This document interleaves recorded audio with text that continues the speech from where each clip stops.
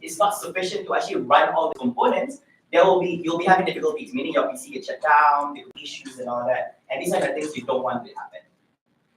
Next, beyond the PC itself, externally you need items such as keyboard and mouse. Of course, if you don't have a keyboard and mouse, here's the thing, it's fine even if you don't have it, because there's also other devices that you can actually use beyond keyboard and mouse. Some people use controllers and all that. So, but the most basic setup is keyboard and mouse.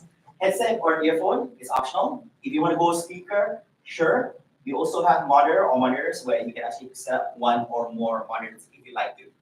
Okay? But for the purpose of gaming, to be honest, in most occasions, you can set it up however you like, right? But for the purpose of esports, later on I will go in depth in regards to the type of equipments being used for gaming and esports, where it is actually different. Like the number of monitors we use, the type of keyboard, type of mouse, or whether they're variables, and optional, what's allowed in competition, what's not. Okay. Next, we jump to consoles. Now, consoles are very straightforward. It's usually either PlayStation 4, PlayStation 5, Xbox Series. There's also a lot of consoles out there, but the most common one being used here in Malaysia is definitely PlayStation.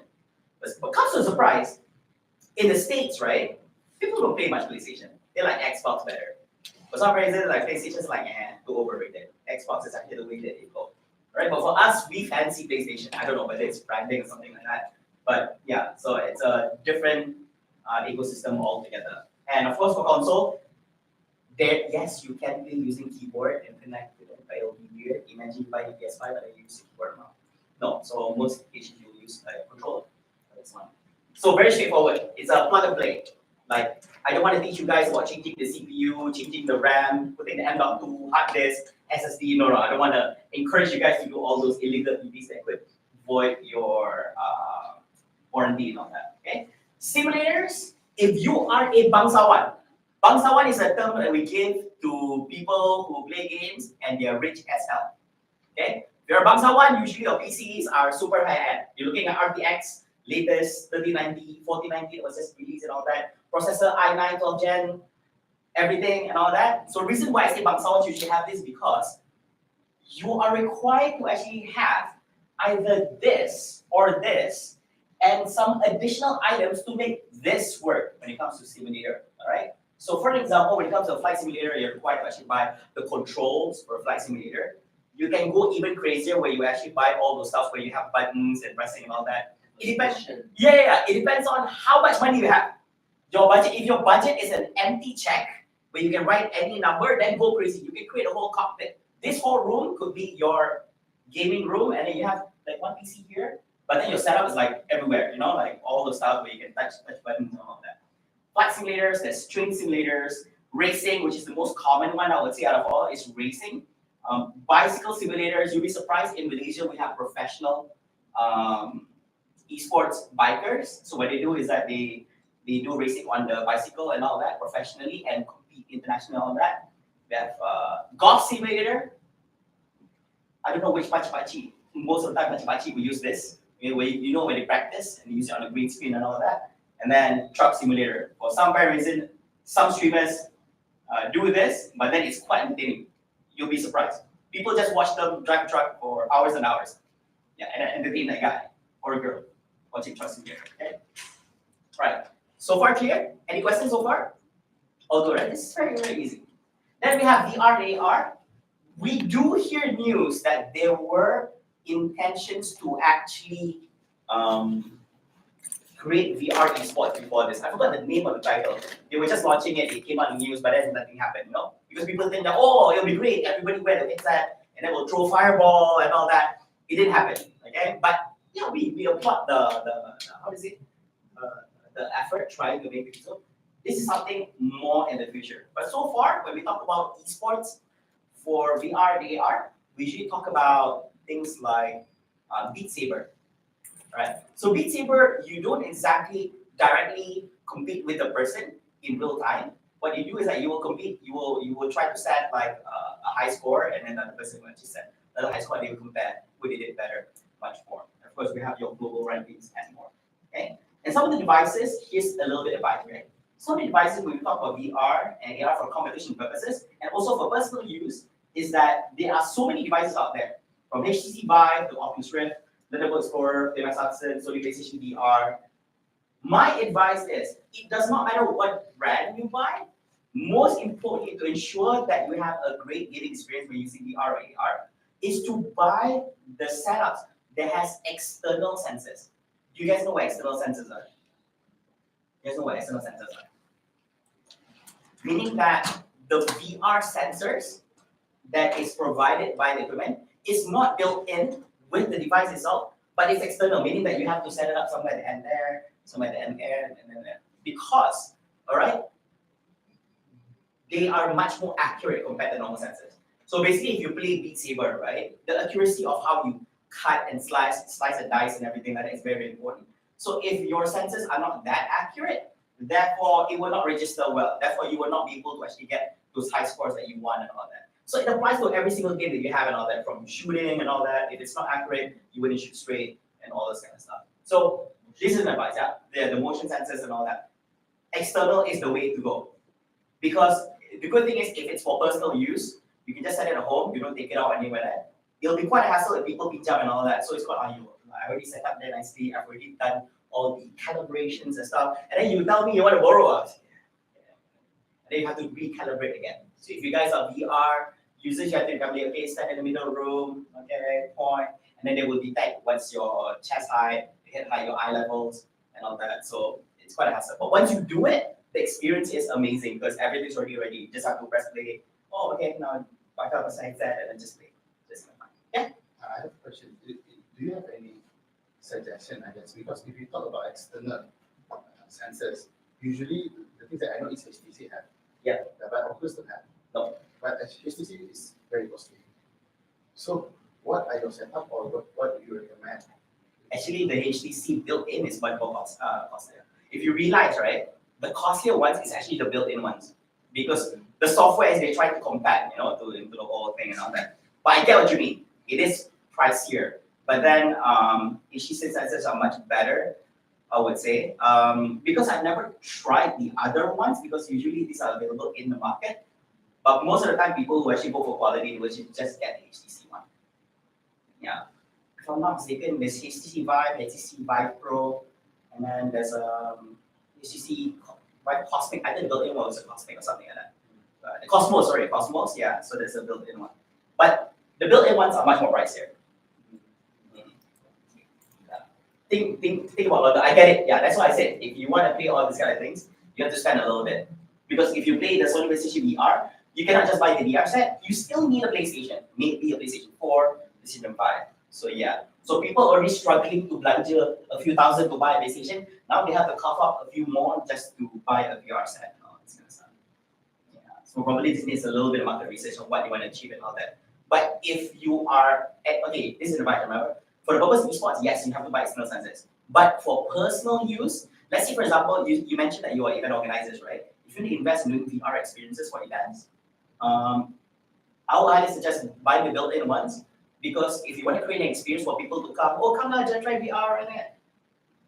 It's not safe to actually have external sensors because people might knock it down. It's very light. So a lot of times people knock it off because it's so light and everything like that. So plus it's much easier to calibrate because it's just a headset. So you bring it over to the event. You don't have to bring an extra pole for 2 extra poles and all that. So for event purposes, yeah. But for competition, you still need sensors. Yeah. Now for mobile. I think I don't have to explain so much because I think you guys truly understand. Every single one of us surely do have a mobile device. It can be of any brand. You could have the latest iPhone, iPhone 14 Pro Max, right? Yeah, the one that people were using in Singapore. Yeah, you have the Samsung S22 Ultra, Samsung S22, Samsung S22, all that. There's so many devices, HTC, any other devices. There's a lot, right? There's a lot of devices out there in the market. All right, but just to have a simple mention of this, the next slide is actually the interesting one. Okay, because after explaining this to you, now we need to understand about the equipments when it comes to gaming and esports. So we start with gaming. So we thought with gaming is like the equipment they use for the purpose of gaming is like as long as it works, any form of equipment is used for the purpose of gaming. It doesn't matter as long as it works. If you want to play games, if mouse and keyboard is the way to go, then you play with it. If you want to play controller, it's the way to go. Just play with it. Additional and external devices are allowed to be used. Now, what does this mean? Meaning that normally, right, you will see people who have mobile devices. So this is a mobile device. Something we see people where they would actually add in and what do you call that? And external hardware where you actually attach it. Like for example, it's not fan, so basically there's an additional button for you to press and all those kind of things. So those kind of things are allowed for gaming because nobody's gonna scold you and say, hey bro, apa ni main pakai extra button and all that, right? Yeah, you can do that because you're not playing competitively in competition. But when it comes to esports, right, they have certain standards to ensure fair play, right? Because you need to make sure it's fair, right? If a competition is not fair, if all of us are involved in a competition and I were to use something that gives me an advantage, that is not fair. I will give you an example later, right? And certain additional external devices are not allowed to be used during competition. I'll give you a very simple example. Remember those extra buttons? You're not allowed to have those kind of things, right? Trigger, yes, those triggers, yeah. Sure, triggers. Some of them have 4 additional triggers and more to make it much easier and giving you like a PlayStation controller kind of feel. Another thing is also like, do you guys know of the Asus ROG phone? Right? The Asus ROG phone has an extra mode where it has an air trigger. Yes. Yeah. So the thing, yeah, a lot of extras, mechanical stuff. But the thing is, because it was built in such a manner, in status quo right now, most phones don't have an air trigger. Therefore, they do not allow these kind of devices, ROG phones, to actually use. But as a gamer, right, if you have the money, while ROG is super expensive, but just buy it for your own satisfaction and all that. But for competition purposes, you cannot use it. How can you have an air trigger? Okay, it is active, you added an extra trigger. The difference is it's built in. So you cannot have this kind of. Yeah, big and all that. So it's like Lenovo, yeah. So there are certain stuff where you have all this external software to actually help and more. Now I'm gonna go more in depth on this, right? So I'll give an example. So these are monitors. So this monitor represents PC. So to ensure fair play, everybody should be given the same amount of equipment, the same amount of support, same standard, yeah. So a certain standards are actually in place. So do you guys know what are the standards when it comes to mobile devices, gaming as well as PC gaming? Do you guys know what are standards? Okay. So I'll give you a good example, right? For PC tournaments, most of the sizes are actually 24-inch. They're not 29, they're not 27, they're not 40-inch. I know at home sometimes you have a curved wide screen or not. No, they're not going to give you that. They give you 24-inch, right? And I'm going to explain why it's a 24-inch. The reason is because, okay, I don't know what inch this is. This is 30 plus or even 40, or 37, something like that. It's big. The reason is because if it was a 24-inch, I'm using a 27-inch at home. But if it's a 24-inch, it is actually the most ideal monitor for the purpose of competition because your head will not move when you want to observe things that actually appear at the end of the screen. So you can just study. The only thing that moves is only your eyes. But of course, at certain times, your habit is like, but you have the most minimal amount of movements. It's not too big, it's not too small. 24-inch. Okay? So that is why. Number 2 is the amount of refresh rate. Right now, the standard refresh rate is needed for any monitor for any competition is 144 hertz. This is minimum, meaning that the standard nowadays is actually 60, and as slowly transitioning to 144, right? It needs to be at 144. Okay? Now, this is, you have to understand, this is provided 144 minimum. But people can actually set it to a lower refresh rate, but not a higher refresh rate. So that's the difference, okay? So if the monitor, you know how nowadays there's a refresh rate, right? Like 240 refresh rate, some of a 360. We even had used as a 600, sorry, there's a 500 refresh rate monitor, but super expensive, 500 refresh rate, because it's new in the market and all this, right? But the thing is, the tournament will set a standard that, oh, this is refresh rate for normal games, most games, right? 144. If you go for CSGO or CS 1.6 and all that, right? CSGO, not CSGO.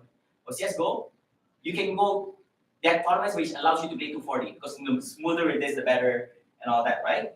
But the thing is, it is also optional for you to reduce refresh rate for whatever your reason is, but you're not allowed to go beyond. Meaning that even if the monitor can go 360, but it's set at 240 to ensure fair play for everyone, and everybody makes it 240. So, and everybody's perfectly fine with that. Screen time, okay? Now this is very important. I've never included this ever in any of my presentations, and especially I had to because you have to understand, when it comes to monitors, right, the type of screen they use is as simple as this. It's flat. Don't go creative going using a widescreen. Don't go creative using a curved screen. Don't go creative using a super long, imaginated, towards up and all that. Don't. You know why? Because back a few years back, there was this one prominent esports tournament in Malaysia. I'm not saying prominent, it aspires to be a big tournament. So this event organizers like, hey, you know what? It is just like you and me. We want to get into esports. When we get event organizer, we do have a little bit of money. We don't want to rent PCs. We believe that we can actually buy these PCs. In the long run, we will rent it out and all that. It will make money for us and all that in the next 5 years, probably for repairs and all this included. Make money. What they did was they picked the wrong size screen, the wrong screen type. All of the monitors were curved. So in their minds, they're like, hey, if I come to imagine everybody's expression if they come to the event. This is the first ever event tournament will be screened. To the event organizers, they'll be like, wow, this is quite amazing. How come nobody ever thought of this idea? When people came over, they were like, no, they did not expect people would complain. Because it does not make sense. Because the way that you see the screen when it's curved is so different than flat. Alright? Because for the first time, let's say for example, you have been playing flat your whole life. And then it goes curved, it's like, okay. Alright, yeah, sorry guys, yeah, I'm a little, some people get dizzy, because they're not used to the whole thing. Some people go crazy, like the depth perception is a little bit different and all that. Yeah. So curve is usually a very personal kind of thing. You don't go to a competition, it doesn't matter if it's a new model or anything like that by any brand, they don't use curve. Okay? This guy bought 60 curve monitors and cannot be returned back. You cannot resell them because you already bought it unless it's warranty purposes and all that, right? 60. And none of them could be used for a competition.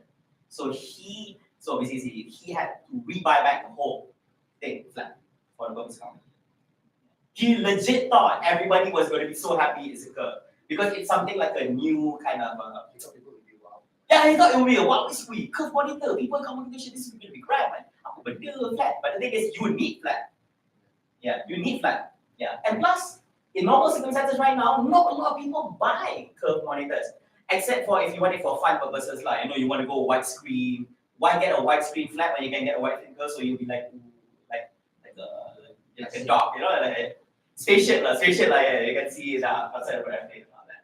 Okay, and of course the hardware. The hardware must be the right kind of hardware that we have within your whole system. All right. So hardware not restricted to the monitor, but more towards the PC components.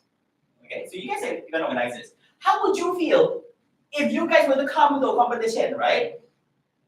You managed to actually get a PC with the latest 12 Gen i9, not even the i7, the i9 with 3090 Ti, and then you come to the competition, right? You're using a 1050 graphic card. And then, yeah, you're using a different hardware and stuff inside. So it's not fair. Although you see that, oh, this is the minimal performance, but still, you're not being fair because you're giving everybody different devices for them to use as well. So it's not fair. Imagine if there was this mobile tournament. He's using an iPhone 14 Pro Max, but then you don't have the money, right? So therefore, you're using a or Oppo, Poco phone, or whatever. No, not trying to be mean, but it's just that if we know iPhone, right? iPhone is super high brand and all that, right? Yeah, but that's the thing. It's not fair. Yeah, and people could actually raise this as an issue and all that. It could be, it could void the whole competition. Actually happen. So that's hardware. Now, next, we talk about a little bit about mobile. Actually, applies to all, right? Now, I want to talk a little bit about internet provider. This is also very important, and it applies across multiple dimensions. So for internet, right? The internet that is provided for you must be, all right, up to a certain standard across everyone. Why I say this is because I'm not supposed to provide you with DG, Maxis, and Cellcom, right? Although it's a little bit different, but the internet coverage is a little bit different from area to area. I'll give you a really good example. When I went to SEA Games 2021 to become the team manager, right? I was actually helping out team, I think it was GeekFam as well as Taba NC because they were our national representatives. When I went there, the thing is, because the teams are, you know how the teams have like their own spots and then there's LED screen, super grand and all that, right? The thing is, because of the whole layout of the whole building, one area was close to the outside, one close is more towards the inner part of the whole building, right?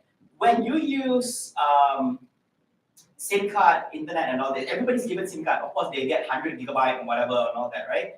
But the thing is, the internet coverage, meaning that you at the back will get 100 ping, the ones at the front gets like 30 ping. And it so happens that the team that has it having 30 ping is actually the home country, you know. So everybody is like, wait, is this like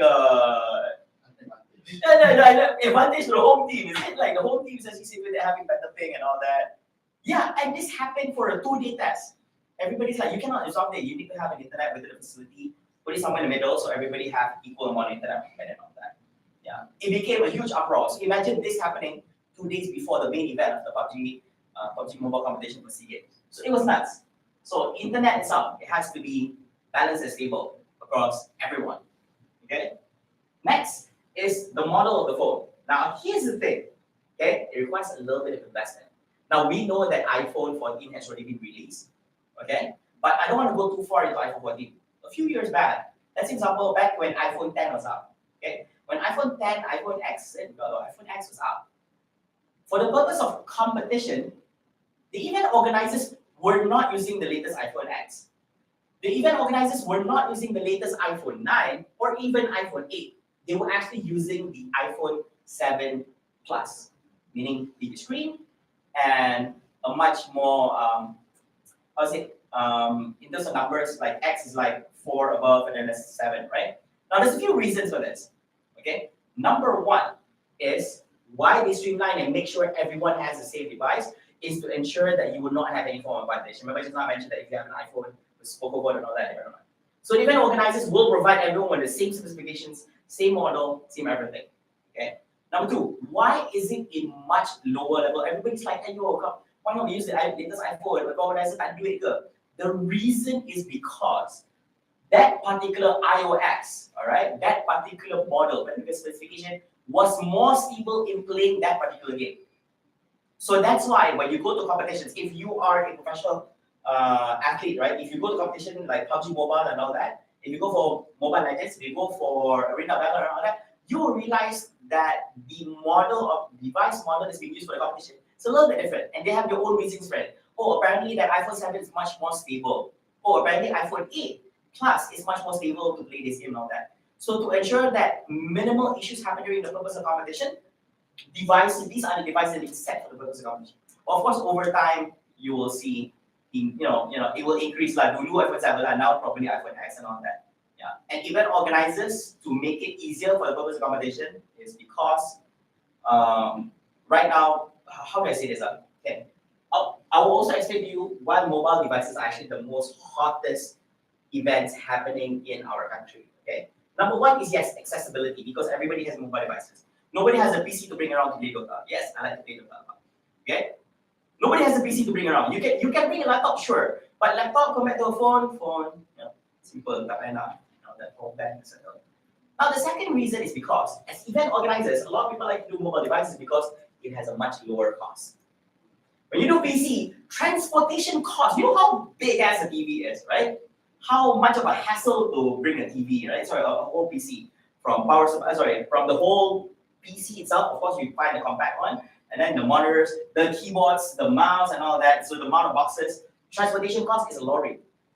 For mobile, they only need 2 of those big ass, not even 2, like probably some of them 1 of those big ass containers. Just bring over, this is a device for the competition, and then just distribute.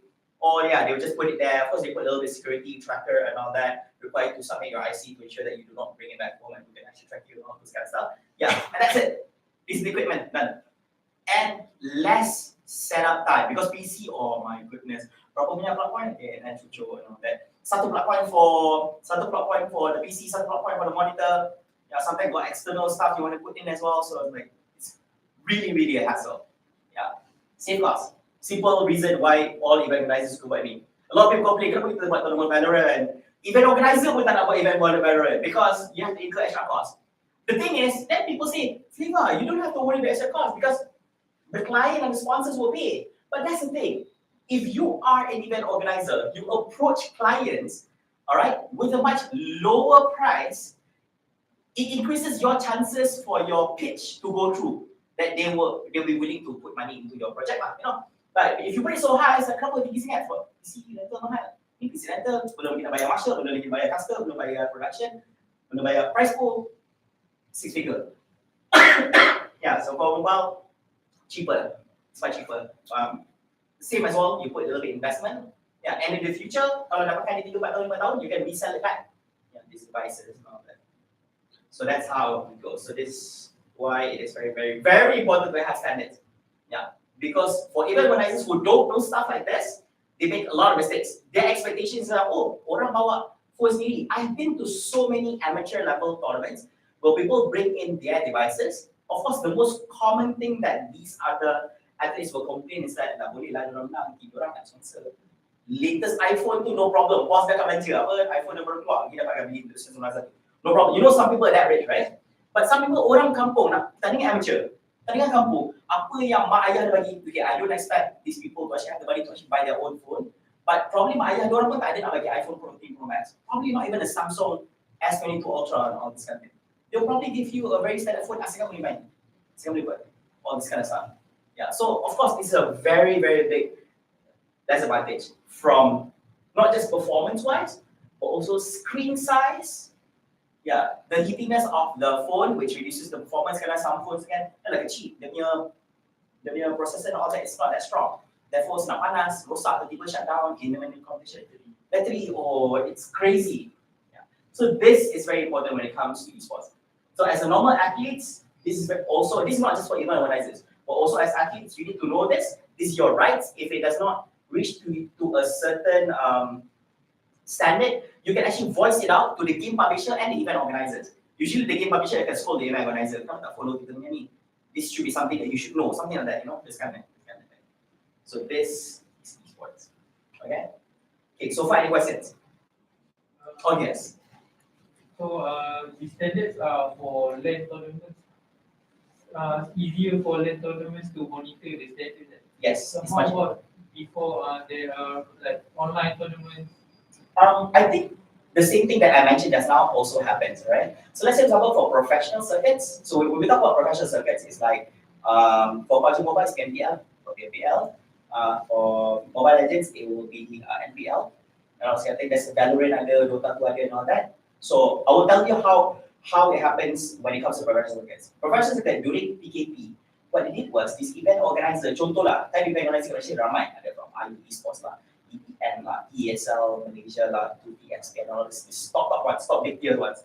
What they will do is that since they got the project, they are required to actually send in these devices to the team to be used, and they will also assign one marshal minimum or 2 marshals to be there to monitor. So we're in the room, korang tengah main ni kan, ada marshal kat situ untuk memastikan korang tak cheating. Contohnya tengah tengok live stream ke, tengah orang lain main ke, tengok register, ni muka orang lain memang kata register, this kind of thing, to ensure standards. But you have to understand, normal because event organizers kat Malaysia ni ramai kan, right? Some of them are very, very low, macam just amateur event organizers. So they don't have the capabilities to execute that standard. So therefore, they will just allow. But I will give an example. For example, when it comes to PMPL qualifiers, MPL qualifiers, the teams that are participating is not 12, 13, 16, 20. You're looking at hundreds. Therefore, there's no such thing as event organizer nak bagi 100 teams iPhones or whatever the device is. It's impossible. So what they will do is that during that part of the competition, they have to use their own device. Cannot be done anything. But once they make it to a certain point of the competition, contohnya the final qualifier before you make it to the main event itself, bila dia rasa macam jumlah team tu macam sikit dah kurang, then they can actually start giving out shipping out official devices and all that. Yeah. And they've already been informed. Just nak bagi tahu you yang kalau you masuk this competition, this device that you will actually be using. Contoh kita pakai iPhone 7 dari punya ni kan, bila pro teams, diorang dah tahu tau device apa yang dia kena pakai.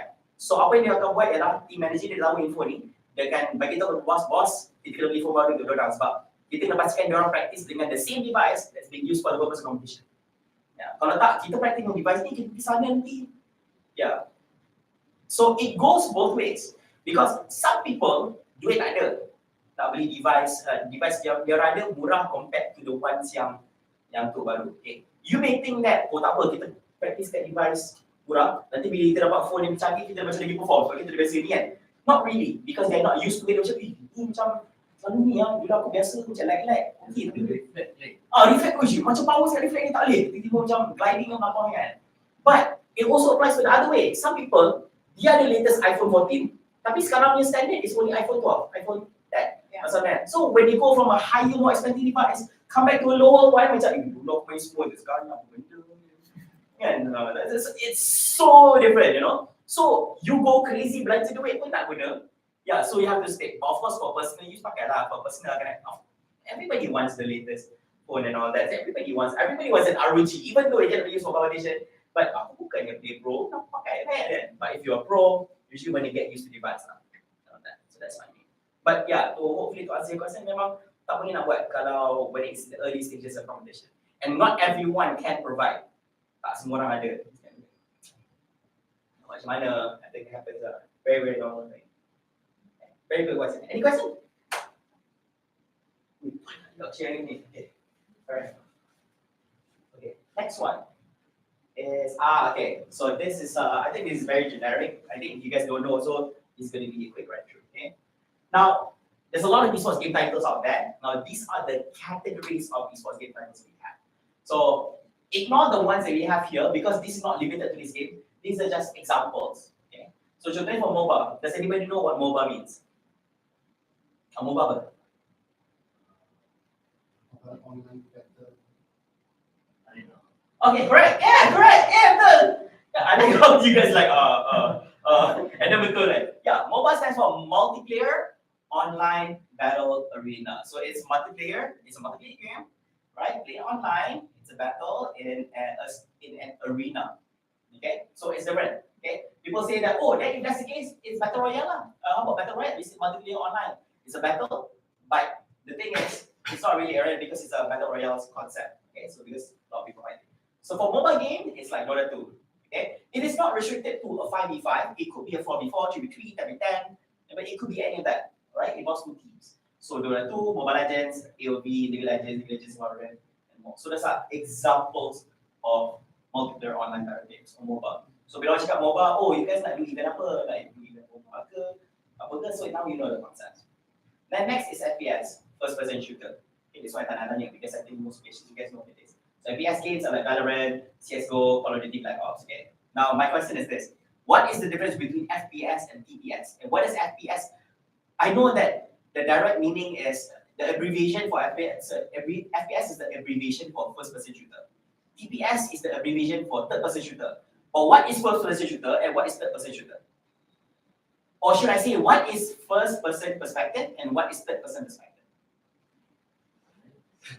Tangan! What the? Is that how you tell people? First person, tangan dapat gun. Kalau lari boleh nampak macam ni. Yeah. Okay, actually you're right. You know what? Tapi jangan cakap tangan. Basically, first person view ni, or first person perspective view ni, is actually a normal human's view. Kita nampak tangan dia. Mana kita nampak muka kita sendiri? Gila apa? Kan, that's why bila tengok mirror tu, baru nampak muka and all that. Of course, badan dia pelik and all that lah. So our view right now is first person perspective. Very simple explanation. Yeah, apa benda lagi kita nampak? So probably kita nampak sikit lah baju and everything like that. But in most occasions, we're just looking straight and kita nampak tangan. There's nothing else. Rambut pun nampak and everything like that. But third person is from another person's perspective. But we're not saying that in the concept gaming, kita bukan letak ada orang kat belakang tengah kejar kita dan tengok kita. But it's like a third person from behind, assuming if there was a person behind us mengejar kita. Man, this sounds like crazy, macam syaitan lah. If syaitan was really there, they were looking at us, they was like, you will see us running and all that. Yeah. So that is the perspective from the third person. Not from yourself, from somebody else's perspective. Yeah. So that is what TPS means. Jangan cakap tangan, first person. Okay, that is like so sad. Tangan, first person. Yeah, I'm going to remember that forever. Okay, so that's FPS. Next is fighting game. Straightforward, fighting game and play by fighting. Tekken 7, Street Fighter 5. Now here's the thing. If you guys don't know, right, these are actually the 2 top games that's actually being played when it comes to fighting community in Malaysia, South Asia, and everywhere else around the world. Okay? Funny thing is, last week, should I say 2-3 weeks ago, they baru je launch yang Tekken 8 will come out and Street Fighter 6 will come out. Finally, these games have been played for so long. Tahu tak berapa tahun dah main game ni? everybody macam tak payah beli kot, nanti tukar ni. No, this game has been around for so long. Tekken 7 tournament and all that, okay? So long, because orang nak tukar and all that kind of, the graphics super amazing and all that. So in the future, this might change and all that. TCGO, probably a lot of people are not familiar with this. Now, who knows what TCGO is? You mean the meaning of Really? trading card game? Correct. Yeah. Or when we hesitant on the last one. You were like, I know what TCG is, whether I know what TCG is. Yeah, you're right. So basically, it's trading card games being played online. Itu je. So there is a Yu-Gi-Oh card game, yeah? So this is the one playing online, Pokemon trading game online, Magic Gathering online, Hearthstone. There's no physical, but it's a trading card game being played online. So this is just examples that you can actually follow. So this is competitions, which is really, really interesting. Tapi tak banyak, because not everybody have legit, I'll be honest with you, spend. These are pay to win games. Not saying pay to win, not saying pay to win. How do I explain this? You need to spend money. Some games, macam you dah beli sekali, then if you have skills, you can play, right? This one you have to spend money. If not, if you want to complete some people they have the skill, they have the knowledge, but they don't have the cards, right? Then bayar duit. You can know that. Maybe FTP tak charge. That's what I say. Pay to win is very different. Okay, why I don't say it's pay to win is because some pay to win, right? People, if you pay more, you win more. But this game is like there's a limit. So the moment you get the cards, you don't have to pay more. You have to wait for the next time and all that. Yeah. But you need to pay. That's the important thing. You need to pay. Okay. Then Battle Royale, the most famous one we have in the country right Fortnite, PUBG Mobile, PUBG, Free Fire. RTS, we have StarCraft, real-time strategy games, StarCraft. VR, we have Beat Saber. Sports is anything sports related like FIFA, football, NBA, and then racing, we have F1 Esports Series, which is not so famous here, but a lot of people do play Gran Turismo GP. So most of the time, you see all those devices, experience zones, and all that. Competition is always this. If you guys don't know this, in Malaysia, this is actually quite big because recently there were 2 tournaments where the winner of a virtual racing game or a racing esports game, one of the prize is you get to become a real life driver. Yeah, I'll give you an example. Did you guys know Alex Yong, right? Our Formula 1 driver, right? He was actually the first one who actually did the competition. So what he did was very simple. I'm going to organize a tournament. There's a prize money, and also the first prize winner will become a real life driver. Yeah. So the one who won that competition was this guy called Mir Hafiz. Okay. So he, like this driving competitions, like usually 2 hours, 3 hours. Sit there, drive. Jump on crash and all that. Ritual. It's like real. The feel, the vibration, the whole pressure when you have on the throttle, the brakes and all that is real. Okay. So the guy winner was Mir Hafiz. Unfortunately, okay, realistically, there was an interview with them. So, boleh ke orang virtual menjadi real driver? The thing is boleh, but the thing is, it's not the same. Because when you become a real driver, that Mir Hafiz was put on track. He couldn't drive more than a minute in real life. The moment he got to the car, right, because you have to remember, even if I was given a chair here to drive, like they have their own setup, right? Yeah, the place and all that. The thing is, you have space. That car is so confined that, he's vigorous. He's fine and all that, but it's confined. It's different. Now you have to breathe air and all that. Pakai helmet, pakai heat tech suit and all that to make sure the panas and all that. Air pun bukan air boleh pegang ambil minum, this air kena hisap from that tube and all that, and more. Yeah, he didn't last a minute. And the speed also. Yeah, and you will feel the G-force. There's no such thing as G-force when you drive simulator. You will feel the G-force. So what he did was he went through a 6-month training, personal training, where Alex Yong actually paid a professional trainer. Kan you tahu dia bayar mahal gila kan, like personal trainer yang ajar you guys all this training to become an astronaut and all that. He went through that training and still cannot. He was not, some people not fit enough. Yeah, he's not fit enough. He's thin, but he's not fit. He went training every day, still cannot. He was so tough. But it's something big because now a lot of people are aspiring to actually get people from racing into real life, esports racing in real life. A good reason for this is because, okay, let's try to do breakdown, okay?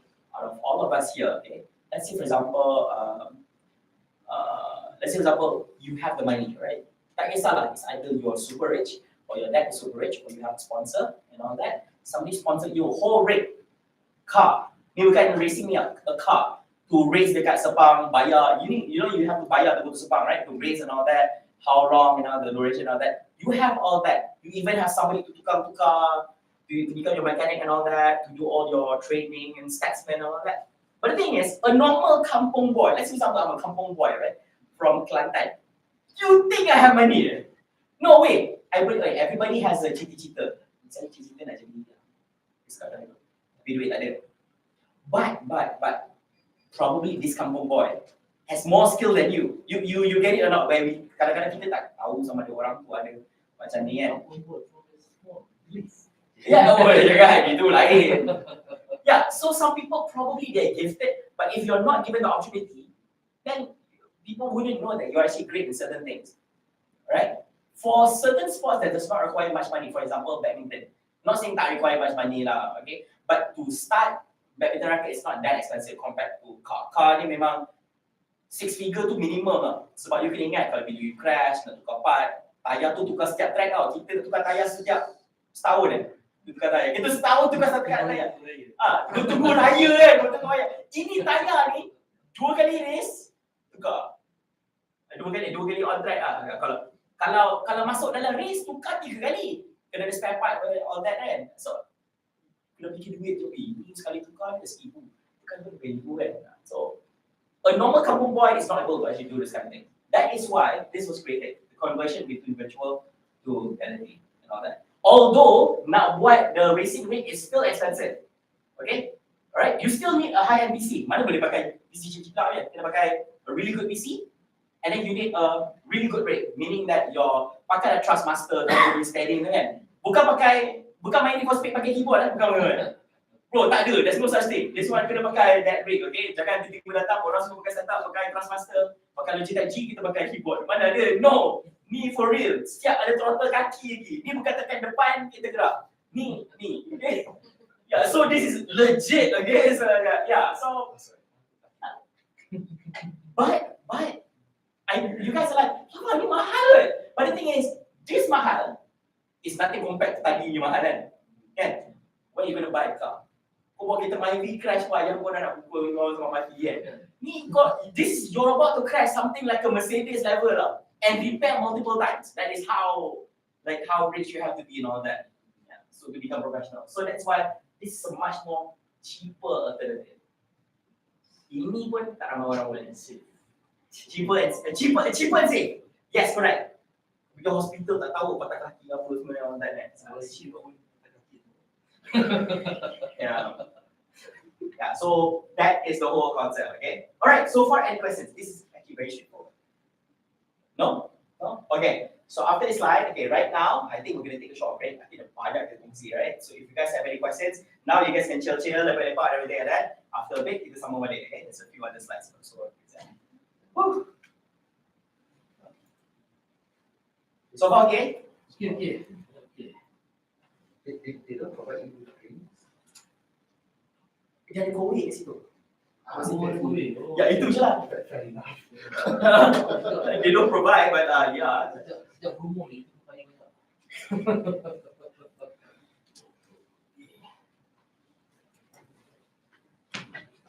Actually, if you guys join the last class, the last class, because the last class I'll be joining together with Cloud, we will do a mock casting session. So everybody who become, bro, you're a streamer, okay? I think you have experience in this. But a mock casting is basically you'll be paired up with me and Cloud, all Cloud. So basically, talk to Cloud. We'll sit next to each other. Everybody else will get to be in the room and watch. Okay, you perform and all that. We will give you something like a little bit contohnya nama event and all that. You will try to do like a pembukaan for event like casting and all that together with something like that. So we will do a recording, meaning that we will record your performance. We will give it to you so that you can bring it back as well to be included in your future portfolio or something like that. Like, oh, I've casted with Cloud before this, in this mock-up test and all that. You can use it as a point of reflection. You can check out your performance and all that. So at least you get that. There's something for you to actually bring back home as well. Yeah. So that one interesting. I don't understand that. I pun tak nampak. The other side, yeah, there's another room that's planning. So they can buat. Okay, that one no choice. Siapa datang kena buat. Finding treasure. Alah, ya bro, dah streamer kan. So dah biasa cakap kat fans tu. No problem lah. Macam boleh.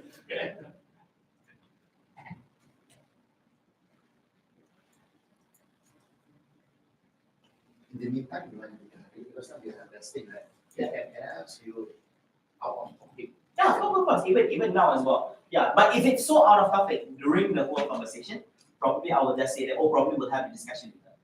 You can also raise it during this whole conversation, but I will just.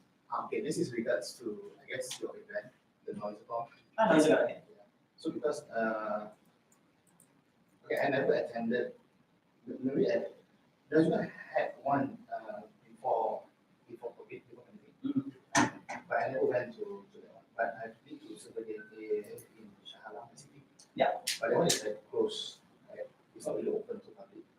So I just want to get the idea what can I expect in Noisecon. Is it like gamers need gamers or people like us, the public, and went to come there and see the streamers? What can I expect? Because the only thing that you mentioned was only streamers and gamers. So probably I'll say yes to both. So there's gamers, streamers, cosplayers. A lot. And there's a lot of brands there as well. It's going to be there. Okay, since you went to ICT Shalam, the way that I can describe Noisecon is that it's 5 times bigger than that. Probably 10 times bigger. That's how big it is. Because the halls are huge, the amount of brands that's coming in is a lot, and then the amount of people that's coming is a lot as well. And as a venue, actually, that's a very nice venue because it's like next to a mall. So if you guys in between though, you can go makan and all that. So food choices are like abundant there. So I don't see Lem Meridian. Meridian. What's the more exciting? It's combined to the Meridian Hotel. Okay. So it's not just next, it's combined. It's combined. Okay, next door. Yeah. And Noisecon food is provided. Okay, yeah. I was about to ask, provided to all the attendees, or just like All the attendees. All the attendees. I'll be honest, even though it's provided to all the attendees, bila makanan tu dah ada, cepat ambil sebab sometimes it's not enough. Because some people are just hungry beyond measure. So some people macam tak makan since BKP. When the food is presented there, we think it's enough. You know when we say, kita nak makan for 1,000 bags. No, it's not. Some people crazy. I tak tahu sama dia orang tapak ke, bawa bekas ke. Like, okay, it's not enough. But last time in SAP it was okay. I guess maybe because there's no public. Yeah. The last time we actually had Noisecon, this is the first time. Noisecon Saturday. Before this was Silver Day. So the Silver Day one, we've done at Liberian before. So the thing about Liberian is that, okay, the difference now is that between them when it comes to food, is that before this we serve kind of like big food and heavy meal food as well as finger food. The finger food ni, orang suka sebab you get like chicken wings. So orang mana dah ambil chicken wings satu dulu, orang make even now. So that was a mistake lah. And then they had like some small one fancy stuff and all that. So orang sapu the thing. Dah lah, sebelum cepat makan and all that. So this time I told them like, okay, for strategy wise, to ensure fairness, you want to make sure everybody is happy. Maybe lah semua orang makan. So basically, you do more like me, nasi goreng, bihun. Although it's not the fancy stuff and all that, but at least you cover all grounds. At least semua orang ada rasa and all that. Oh, ada kan? So it's part of driving. So, yeah, that's part of event organizing lah. So they learn from the mistakes and all that, and they improve. And Noisecon is usually known for the amount of activities and the amount of people. I mean, it's the biggest gamers gathering in Malaysia. Yeah, and also the amount of giveaways is a lot. Yeah, I could see. Yeah. The thing is, I don't really get the reason I didn't attend before, maybe because I don't have teams to go together.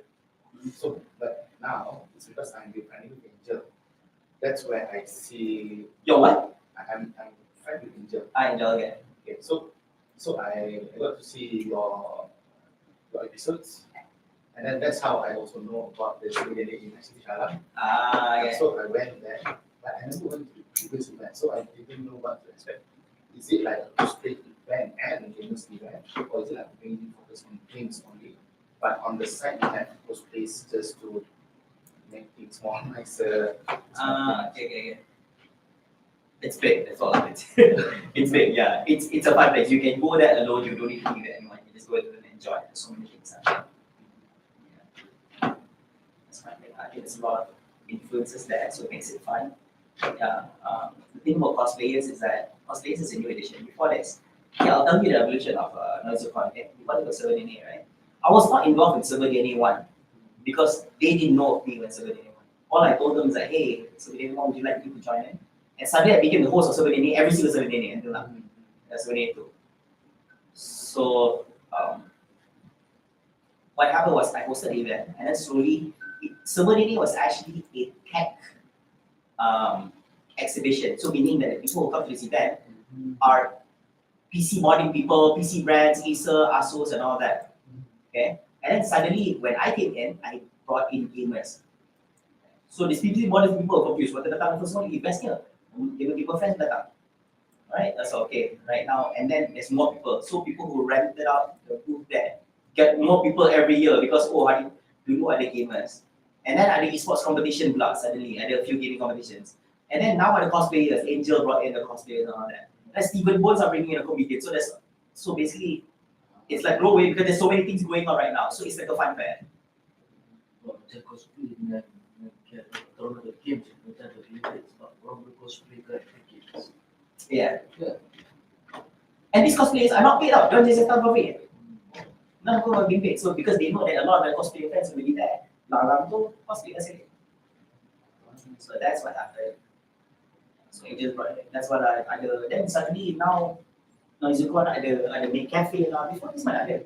Only the Shalam one had a make cafe.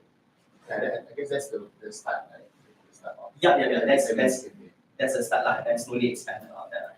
So if you guys haven't registered yet, you guys can come over. It's free. We registered the first day. Oh, I registered the first day, so although I know everybody's looking forward to the event, but I'm like, oh no, I'm so scared of the event because I get tired and I lose my voice after a while. Gila minum air and things like that. You guys what? One is like already been like working on for 1 hour, yeah. Sekejap lagi ada segmen lagi. Oh, during Kelvin's punya presentation ni, I'll take a break. Sekelap punya je I join balik.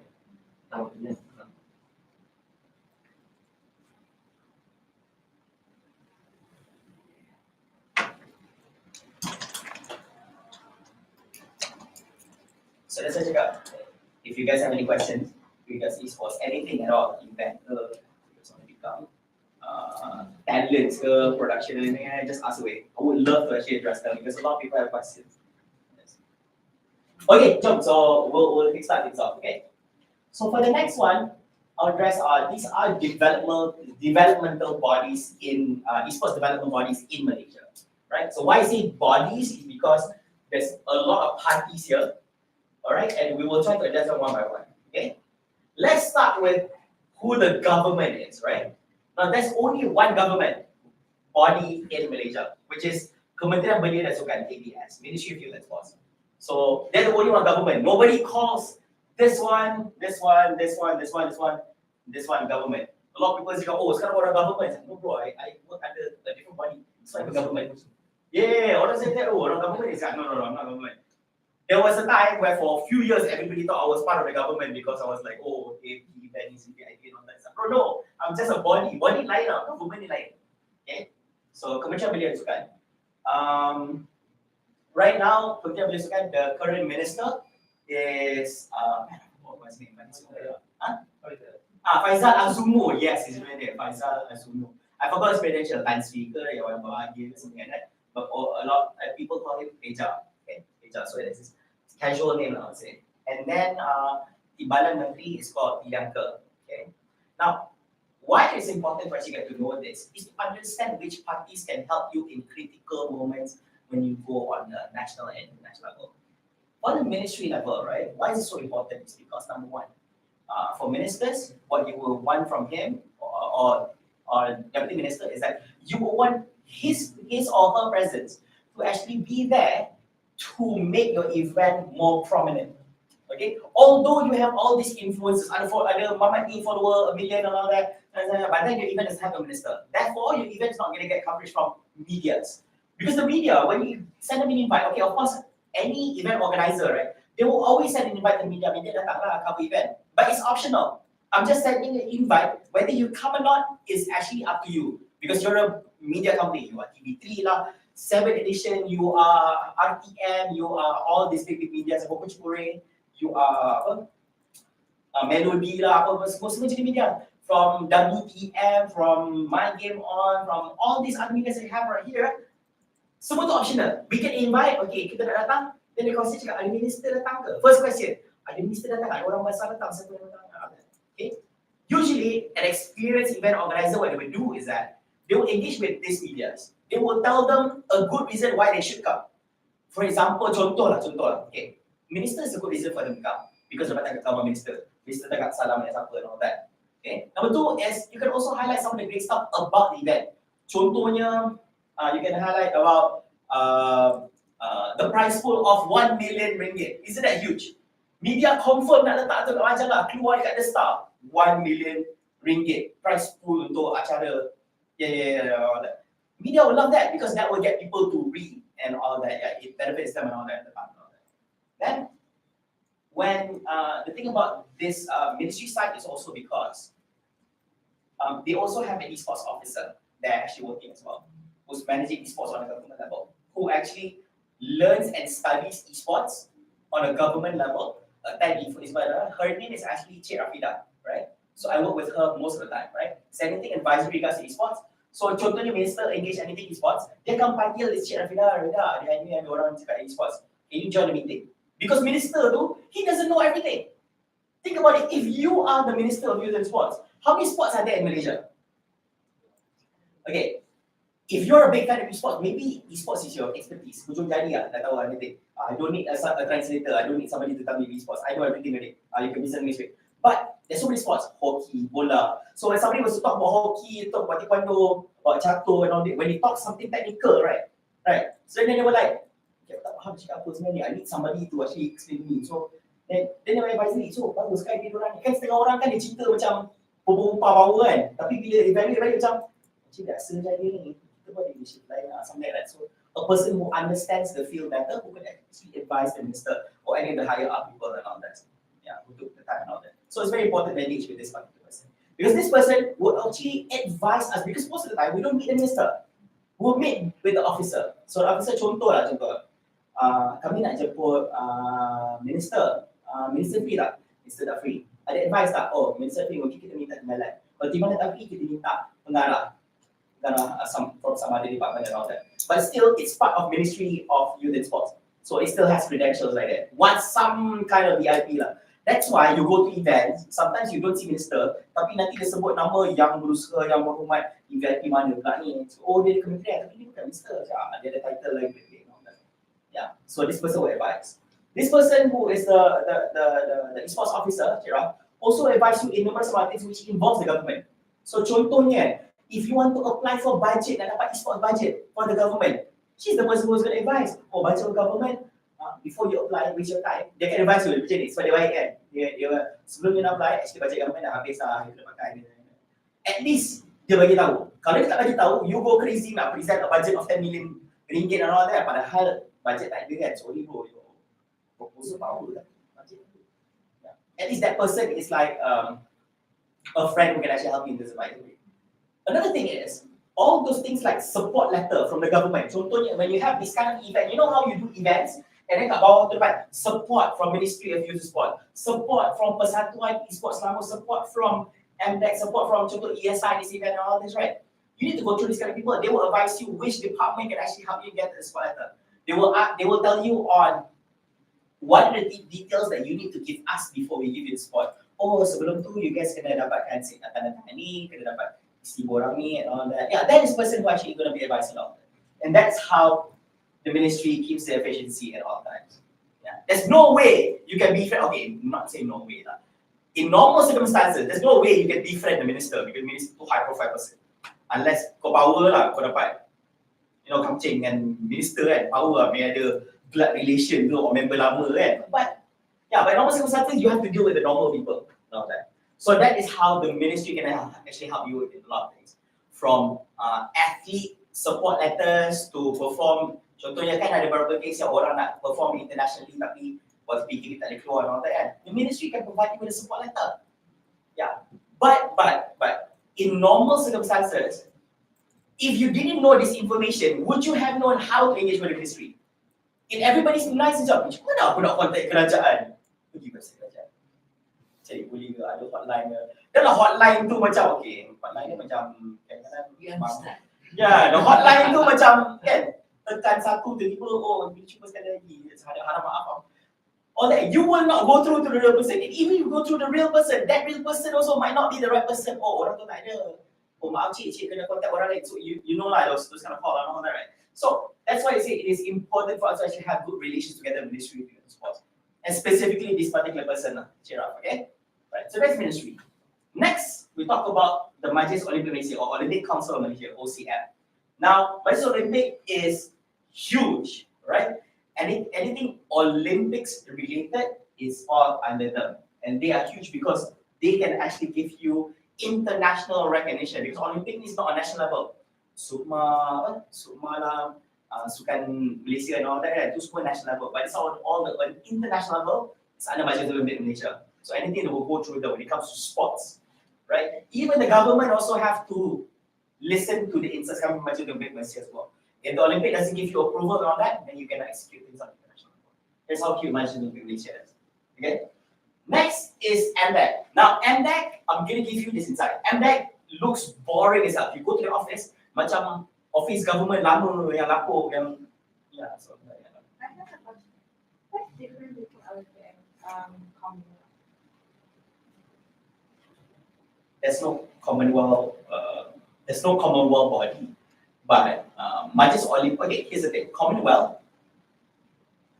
There's no body. There's no Commonwealth body, right? But what is a Commonwealth? Is actually a group of countries, all right, a list of countries who have been jajah by the British. As simple as that. Yeah. So surprisingly, we're celebrating that. I don't know why. That's why.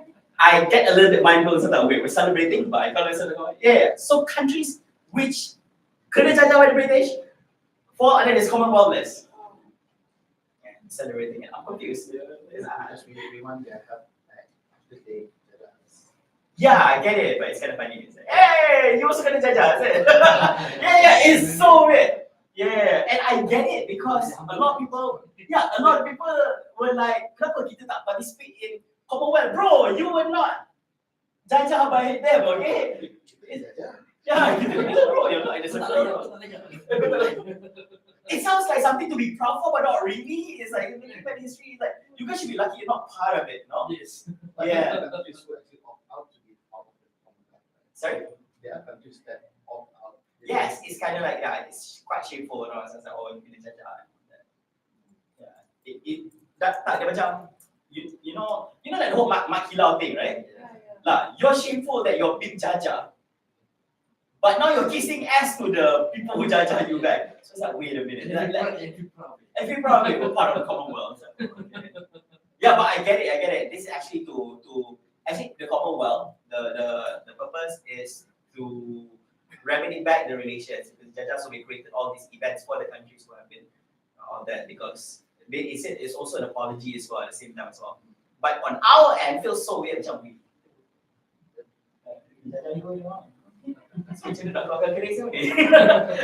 How do we settle this, bro?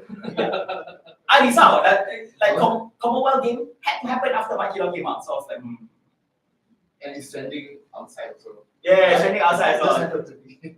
Yeah, so like it's kind of weird. Yeah. But Olympics, the Olympics is different. Olympic covers the whole world. And all the countries of it. There's no such thing as kena jajah by Japan and nothing. Olympics covers the whole world. So that's why Olympics is a huge thing. The medal tally and all that is nothing compared to the SEA Games. SEA Games ni setakat South Asia. Olympic negara yang jajah, but imagine a sport that's covered by all. Yeah, renang. You win gold here. This is where it matters lah. Of course, this is a little bit different compared to like for contohnya macam football at the World Cup. So that is specific to a certain sport. But this one applies to all everything. Yeah. So this is how it happens. So my just on Indonesia. Okay, coming back to MDEC. MDEC is a little bit weird because if you go to the office building, it's actually in Putrajaya. It's in Cyberjaya. Cyberjaya. Old ass building. You go there, macam aduh, stress to a building government lama. Macam you know when you go to old government buildings. But actually, this is actually a cool entity. I didn't know this before before I joined eSport, right? MDEC, Malaysian Technology Corporation, they do a lot of things. Digitalization under the Ministry of Youth, Ministry of Communications and Multimedia. All right, they are the ones who engage with every single game publishers from all around the world. Every country has one MDEC. Okay, so basically they are the ones who engage with game publishers like Konami, Activision, Blizzard, all those AAA game titles to non-AAA game titles, those retro games and all that. They are also responsible for developing the video game, what was it? Video game publishers in Malaysia, local game publishers. Yeah, so they provide with grant and all this. Yeah, they're the ones responsible for actually this kind of things. So it does development and all that. So before this, one of the bosses was this guy called Hasnul Hadi Samsudin, part of MDEC. Now he became the big boss of PlayStation Asia. PlayStation Malaysia. There's a PlayStation Malaysia office now, and he stole some people from the MDEC team, which you know is good. Became there, yeah. So which I know lah. So when the PlayStation office, they was like, hey, I can tell everyone, you took these people with you, is it? Yeah. So MDEC lost a few good people there, so like took them away from that. Yeah. But that is how cool MDEC is. Every year they will do this event called Level Up KL. Okay. So I was involved. I was involved starting 2018 because they started doing a Level Up KL for esports, meaning that there is an esports section. I'm responsible to bring in all the people who actually give talks when it comes to esports, from women from sports to esports, for example, Alex Yong and all that. TV broadcasters like EG's Network, My Game On, Brad Media, and all that to actually come in and also give talks and all that. From Shoutcaster's perspective, we invite pro athletes, not just local, but also international, to actually be part of the esports and more. So there's a lot of segments there. There's AAA game title segments. There's also it's not retro, I forgot what it was. Yeah. But then there's esports and all that. The tickets to attend Level Up KL is damn expensive. It's damn expensive because it's 300 minimum.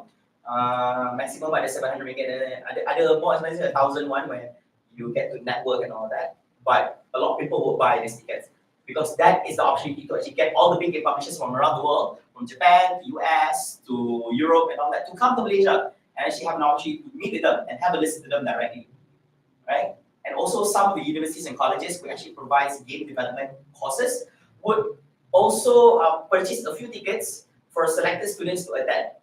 And then, you don't perform well, then you attend. So since you want to learn how to develop game, right? You meet the people who make the super high-end games that you see in the world. People who create games like Dota, League of Legends, Muntun. You get to meet not Muntun Malaysia. You meet Muntun from China. The people from the HQ themselves coming. You don't meet the orang chica and all that. That's why the tickets were damn expensive. Because they're bringing in key people. And these people will come in here. They don't stay in a 3-star hotel. They stay in a 6-star hotel, okay? Yeah. So I knew it was a 6-star hotel because I got to stay in there. I became one of the speakers for it as well. So, and also moderator. So that's why MDEC is actually cool. Because they do all that. But funny thing is, it's like an old-ass government building concept. Yeah, unfortunately. They actually have another office which is cooler at next to Masterclass, office. So MDEC. Most of the time, I'll be honest, when it comes to esports related stuff, you will not engage them. The only time you engage them was actually in the year 2019, when the budget was actually under them. Remember for the year 2019, okay, the first year was 20 million, 2018. 2019 was 10 million, half of it. The 10 million was under MDEC. So basically people have to go to MDEC, MDEC, we want a budget, right? So basically they are the bosses because they hold the budget. They hold the budget. But actually, since I know them, so I found out that actually we don't want to hold the budget because the responsibility is huge. When you hold the budget, right, now you have to disperse, you have to make sure the budget is being spent well and all that. This is extra work for them. To you guys, you feel that, oh, this is so awesome. You guys are the bosses. Yes, it's awesome with you guys. It's not awesome with them. They couldn't wait to actually let go of money. So the budget was 5.5 million was given to the Ministry of Youth and Sports. 4.5 million was actually used for by MDEC. And part of the 4.5 million was actually part of it was for the SEA Games flag off, and some of it for the infrastructure of the internet, and some of it is also for the level of KL, the esports activation, that, which I handled everything from scratch for 3 days. Sorry, for 5 days. Yeah, because that was the time where I actually did the flag off together with the esports segment in KLCC and next class at the same time. So 5 days, amazing. Next, Majlis Negara. Oh, before I go further, right? You see this year, right? This is when they were actually established. Okay. So Majlis Negara, basically they are responsible in managing the athletes that will represent the country in district, national, and also international level. So before you go to SEA Games and all this, these are the guys, these are the big bosses who will decide on who are the athlete selections, how the athlete selection will be made, who are responsible for all this. They'll be compiling all this data, and they'll be the ones who are going to be you see the forms and apply to actually participate in all these competitions and all this. They are the ones responsible. On the management level, it's them. Okay. Now you're thinking, oh, so they're the ones who manage athletes. Okay. Why is it the management level? Is because they only do the management part or processing all this kind of stuff. But the execution of training, the execution of their physio, of all that is under Institute Negara ISN. So if you are a district level athlete or state level athlete, you know some people where they stay in those hostel sukan and sekolah sukan and all that, right? These are the people who will be managing your asrama, your dorm and all that, and your training, your physio in case you need anything and all that, medical attention and all that, it's all under them. They are the ones who will be caring for you. But then they still have to report to MSN because all this report, training and all that, anything happen, injuries and all that. Yeah. These are the kind of people who actually manage people like Lee Chong Wei, Izija, all those top medal gold medal, it's all of them. Not saying just the top ones, but actually everyone. Yeah. So these are the people. Next, we look at esports versus Baju or esports integrated. Feels a little bit weird because in Malay it's called esports Baju. Nobody calls it this. Yeah, everybody calls them ESI. So ESI is the organizer of this event here. Now to give you a little bit of context, what is ESI? Now ESI, initially the father company, it's not called the father company, right? The father company is actually called Impact Integrated.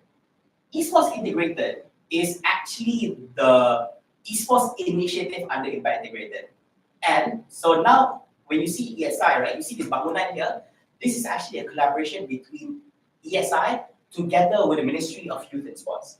So that's why a lot of events you see here, the ministers will come, the deputy ministers come and all that. And this facility would also allow state level athletes to actually come here and practice for free. But of course, subject that you need to get official letters from your Majlis Sukan Negeri and all that because to use these facilities on national level. So you need this kind of surat because you cannot just come here. I think it's free. I get to pay. No, you cannot. You need that under official, basically if it under official letters only. Because you cannot casually just say I want to play free because I'm representing Contoh, I represent Kelantan lah. Representing dengan Kedah Police cannot. Even if I'm Selangor also cannot. Basically you need to have letter because you're training not just casually train. First you need to make sure it is training, and number two, it cannot be just casual. And it must be sent an athlete so that it can be proven that you're training for a certain purpose. So for example, you're part of SUKMA, right?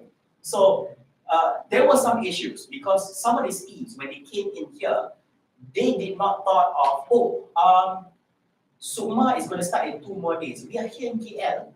Kita training mana? SUKMA tak boleh training tak ada. Sebab because all the facilities are being used. Yeah, so basically, orange esports kat atas tu boleh pakai ke? Oh no, you have to rent it out like the CC as well. You still have to rent it out. So what they did was, they're like, okay, Dewa, we need help. Sekarang kau tahu KL kan? Mana dia boleh buat training? They contact ESI and say, facility buka tak? Cakap buka, but only until a certain period of time and all that. Yeah. Or if they want to use how? They can rent it out, but only until a period of time. But then they say that, they want to train until 12 midnight. Cannot, because you didn't apply earlier, so it was too late and all that.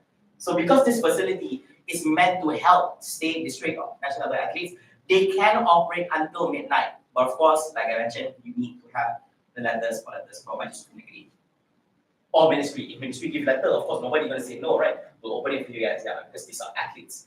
That's the issue there. Yeah.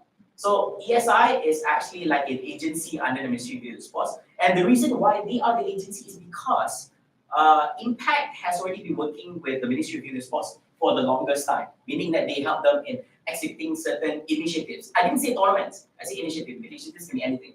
You can do like this kind of forums, education masterclass, you can do competitions and all this. Because they have assisted so much when it comes to other sports, together with ministry. So when they initiated the esports initiative, ministry was like, hey, you know what, you can become our agency. Every time the ministry wants to do any kind of initiatives or all that, we can actually have the ESI. I'm not saying all, but most of them. Most of them are being used by ESI. So we have a lot of things happening right here with ESI. So, but all in all, if you think about it, ESI is not like any of this other ones. ESI is actually still just a company, but it just becomes an agency. Basically, it's like a choice pick for the government. Okay? And then last but not least, we're looking here is actually the Malaysia Esports Federation. Persekutuan Sukan Elektronik Malaysia. They are the national esports federation. You know there's a state level esports federation, right? Sorry, state level esports associations. In every state in this country, every 15 states have their own state level esports association. Okay? Now all these are under Malaysia Esports Federation. So they serve as a basically they are they are registered under Pesuruhjaya Sukan, right? So they're not registered under KBS. So Pesuruhjaya Sukan is very important because any kind of events that you do in the country must be registered under BGS. If you don't register, actually you'll be surprised. A lot of events are not registered in BGS. But actually to make it legal, you have to register in BGS. And to do on BGS, you have to get support letter from MESF. If not, then you can actually do it all that. So these are actually proper systems and all that. So in most occasions, people actually engage MSF, get a support letter to do events. If you don't get from MSF, let's say for example, you're like, tak boleh ke kalau you tak go through ASF? Can. You go through the big boss straight. Yes. If you get a ministry level letter, you don't need orang-orang bawah ni lah. So this how okay, not saying this one lah, but you don't need the rest. So these are like gangster, this one cerita dia gangster. Ni abang kawasan. Ni abang kawasan. Ini abah kawasan. So Majlis Olympic is like bosses of bosses lah. Memang boss level lah. Mendapat letter tu, and then yeah, you get a free pass and all that. So yeah, so it's huge. So basically, if you get from any one of this, senang nak apply for visa for athletes, want to overseas and all that. So certain countries kan nak dapat visa lambat kan. Alamak, berapa nak tunggu 3-4 minggu baru dapat appointment. Appointment belum dapat visa. Appointment jumpa dekat immigration. And then kalau tak lepas, you have to apply again. But with the support letter from these two entities, there's a very high chance your visa will be approved. Sebab government back you up. Oh, ada cap stamp ni. Nama lagi-lagi lah. Kalau it's the Prime Minister office, lagi ya, okay, you dapat keluar nama Prime Minister. Okay, that's it. No questions asked, approved. That's how big. That's how big. Of course, you also have to remember how to get to certain things and all that. Okay. For MSF, it's very simple. When people say that, oh, how to get support letters from them? You have to send them an email to the email that's actually on their website or in the social medias.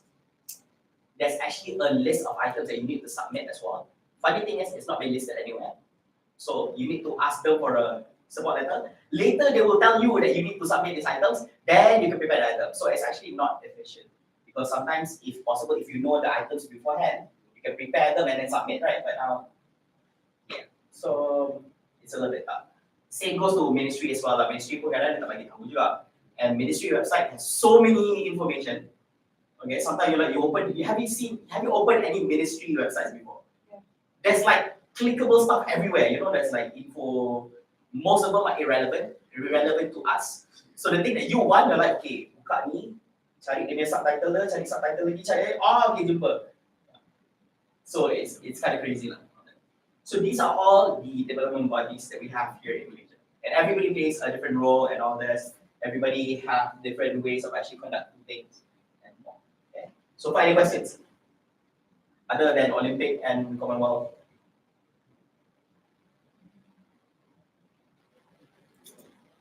Nobody deals with this one. This one, one guy, one girl, Chitra. I just moved to Malaysia. Actually, I'm working closely with them. I just moved to Malaysia, and like very hard to deal with them. They're very nice people, but then that's the thing. It's like, how do you engage with these people? You go to event, you meet them. Macam MESF. MESF dia ada sistem. Dia buat sistem macam Platform. Website. Untuk e-sport dia. Semua kan. Tapi dia punya orang cakap apa, features dalam tu ada yang special macam ada data players or state, maksudnya Pusat Esports Selangor pun ada MSF kan. Itu macam Pusat Esports Selangor dia ada program macam atlet untuk wakil negeri di semua. So, Yeah, korang ada ke macam satu sistem yang kita boleh tengok list of athlete start negeri ke apa semua ada buat?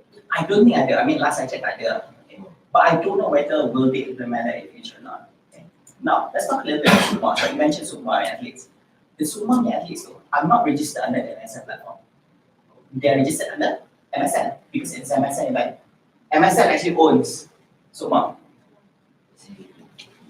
MSN event, the event that they own is Liga Imas. Okay, Yeah. masih Yeah, very right. Esports Persmadu is MEL, Malaysia Sports League. And yeah, so different. So therefore, those database are actually with MSN. If it goes here, they still need permission by MSN sebab database ni milik diorang. So it's semua data athlete player ikut sport semua kan? yes, it's very MSN. Yeah, but for the purpose of that event, they want MESF to handle the esports for Sukma. So that's what happened. Yeah. For the database, if MESF wants to take that database, they still need permission because they keep. Here's the thing: the whole registry, right, for the whole database is still MSN, but not all of them can be passed to. So because for instance, PNC information and all that, not all of them can actually carry all this. There is probably a particular person or a number of individuals during that, because during the event there must be people who are stationed who needs to have all those databases just in case, right? Yeah, but it's not given all to the MSF on this. Now you were talking about platform MSF, right? Why it doesn't have that is because this is all because MSF. Right? To put it here, you have to manually put it and key it into the whole system. The reason is because why it's not automatic is because the MSF platform, all the data is in there are based on data that people register for the events in there. So if you participate in an event, you need to be in with them. But if it's not, then not. So that's the hard thing about platform. Okay, I want to talk a little bit about platform. So you guys have just right. MSF has a platform. ESI has a platform. And that has a platform as well. Before this, where they gave to MSF, but MSF didn't want to use it, so MSF created a new one with the Dynasty one. So it's called Dynasty Malaysia Esports Level High, which is a Singapore company, but they opened a branch in Malaysia. Then earlier this year, in the middle of the year, MSF announced that they're doing a partnership with Blaze. So they took the whole website, wmsf.gg, and then they put it under Blaze. So now if you see the MSF interface, it's much better, right? It's much nicer. But the problem is, everybody's doing their own part right now. There's no one platform which has everything. Meaning that orang register for, like you mentioned just now, for Sukma kan. Kalau Sukma pun kat situ ada, so you don't have to bring bundle. Oh, so right now, meaning Favor, you're saying that now we have multiple database. There's no integrated one. Yes, you have. Malaysia have their own one. Yes, also have their own one. So people who register in the ESI platform, that database for that particular item is only here. Dan kalau you nak masuk, so sekarang orang macam, okay, hari ni tahun apa kita ada? Oh, kita ada Liga Imas, ya, register kan? Okay, pergi kat platform MSF, okay, register. Then if you don't have a login ID, create lah baru, okay. Let's say for example in the future, assuming, let's say for example, on the outside of our platform, ISM, MSF, mati weh, you have so many login IDs, okay? Of course you use the same email, it's very standard to use the same email, same password, whatever, but then you're opening file. So now you're like, there's no one database. So when that happens, now you have to combine the database baru you dapat the answer. And it's not easy to just integrate, you know. It's not something because the way that you do your data storage is different, the way this guy does the data storage is different, all that. Trust me, every single month, everybody akan PM. Nampak ada tak? I mean database for this. Tak ada, simple. Does anybody keep it? No, tak ada. At the current, takkan ada, but at the current moment tak ada. Nobody actually keeps it. Yeah. So MSN, what do you keep? MSN keeps database for Commonwealth, for SEA Games, for Sukma, for anything that's under them, they actually keep it. But anything beyond that, what are they written by database PPL, MPL, and those database are with who? Okay, a little bit complicated. Of course, they belong to the publishers, but also the people who have access to it is also people who are the event organizers themselves, because they are the ones who set up the whole platform for them to do the registry. Somehow they have a whole of the data. Of course, you have to sign an agreement where you don't abuse the data and everything and all this.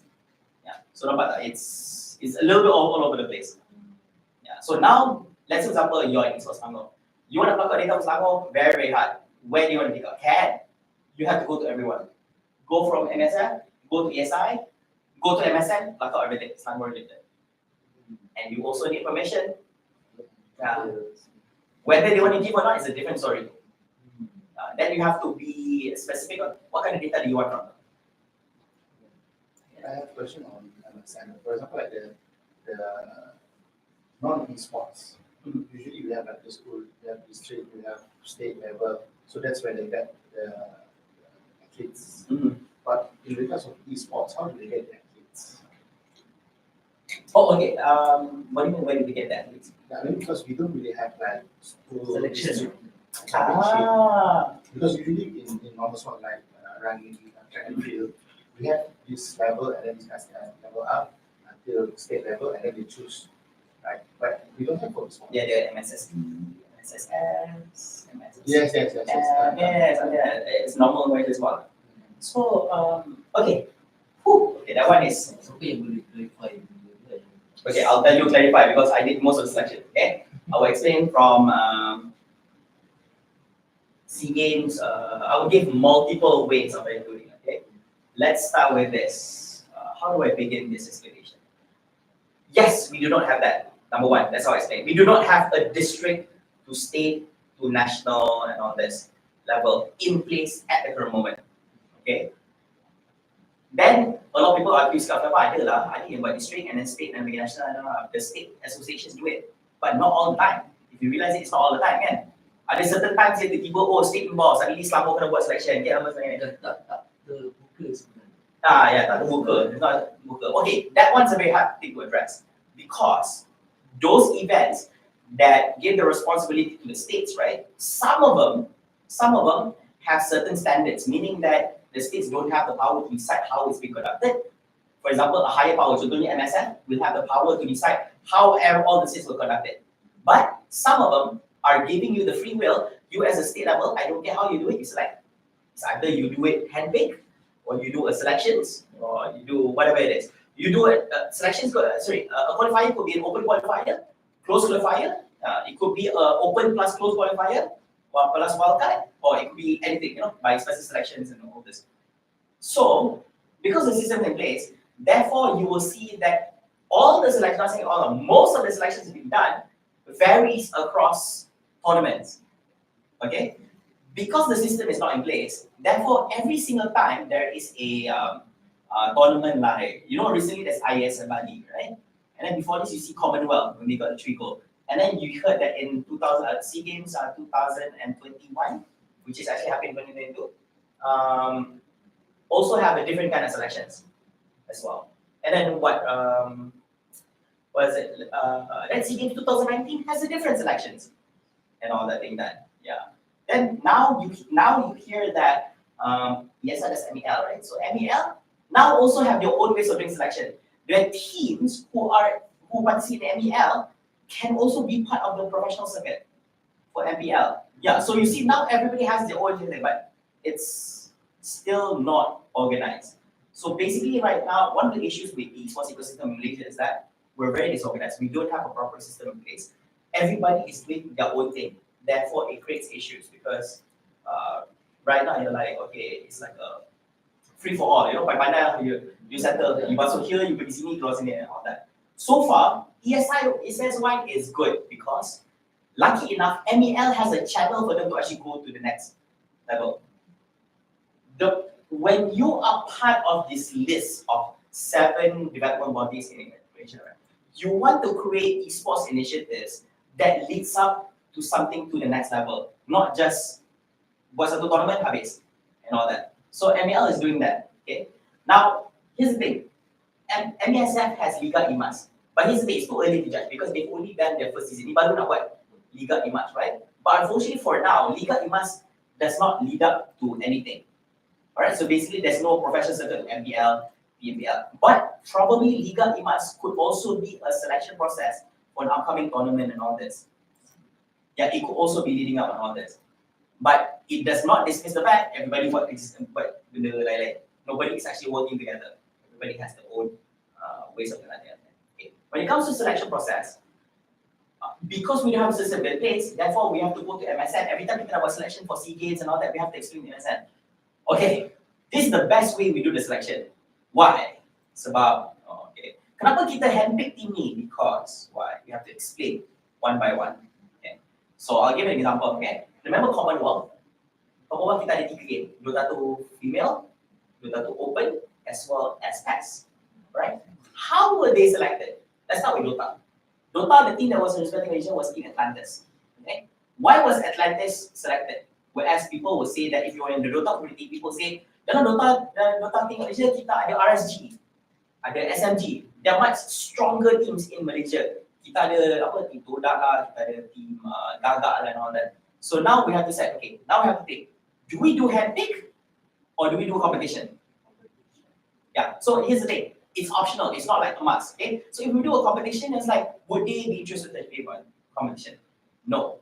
The reason is because when I consulted all the teams, they feel that they mention themselves like, oh, don't need to say. It's quite obvious that we will lose that team. That team will win. They mentioned RSG, so they was like, okay, because RSG is part of our Tier 1 team.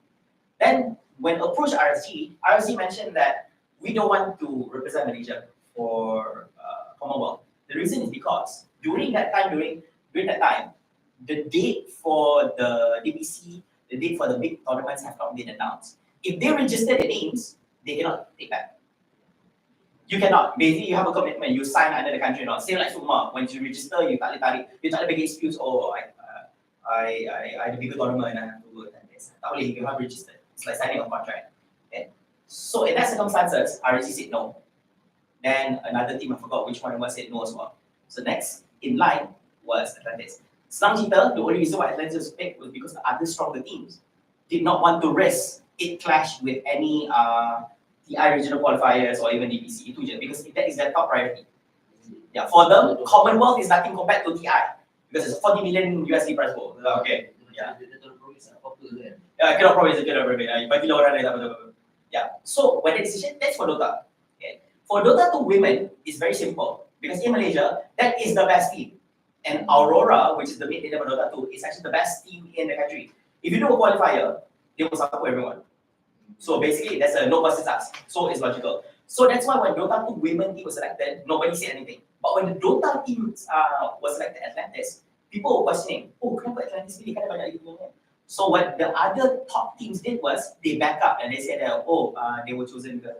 So basically, there's a narrative where they support the selection of Atlantis. So okay.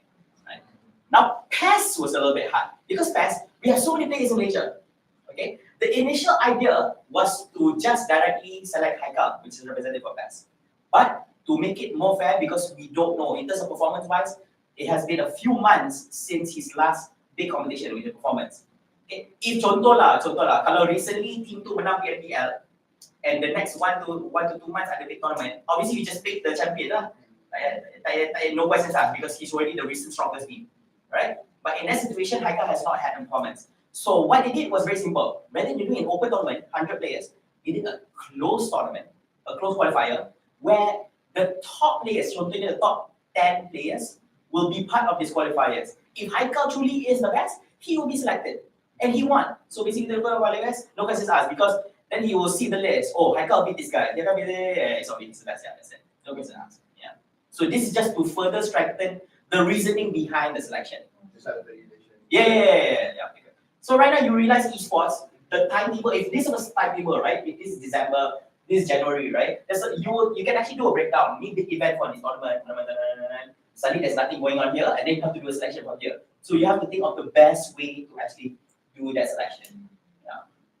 And you need to have a proper reasoning behind it as well. So that you can convince all parties, including MSN because MSN have to approve a budget and all that. Yeah. Susah kan? So now, it's very hard. It depends on the situation. Correct. Yes, that's very true. So a lot of people, when it comes to representing the country, right? A lot of people will say, "Oh, Malaysia should have macam contoh lah SEA Games, right?" Some countries they didn't pick the best team. What they did was they picked best players from different teams. So for example, oh, we have a carry from that player. Oh, mid laner Tabii and all that. This is an all-star team, all right? And then there's also the discussion of, oh, macam ni synergy. let's say for example in this room, we are the best, five best MLBB players in the in the country. But then another argument is that we need the best. Tapi kenapa tak pernah main dengan diorang? So macam ni synergy. He was the best, but he was in another team. So you're the best and all that. Diorang ni training 2 bulan, okay ke? Takut nanti tak ngam communication. Because some teams, walaupun they're not made of the best players, but because of the synergy, it becomes so good. Yeah. That's why sometimes, yes, the synergy is very important. Sometimes an all-star team, kalau dengan team ni rasa communication tak ni. Kalau dulu main ni, aku dah main dengan Muhammad ni dah 2 tahun. Kalau aku buat ni, dia tahu nak buat apa. Something like that. Synergy and all that. But if given duration, 5 months, I think you can pick an all-star. Something about the logic of, okay, if we're given 5 months, I believe we can develop this and all that. Then, dapat tak banyak benda kena fikir? Then, you can fikir, if I were to take you for the purpose of SEA Games, kan, during that training session, kalau it's an all-star team, during certain trainings, kan, contoh lah, okay, now you are training with your team, okay, and I want to take you away for a few hours for let's say example, I take you away for 3 hours for 5 days a week, every week in a month for the next 3 to 4 weeks, right? Padahal you belong to organisation. Organisation tu dah bayar money to have you, aku dah bayar aku dah bayar kau daripada pasukan tu and all that, and now you're taking him away, padahal he should be training with us for MPL ke PML or something like that. Yeah, this will affect our team's performance and all that. Okay, tu pun seorang.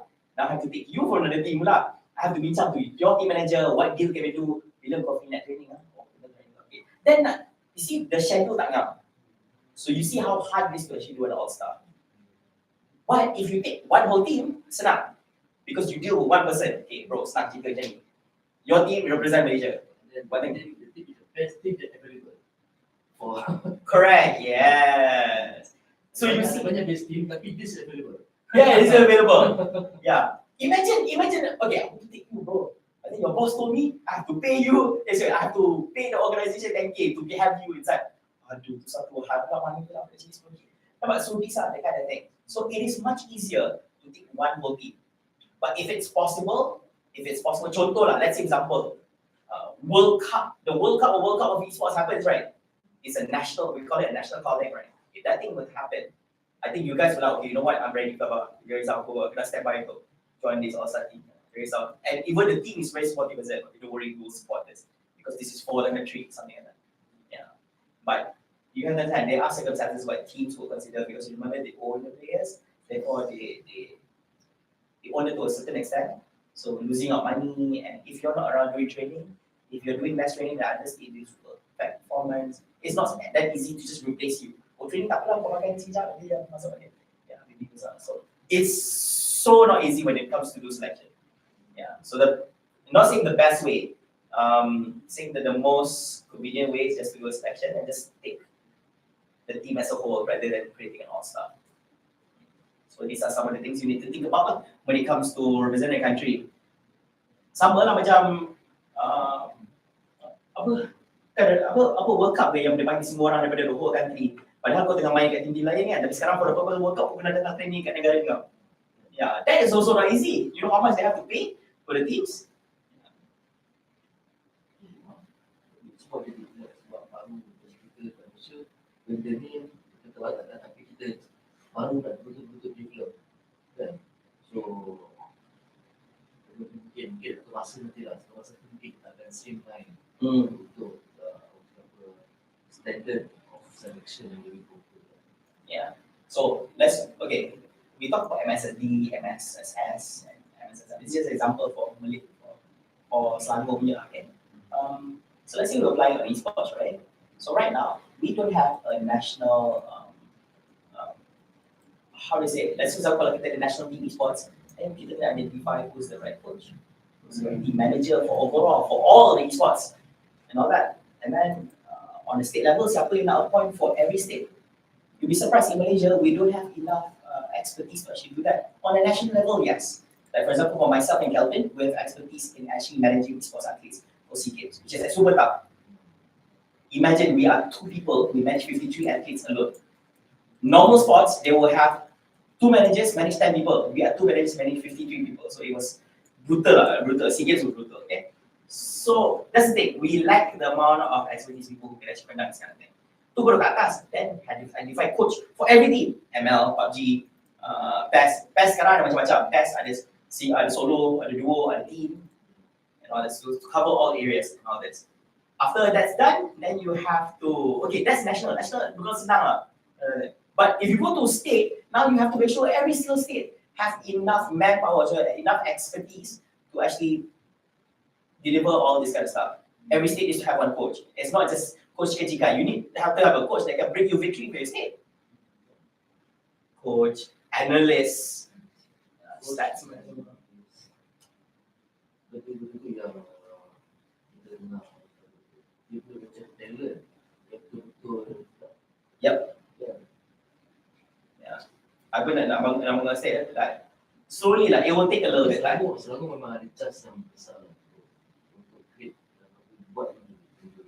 Yeah, that's the thing. Okay, when we talk about state level, you start on your state first before you go expand.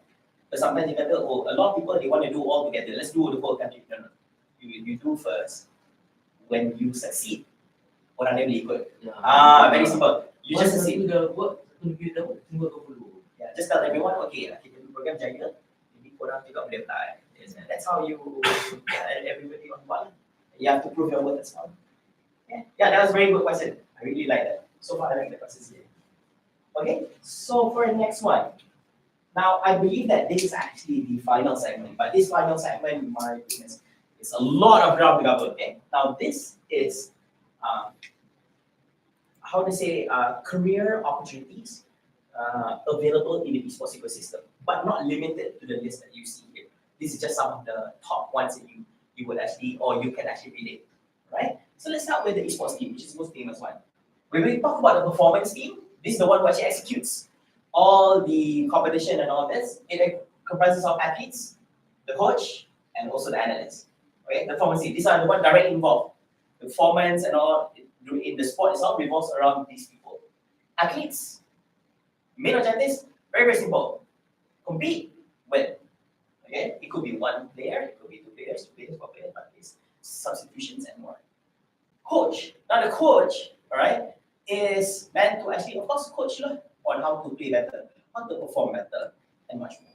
Right? But then there's an analyst here. Okay. Now this analyst is meant to pluck out more data from various sources to be channeled towards the team in performing better. But here's the thing: the normal course of conversation when it comes to analyst, coach, and players is like this. Analyst has so much data. Kadang-kadang data when you go to tournament, data melampau kan. Buka spreadsheet tu data. Power ni mana. The thing is, this spreadsheet, this data will be discussed together with the coach. And the coach will determine what kind of data is important to be channeled to the players. Okay?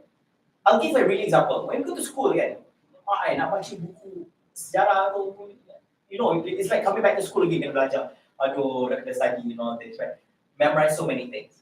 You don't have time to learn all the data. But the coach is like, okay, let me pick on some of the more important data. And then I think macam my players macam mungkin diorang boleh absorb banyak kot, maybe I can present them more. Tapi kalau tengok macam player macam if you know them well, kadang-kadang manager kan dah spend so much time with the players. The coach right macam dah okay, diorang macam jenis tak nak cakap sangat, okay, so present sikit lah, kamu diorang otak tepu, tak boleh nak masuk apa dia. So, dia boleh determine, okay, dia kata, okay, sekarang kita just simple, okay. Kita explain ni, tentang important. Oh, team is skill drop sini. Oh, this team has a bad habit of doing this, selalu mistake and all this. You can kata, this is a big update. This is not update, and all this. So, this kind of things, kan. Kalau dah banyak data tu, coach is responsible on this. Athlete ni, you cannot overwhelm them, because kalau overwhelm sangat, dia orang mesti tak boleh perform. Imagine macam, orang main macam-macam, benda nak fikir. Kadang-kadang otak jam. Imagine drafting, contoh lah dia main Dota, or MLB, drafting tu je, team tu dah pening kepala. Uish, diorang dah ban. So, PDP sekarang dia apa? Itu sebelum game start, mentally you're tired already tau, mikir. So, that's why some players, diorang tak involved in that discussion. Sebab diorang tak nak penat. Okay. Tunggu keputusan. Kau cakap, kau jawab. Boleh lah, not really involved lah. But not the whole time. So, contohnya when it comes to drafting your character, okay, waktu tu involved lah. Tapi not involved in the whole thing, kan dia punya team manager nak apa, dia punya team captain nak kena draft kan. Penat dia nak fikir, sebab responsibility is like, oh, this is the draft that, kalau ada draft dah, that's it. You cannot draft anything else. This is the one that your team will will use throughout the whole game and must win. Kalau tak menang, Walaupun dah nampak draft tu tak nak. janganlah cakap itu. Okay. So kalau draft sampah, you as a player macam mana? Dah nampak masa depan. Right, yeah. So that's why now in sport they try to be professional as well. They include coach. Sekarang ni ada rule baru. Ada certain sport yang they include the coach actually be part of the drafting. So players tak pecah kepala. Tapi bila draft habis, coach kena bilang tak boleh ada dekat dalam booth. And then let the players perform. Coach tu just masuk during that time.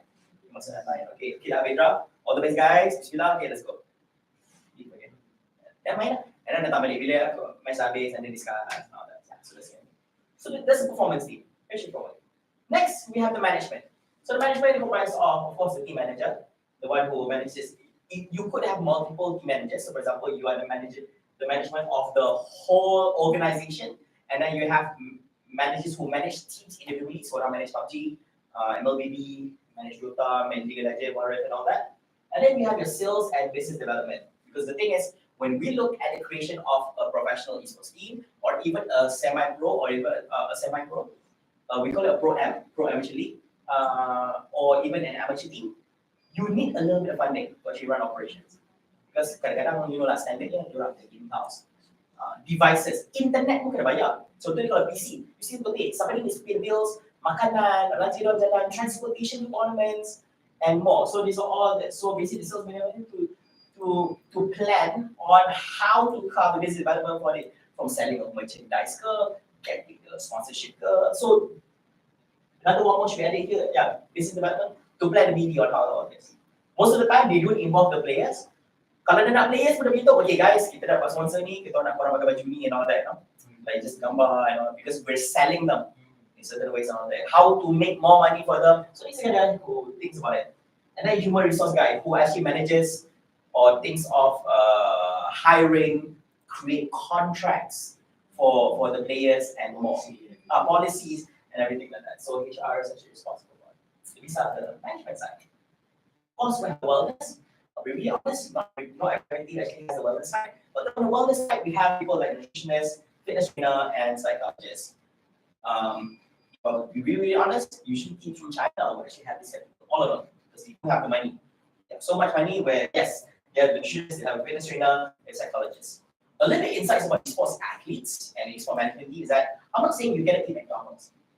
I'm not saying you cannot eat KFC because you're an athlete right now. You can. But then when the nutritionist or the kadang-kadang ada personal chef and all that, nutritionist dia baca, oh hari ni aku IBN, so makan saya lebih sikit. Yeah, okay. Not saying you cannot eat fast food, mati duit. Yeah, they make experience. So they will just balance things out and all that, give you advisory. Yeah. Imagine the contract saying you cannot consume. I can trust me, I can bet. Belakang pintu kan, McD delivery, I tell you, it's gonna come in and everybody like, oh dah lama tak makan McD, start dulu. Spicy chicken and deluxe, okay? So, yeah. So, wellness. Siapa kan? Kan, tiba-tiba dia delivery, siapa dia Makan burger tu macam buat dekat deluxe tu rasa macam betul. Yeah, so this is the esports team itself, okay? And then we have the talent side. So I'll have this breakdown from casters. So casters, we have two types. We have the color casters and the play-by-play. Right? Do you guys know what is the difference between the color and the play-by-play? dia tanya tu, color caster. Terus I dah tengok dia macam masa tu slow PM punya performance. Arena. And then dia ada apa ni, master show. Okay, AG partner ni siapa? Tak sebab apa nama dia ni? Rasa macam nampak dalam tak ingat sebenarnya. Tapi dia tu yang color caster tu, ada seorang tu dia tulis color caster.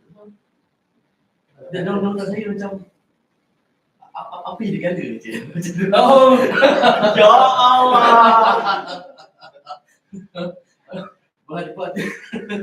Okay, siapa tahu apa color caster dan apa play-by-play caster? Tahu tak apa color caster? Play-by-play. Tak tahu. Okay, I'll tell you. Okay, let's try to break down like this. Play-by-play ni, people who actually do narrations of events that is happening in real life. So play-by-play. Alright, so usually senang je lah nak navigate this. Caster play-by-play ni, diorang adalah usually the hype casters during the team fights. During select shot. Yeah. So an example would be people like Mustachio. You might say just like Mustachio, right? Mustachio is actually the play-by-play caster. Because usually you will see that during the team fights, he's the one, the color caster will give him way to actually do all the narration during the fight, the exciting stuff, because the way he delivers it is a much more energetic and all this. But we're not saying that it is a must in this being energetic, but usually he's the person who actually breaks down the team fight. Important, because there's so many things going on, you highlight the important things to be highlighted in a clear manner. It's not just about shouting, but also explaining in a way so that people who listen would understand and also get entertained by it at the same time as well. Cuma kalau Mamat tu jerit je, tapi kau tak faham apa je Mamat cakap. Aku boleh rasa aura dia jerit, tapi what happened? Kenapa tak cerita aku what happened? So that's Calvin Park, yeah. So you say a lot of stuff, so you need to also be clear and concise what you deliver and all that, okay? So usually that's if I were to put it in context, he's actually the person who actually the most entertaining one. People usually like the play-by-play casters because he or she is the most entertaining one. But things lebih sedap.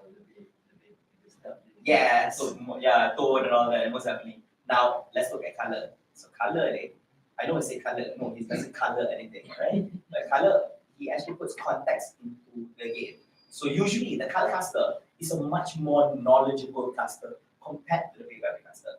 Meaning that anything in depth in the game. Contoh lah, kan play-by-play caster tengah sibuk menjerit buat all that kan, but the color caster dia akan berdiam diri tau. Dia akan give way to the play-by-play caster to cakap and all that. But at the same time, so he's observing what's going on. So he will also highlight certain interesting things happening in the team fight. So when that team fight happened, the habis happened. Oh, that was an amazing fight. Yeah, that was interesting. If you pay attention to actually the top right on the map, so there's a reason why, this character actually initiate first. Do you know why? So because he's knowledgeable, he's very good at the game, so he can actually do a much better breakdown. Because this guy tengah sibuk berjerit, this guy actually pays attention more to what's happening and all that. So they'll explain why this team can take down this team because of the equipment, everything that they have. Yeah, for equipment wise, for positioning, from itemizations, from all those kind of things and all that. So he'll do breakdown. So bila orang mendengar tu cakap, wow, so now we get entertained, and at the same time as well, now we get extra knowledge from the color caster explaining to us what actually happened.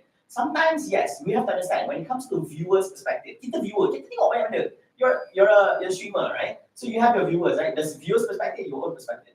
So viewers who watch you play games and all this, there are viewers who are pros. You have to remember, there are viewers who are pros, there are viewers who are amateur. There's also viewers who are like knowledge they boleh lah and all that, right? So whatever you're doing is you're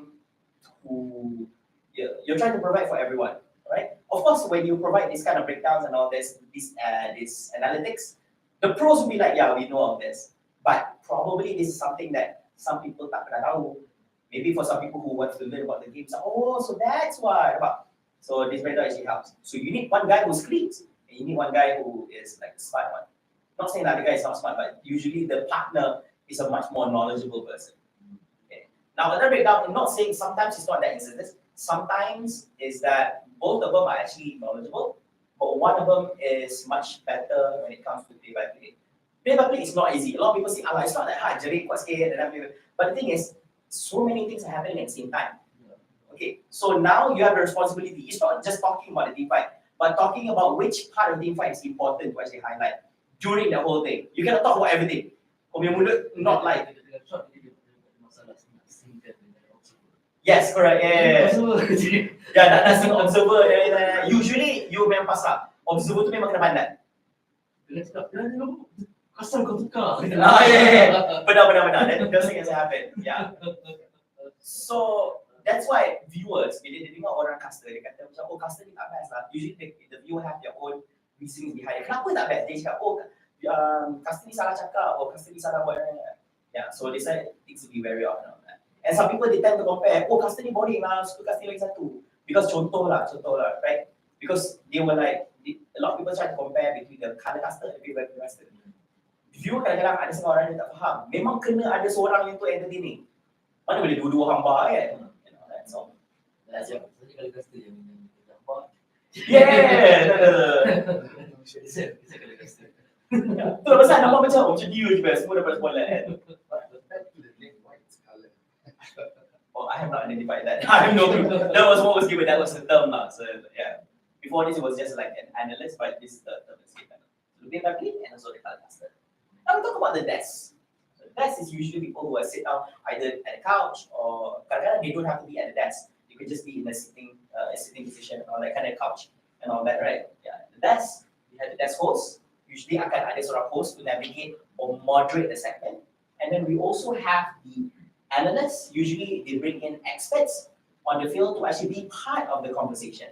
Okay, and of course we also have guest analysts, so people who are probably not experts in the field but somehow related to it as well. So I'll give an example. Sometimes kita pernah tak tengok macam kita invite orang macam Danny Hood dengan Solos become part of panel before this. Pernah kan tengok kan?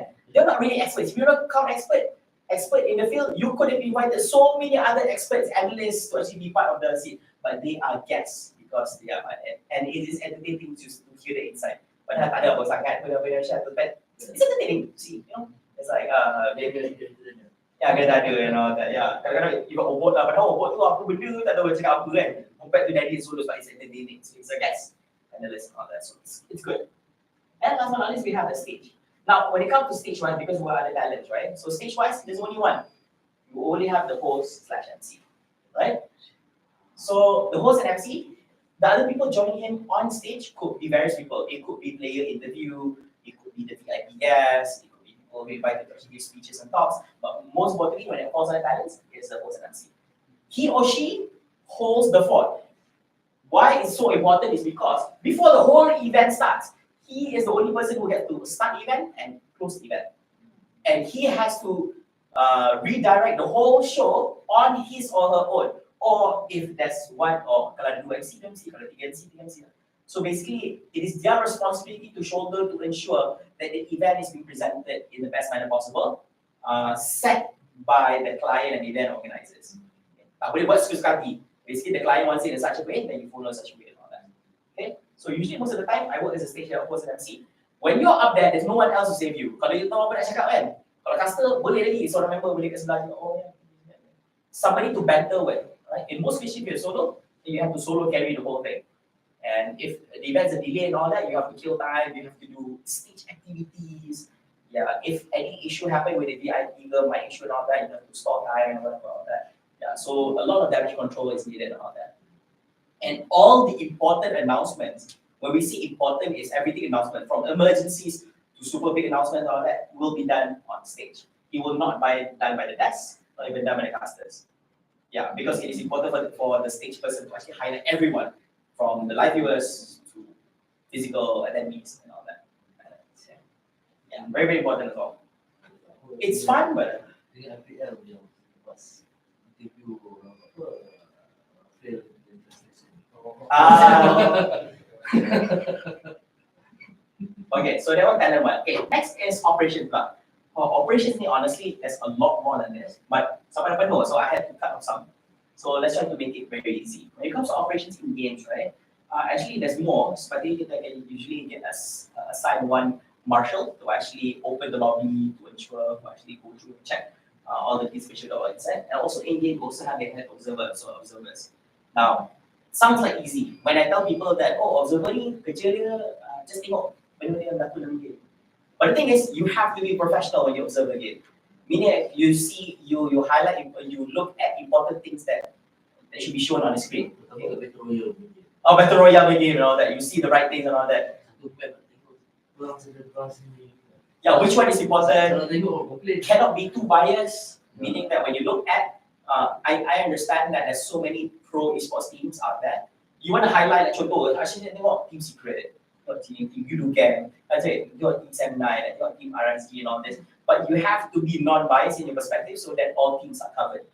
Yeah, kadang-kadang orang tanya kenapa observer ni suka sangat tengok player ni. Also becomes an issue because you're not giving enough airtime to other teams as well. So it is not an easy thing. So the head observer is responsible to oversee the whole operations and also ensure that all the observers are actually observing the right thing. The most technical one when it comes to observing is usually Battle Royale games. The Battle Royale games is the hardest. The amount of observers that you need, of course, the more you have, the better. Yeah, but At least dua lah. that one at least, but your Lord, you will do. Tapi ikut pada happens. Yeah, Nampak exactly. saya nak perang. Bila view saya tak ada apa-apa berlaku. Bila patah balik, datang balik ada perang. Yeah, so those are observers actually happen. Very simple. Operation-wise, there's head production, who is the leader of the whole production crew. We have the production crews in there who is responsible to assist them at all times. We have the graphic designers who are on standby. Video editors also on standby because these are things that will actually be popped up in the production live stream. We have the stacksman and also the audio engineer people.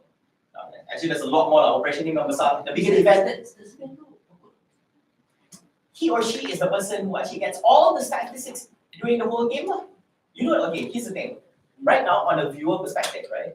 On a viewer perspective, kita pernah tak buka lobby untuk PUBG Mobile? The data that we can grasp is so little. But on the back end, the game publishers could actually give access, special access to the event organizers. They can actually plug up more statistics compared to the ones that you have access to on a normal basis. So from, for example, damage outputs from players, headshots, grenades. So that's why these organizers and game publishers can actually give awards. People like, macam mana kau kira? Battle Royale ni 100 orang tengah lawan at the same time. How do you know this guy really did? Yeah, so he has this particular individual or multi-individuals have access to this database, and they're the ones who plug up on, berapa team kill, PUBG Mobile, and all that. And it helps to actually have this kind of access. Small tak ada. If you setakat ada room card, no, you don't have the kind of things. Ya, ada lah, you have the end result. Oh, team ni kill me. Tapi dah boleh nampak Yes, yes, correct. Dia slowly lah, tapi not macam yang terlalu besar, yang have very macam apa, berapa defeat, berapa defend, apa semua tu dia record. Yes, betul. Yeah, they have simpan on the back end lah, senang sikit. That's why. So that's a statsman responsibility because this statsman will also compile sebab data banyak, will also compile the relevant ones that will be used for the purpose of visuals or videos. Contoh kalau kita buat award for MVP, how the event is evaluated. How about what do you call this, Terminator, Terminator kan? How do you measure the Terminator? The amount of kills. And then kalau amount kills sama macam mana? Amount of damage.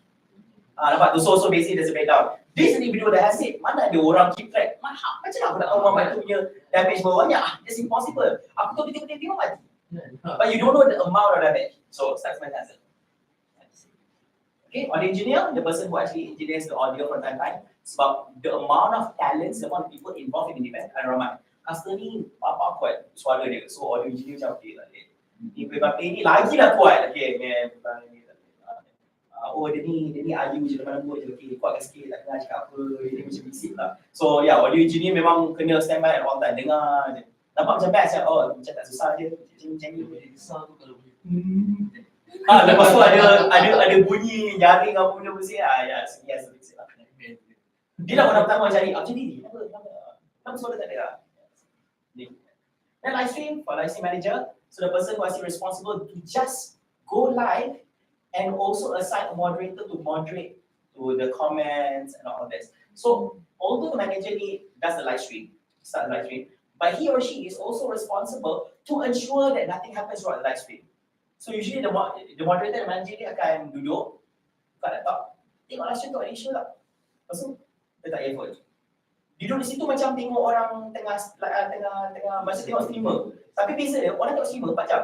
Dia tengok stream 12 jam, 14 jam. Duduk kat sini. Dia makan lunch tu sorang-sorang. Bila ada isu, guys tak dengar suara. Dia lah tukang, dia lah yang make sure. Because if you're busy the back end, you are not looking at the live stream. Lain tau. You are just managing the production thing. But the live stream tu, what's happening there, this person yang akan tahu immediately. Tapi kalau Mamat tu atau Minah tu tiba-tiba pergi ke toilet waktu tengah tu kan, tiba isu tu, 5 minit pergi toilet, 5 minit isu tu habis lah. Guys, kena mute copyright. Mute copyright. Kena research. Exactly. Facebook, if your live stream is almost 4 hours, you have to cut it off and reset it back. Yeah, so the person kata, okay guys, kita buat balik and all that. Okay, that's all. So you see, these are all the stuff. So it's a responsibility. Nampak macam senang, nampak macam best dia duduk situ tengok je. Ya, masalahnya dia tak boleh lari. Dia tak boleh borak member, dia memang both ears kena dengar. Left and right kena dengar. Boleh je nak borak, but then cepat-cepat okay lagi kan. Normal, it's a very standard thing. Usually tak kacau orang. On ground, we have on ground, as it happens. So on the back end, and then back end, and then we have on ground. So we have lighting and audio, the people responsible for ensure that this kind of thing actually happen, the photographers, videographers, and more, a lot of things, from marshalling and all that. So banyak actually tak muat, so I had to change. Okay. Next, we have the event management, from event manager, assistant event manager, people who are responsible to actually find sponsors for the event outside, cari duit, graphic designers, marketing director, who's involved in all types of marketing, digital marketing, on-ground marketing, public relations and comms director, usually public relations comms, do press releases, send invites, emailing people, inviting people like ministers and VIPs to attend to make the event more prominent, reaching out to media, so these are the kind of people and all that. Nampak macam, bapak penat kerja le, tapi at the side as well, they can also do networking by ajak klien pergi makan kat restoran, makan macam entertainment. Yeah, and all that, yeah, together with the boss and all that. Business development, who plans out the whole business of things, and also talent manager, who's responsible in not just selecting and identifying the talents for the event, but also managing them during the event. So, you also have to justify, kenapa nak ambil talent ni? So contohnya kan macam tadi breakdown contoh talent kan, ni talent list kan. Siapa colour? Siapa boleh pakai? Walaupun this the best colour, this boleh pakai, ada ikut synergy. Kan sekarang kalau kita dalam MPL ada caster, oh caster ni akan dengan caster ni, ada sebab kenapa dia tak ada tukar. Sebab kadang-kadang caster tu sendiri, kalau bukan production team yang complain, caster macam, ya aku rasa tak okey lah. Macam ikut terus panggil, they are like a golden duo. Very good. Ikut macam ikut tu, he partner with a lot of people. Tapi dia suka dengan sebagainya sebab dia gel easily lah. You know? MPL kan betul kan? Yes. Original. Make sense. Okay, boleh dapat dia lagi. Dengan suara logat. Adam. Yeah. And macam sama lah macam PPL. You see this normal stuff. Aldo Gordon Janata, Amy Muhammad dengan Sultan. So it's the usual. So there's a reason. It's not just they choose, but they synergize well over time. Sometimes tak synergize, people don't have choice. Sebab kita tetap orang lain dah.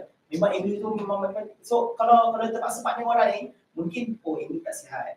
So terpaksa give it someone or something like that. So that's what happens. So talent manager. Talent ni manager nama macam easy, tapi nak manage talent ni kadang-kadang talent ni bila duduk atas sangat susah sikit. Buat perangai sikit. Talent manager kena make sure talent tak nak terlambat. Kena make sure talent on standby. Contohnya kita nak live ni. Jangan nak seminit sebelum live kita baru duduk. Kita dalam 5 minit duduk lepak situ. Duduk situ pada bila main ke, pura-pura ke. Jangan sampai nak live ke. Tapi kita orang ni nakal sikit. Kita orang ni macam nak seminit online tu pun nak duduk.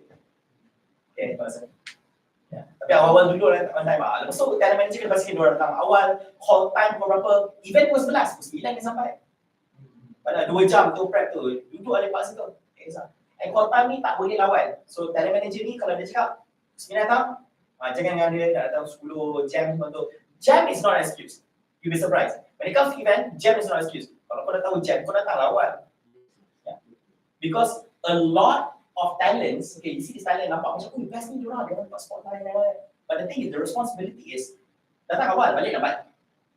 Lepas tu, kalau dah tahu jam, and you are late, this will not look good on your portfolio. Macam, next time nak hire dia ni susah memang kerja. Tahu macam perempuan dia tu mesti masalah ni. Mesti masalah ni, dah lambat. Dah salah sebut ni sponsor ni. So dapat this kind of thing. So you want to create a good portfolio for yourself. You can actually be someone. Everybody have their own responsibility. But caster ada responsibility sendiri. Kalau ni tak function, ni semua jatuh. How to do all this. Yeah. So talent manager. And lastly on the education sector, this is sector I love. Okay, usually I like to do right now. Doing tutoring for teachers, lecturers, coach, and experts. And honestly, susah nak buat ni. Because the amount of education institutions in Malaysia, kalau calculate at sekolah dengar, universiti kan, lama dekat Malaysia ni. And how can you put, it is quite impossible right now to put one teacher in one school to make sure that they are able to convey the right amount of knowledge about esports from start to finish. And not convey the wrong things. Nampak, do this right thing. So sekarang ni susah, impossible. Sekarang ni banyak teacher macam dia ingat dia tahu esports tu macam mereka ada their own module sendiri. Correct. Kan, yang mesti form their experience, everything. So every coach, every day they don't have a standard of the explain about sport. Correct. Yes, very true. if this presentation, honestly lah, kalau I nak buat module for the teachers and all that, what I could have done is, I could take this whole slide, but then I have to amplify it by 100, meaning that everything that I say, semua kena letak. Supaya that teacher has a point of reference to explain one by one, apakah dimaksudkan by play caster. Because the module cannot have the person explain it. So meaning that you need to understand it just by reading the whole thing. And all the knowledge must be on paper, must be available on that file. Tapi memang gila lah nak darab dengan 100. Gila nak siap. Penting kan. Betul kalau nak saja educational response. Benda ni yang sebenarnya orang cakap apa, makan masa. Yes, makan masa ya, correct. Nak create. Kita baru debat pasal, tapi whoever yang start education untuk e-sport walaupun kecil, bagi saya itulah satu makan masa. Yes, correct. That's why most event tournament semua ni kan, I work as a talent. But I have never, kalau you tengok my portfolio, I have never organized a single esports tournament. For me, organizing esports tournament is considered semua nak buat. But I like to do this kind of things like forums, talks and all this because I have the connections and all this. I'm able to invite key people to berjumpa dengan parents, especially I paling suka sekali buat forum talk macam ni with parents because parents have the most amount of questions. Mesti about anak dia, anak saya. Kenapa anak saya begitu? Kenapa anak saya ni? So these are the top questions yang parents want to know sebab it concerns their family member, their child. Kenapa anak saya karaoke? Yeah, okay. If we were to have parents here, usually the kind of question, contoh lah kan. Remember when I talked to you guys about this one, right? About the esports equipments and all this, right? You have knowledge because I told you, what are the models and all this. But a normal standard parent tak ada knowledge. So kalau anak tu cakap, ni nak ROG, memang ni untuk sport kena pakai ni. Padahal parent tu tak tahu tau. Yang ROG tu memang tak ada pakai sebenarnya. So pada tu, some parents very penyayang. So sayang anak, of course, kalau anak tak nanti lah. Kalau dia kata betul-betul lah tu. Kan? Tak. I tak kisah sangat ROG. Kalau anak tu nak PC kan, you're a streamer kan? Okay, you're a streamer. Kalau anak cakap, ya memang kena nak belajar kat sekolah sekarang, kita pakai i9, Torchen. RTX memang minimum 3090. Kecil. Bro, tak, parent tu betul sayang anak kan? Dia beli. Tapi of course, that's not true lah. So, that's kita nak ajar contoh lah, kalau betul lah intention. Sekarang ni kita nak educate orang-orang, especially parents. Bukan nak kata jangan kena tipu anak. Contoh kalau, sebab no, parents yang money. Kita fikir pasal mak ayah yang betul-betul tak ada duit kan, pasal anak macam take advantage.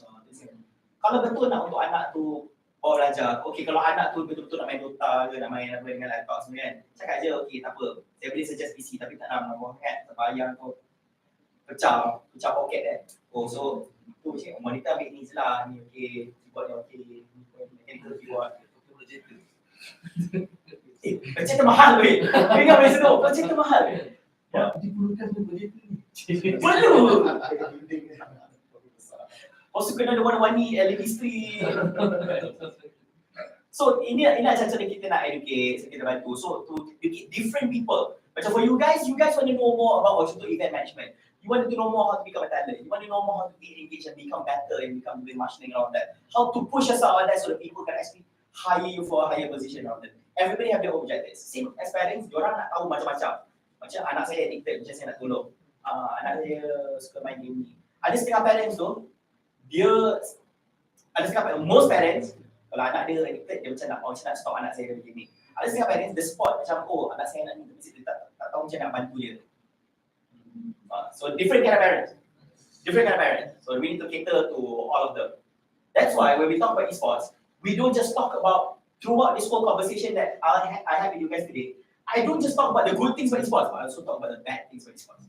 Because being truthful and understanding the bad side of esports makes you have better judgment, more better concise control of how to make decisions. So people, if you want to do events in the future, then now you know the right equipment to use it and why. Bukan setakat sebab tournament lah, yeah, boleh lah if your point of reference is a professional circle like FPL, boleh lah, and all that. Yeah, but of course you would also want to be able to actually give your own answers as well. Yeah. So people can actually relate to it. So you really do know your stuff, okay? From rule book to creation to decision making, everything else. from hiring talents, semua benda lah, and all that. Okay, so I have already presented, I believe that this is the last slide, Sal. The next point that I wanted to present is, and is more on what you guys are interested in. Just by hearing the whole conversation we have today, is there any particular topic or question that you have in mind you want to ask that probably I can help? Contohnya, for example, you want to become marshal again, so that how to become better, how to push yourself better. What kind of profile should you push forward? Okay. Any questions? Maybe I can start. Okay, yeah. Let's say if I would like to ask from two point of views. So when in event management, so talent manager will recruit or cast for the caster, play by the caster. Just usually talent manager will, when they decide to call this person or these two person, do they already assign who will be the color, who will be play by play, or they just think that these two can be either both and then they discuss. So that's one question. The second question from the point of view from the caster, still staying. Okay.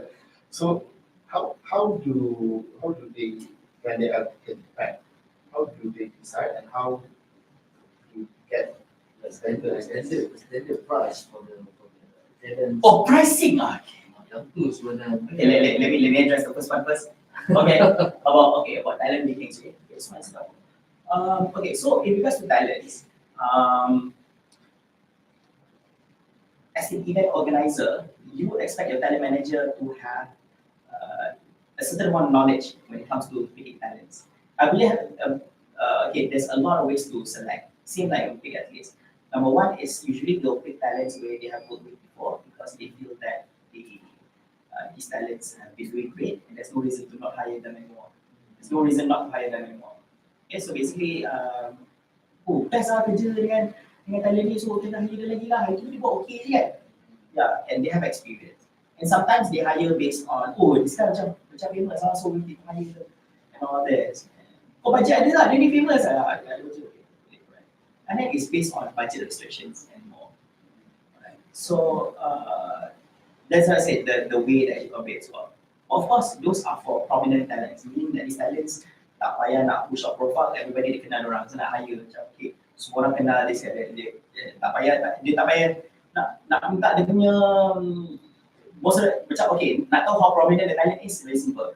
Dia tak ada minta link video dia orang sebab dia dah tahu dia pernah tengok selalu asyik keluar TV je kan, so tak minta. But if you're a nobody, baru nak start, then you have to provide some sort of proofing to show that you can deliver as a talent, maybe as a host, a caster, or analyst, play-by-play and all that. So how do you do those kind of proofing? Okay. So this proofing is you need to provide links, YouTube links. So you send all your mock casting, or if you have ever casted before, you give links to those events you casted before. But what if you don't? Betul-betul memang baru nak start. Hari ni memang nak start. I dah belajar, I already got the knowledge, I dah practice. I can. But the problem is I don't have anything to show. You can create for something to show. Meaning that you can do a mock casting, play a replay in the game. It's not a game where you play ML. And then you cast again, do recording, upload it on YouTube because YouTube is much more easier and it has a high resolution and all that. During that time, you don't just record yourself just doing narration of the game, but at the same time as well, you do pre-game, in-game, post-game. There's a difference. So pre-game is like this. Pre-game, you will see, contoh macam test, yeah? So you do introductory lah, so that the client can see your face and how you look at the camera and present yourself. Are you jenis yang shy to contohnya, hi everyone, so yeah, are you shy or are you like really looking into the camera and like introducing yourself, hi everyone, welcome to this event. This event is probably brought to you by, so like, this guy has that experience or he knows what he's doing. That. So as a client, you're more convinced, right? Yeah, because if you just show in game, you dengar suara tapi tak tahu how he present himself and all that. Unless your event memang just straight ke in game lah, tak perlukan tengok muka dan something like that, then fine lah. But in most cases, no, that's not the case. So post game also nak see how you wrap things up. So contohnya, alright guys, that is game. So a little bit analytics, I think in my opinion, the other team was just much better in terms of crafting, the play styles and everything. Congratulations to the teams. Now, I think that's all that we have for you today. Thanks so much everyone for tuning in. So before we close things up, we're going to be passing it back to the stage. So host, take it away. Sebenarnya tak ada host pun, but just put it there. It's just a mock. So now, so even without any experience, it looks like you can actually do it. So as a client, tengok video ni macam, yeah, I think we can hire this guy. So those are the ways of selection, that offers. But at the start, what you need to do is you need to engage event organizers, identify who is the talent manager. Because the talent manager are the ones who will be placing your names in the proposal. This proposal will be given to the client because at the end of the day, the client also has the final say. Sometimes sebab client ni orang berduit. So client could be a third party client or the game publisher. So bagi client ni orang-orang yang berduit lah. Contohnya M ke, Unify ke, BG ke, Astro ke, apa brand ada duit. Okay. Alright, they will put money, so they have the power of that. The publisher, people who actually create the game as well. Oh, we want this talent. Doesn't die also we want them. I think sometimes they have the power, right? And they're willing to pay. And also for some of these clients, sometimes so they also want certain talent. Oh, I nak bagi ni, anak buah I. Tak kisahlah, tu ada datuk mana ni kan, dia nak bagi apa. Pagi je nak buat macam mana tu duit dia kan. Nak anak buah dia kat bagilah kan. Yeah, but in normal circumstances, I don't think those kind of things happen lah. Yeah, it happen once or twice out of hundreds, yeah, but it just happen. So engage with the event organizers would not be able to identify you if you don't put yourself out there. You nak orang hire you, but then orang tak kenal you macam mana. So there must be a way for you to submit this so-called profile. Another tip is why I call it profile and not resume is because, alright, you're not submitting a resume, you're not applying for a full-time job. You're applying for become it's kind of like part-time-ish, I would say again. So in your profile, you want more pictures, less words. More pictures, less words. In the resume, paling nak baca. Apa experience mamak ni dulu. Okay, ni dulu buat database and all that. So resume penuh dengan karangan. Not saying karangan lah, but a lot of people, macam banyak lain and all that. Yeah, about that. But it's why you need more pictures. Oh, dulu apa nak buat? And inside there, you can also put the link. This is the link on YouTube if you want to watch the video. So you submit in the form of either slides or PDF file, submit to them, and make some things in there clickable. So when you click to, you be direct to YouTube, be direct to Facebook, yeah, hyperlink and all that. Yeah, see? So it shows that, wow, this guy knows how to do it, how to present himself well. Yeah, they do need to know whether kau betul pengawas atau sekolah. You need to do your education. Boleh lah, education level tu lah, degree. Oh, mana education? Profile that match what they require. Yes, exactly. If you're applying to become a caster, I do need to know whether you're part of PDSM ke, pergi PLTN ke, your job experience is full time working in. Doesn't matter. But even pro player, achievement in the what also I want to gain. Can you speak? If you want to apply this job, can you do this job? Itu je. Very simple. You wanted to apply to become a marshal, right? You include in marshal. So if you have pictures during the event when you work, put that in. You don't have pictures of that. Next time you marshal, you cari orang, ada tak gambar I? Kalau tak ada, tangkap gambar I. You need those kind of things to promote yourself. Oh, boleh lah kalau semua cakap lah macam tu. Kau penting ke? Yeah, Okay, job from marshal the same. Yes, betul. Tak payah campur semua. Betul. Yeah, that's how they do it lah. So yeah, that's why I say profile. It's not resume. I need to know where your date of birth is. Yeah. Extracurricular activities lah, all that stuff. Captain pula cari. Okay, I think that addresses the first question. Now the second question in regards to pricing. Okay, pricing is tough. Okay. Pricing for esports ni a little bit messed up. Sebab when it comes to talent side, sepatutnya the pricing is supposed to be much higher. But too many people lowball because they don't know how to price themselves. Therefore, it screwed up the market a little bit. So usually for professional casters, the rates are 1,000 a day minimum. And then for and is it different because of the different difficulty? I think like a mobile. Okay, so I don't think so. I don't think so. And also it depends on the duration as well. So for example, if it's a full day, you pay the full price now, 1,000. And about 1,000, 1,000 Usually 1,000 is how many hours? To be Uh, considered. 12. 12. So we calculate it by 10 to 10. So that's how the measurement is. That's including the call time, not Including the call time. including. Okay. Yeah. So some people they also charge for rehearsal. So sometimes you do a rehearsal the day before, right? Some people they charge. Some of them include it together. Tak payahlah rehearsal, they include the price. Because you're hiring me for X amount of days, tak payah rehearsal lagi. So you do something like that. Yeah. So rehearsal, because rehearsal, so you're taking up the time. Because sometimes rehearsal ni, there's a reason why they actually set a time frame and also a price. Because some people, rehearsal ni kata nak buat rehearsal. Tapi rehearsal tu tak set up everything, so the talent wasted time waiting. Kadang-kadang ada sampai pagi sampai ke petang, sampai you want to rehearsal, so you wasted that person time.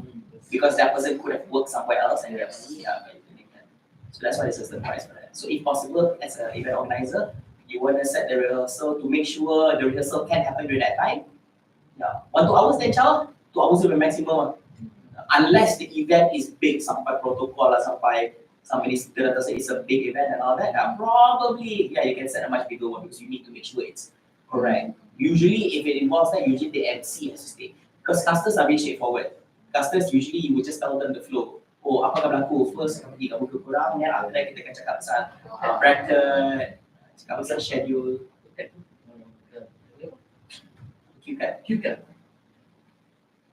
Q-card usually pada MC, bukan pada sebab caster and talents. Usually diorang dah ada meja MC dia atas stage, dia tak ada apa-apa. And MC, you tak nak MC bawa cast atas stage. A sign of a very non-professional MC is bringing a whole people, A4 people on stage. Kalau boleh pakai Q-card, barulah kemas. So if you have a Q-card to hold, macam, so even if dia refer Q-card, nampak belakang Q-card macam ada logo that event, your event, professional dia, this event organizer actually created a Q-card for them, kan glossy, nampak cantik. So rather than nampak macam you tengah membaca macam A4 people, kau pegang crumbling sikit kan. And so nampak macam, so bila tukar card, macam Q-card, so it's much more kemas. Yeah, so I highly encourage, usually kalau big events, kalau diorang tak ada Q-card kan, I memang langsung nak bawa Q-card langsung. Because I don't want to go up there with people. So I'll memorize everything. So you will see me on stage 10 minutes talking about everything. Padahal saya cakap, Mama ni ada orang queue dia dekat tiba ke? Tak. Dia hafal everything. So okay, cakap ada prize pool lah, ada format lah, di mana yang akan berlawan semua, hafal semua. Siapa sponsor, siapa event venue sponsor and all that. So nampak sangat ni. Yeah. No, it's good for the client as well. The thing is, client doesn't want it. Some clients, they don't mind you bringing people. But then, as a talent, for me, I work hosting for so long, right? I also want to make my client happy. It's like, nak bawa paper, I pun tak nak campur image je. Ya, kadang-kadang kalau import people tu lipat sampai 3 biji. Nak dapat langsung saja. Tak apa dapat, janganlah sosok sebab okay, you can dapat langsung. Kalau you pretend that you're trying to hide, but then when you're in life tu macam you buat macam ni. Nampak mata tengok orang. Dah masuk, dah macam tapi kalau ada people, so people do expect you to look, so tak ada masalah. Yeah, people won't scold you for it. So yeah, that's very good questions. Very good. Very good answer. Very good. Oh. Any other questions? Any other questions? In operations team, right? If you want to join them, how do you want to? Is it any? What kind of operation? It's like the marshal. Oh, for marshal for events. Yeah. You still have to engage the event organizers because usually any kind of events when it comes to marshalling, right, hiring marshals, right, they will usually have one individual to manage all this who will do the hiring for all the marshals. So usually kalau marshal dia takkan hire 1-2, dia akan hire 10 orang, 12 orang. It could be marshals, it could be nannies. Yeah. So you guys tahu kan nannies apa kan? Yeah. Tahu kan nanny apa? Dia tahu kan nanny? Tukang jaga player. So dia lah a guy or girl who accompanies the team at all times. Dia tahu kan? Itu high sangat tu, nanny. Supervisor lah dia. Dia bukan supervisor tu. Dia lah tukang Macam if like let's say they need something from the hotel under the venue. Itu jangan tanya lah sampai adik I artikel. have that experience. Ada. I know the things happen. I know the things happen. Yeah. Okay, dan ini yang biasanya they get that point one guy girl to follow the team at all times to ensure that the team knows where they're going, to accompany them and all that. So usually it's a girl because most esports athletes are guys, right? So it's much easier. So it's a girl. And there's also reason why they pick a girl because girl dia lebih bagus sikit, and I think in terms of professionalism as well, a girl guy is better than a guy when it comes to nanny. Okay, so basically what happens is that so anything in a group, contohnya you are part of team secret, right? So the nanny will join in this one group. Okay, if you have any questions, you ask me and I will help you. The nanny doesn't know everything. Usually it's just a normal person who just assign order. Kalau dia tak tahu apa-apa, dia akan contact the head nanny. This team is asking me question, but I don't know the answer. What should I tell them? Oh, just pass them there. So usually it's a person they're reporting to nowadays. Yeah. But of course, if you go to big events, they'll hire professional nannies. These nannies are very professional. They will handle the teams professionally, meaning that they would know how to handle and not offend anyone in any method. So some of the usually for pro team nannies, pro circuits nannies, what they will do is that these teams ada banyak kereta. You don't know whether you're gonna get a very good team or team yang memang jenis dibanding macam-macam. Ada team tu macam boleh tak nak Starbucks, tak minyak, tak tu. That is still okay. Tapi sampai yang melampau sangat nak makan from different restaurants lah, you're very particular about eating and all that. Yeah, and then the nanny is responsible on that. Nanny lah, dah turun carikan dia orang. Contoh kalau dia ada request kan, nanny turun nak nak dapat air tak ada. They will accompany the team at all times. So they make sure bila team tu turun dari hotel, dia sambut, dia akan ikut naik transport, bus ke, grab ke, apa, follow dia sampai venue. Teman dia orang waktu team tengah lawan tu, dia tunggulah kat tepi stage ke, dia tunggu dia orang sampai dia orang habis. Okay, how's your match day? Dan bawa dia pergi hotel. Dah habis tu, dia kena standby kat hotel, tak ada lari. Standby kat hotel lah, mana tahu dia orang tiba-tiba rasa macam, I need to go downstairs and find something. Can you show me where's the nearest? Contoh lah dia overseas, 7-Eleven ke, Family Mart apa. Dan dia cakap, okay, dia kata standby, I will help you, just come down and then I will see you. In the right direction. So the person, nanny ni, dia kena di situ kawat. Bila dah habis tu, tunggulah hotel tu sampai tengah malam. Tengah malam tu nanti ada mak nanny tu akan briefing semua orang. Okay, semua orang okay tak? Ada masalah tak? Lepas tu waktu malam tu lah Pak membawang. Nanny tu akan membawang. Dia cakap, woi, tiap aku, kau tahu orang tu macam-macam lah untuk aku. So aku beli ni, pedap aku jalan. Ya, serius, nanny membawang gila-gila. Dia will complain about one thing. So, talent manager, yes, talent manager, kalau talent tu sikit, talent manager tu lah jadi nanny diorang macam teman diorang mungkin tak ada information. Tapi kalau talent banyak sangat, contoh event besar kita tak ada. Sampai talent sampai 20 orang. Ada 4 talent ni kan. Diorang ada nanny juga, teman ni untuk information lah yang diorang ada. So diorang kan, and usually for most of the time nanny, dia akan give it a certain amount of budget because you're required to manage the team kan. So if you manage tu tak apa nanti dia bayar. And the maximum limit for per team kan. This is our professional level circuits and all that happen. Nampak macam best nanti tapi kalau nak dia, if you really, yes, nak serve orang. Kalau team tu baik, kalau tengah makan, contoh, kita nak makan dekat, contoh ada budget, RM500 per day for pro team lah. Dia nak makan. Kalau team tu betul-betul baik, dia ni tu jemput makan sekali, orang all that. Tak, usually they get teman, but they will not like go crazy on their spending. Tapi kalau team budget,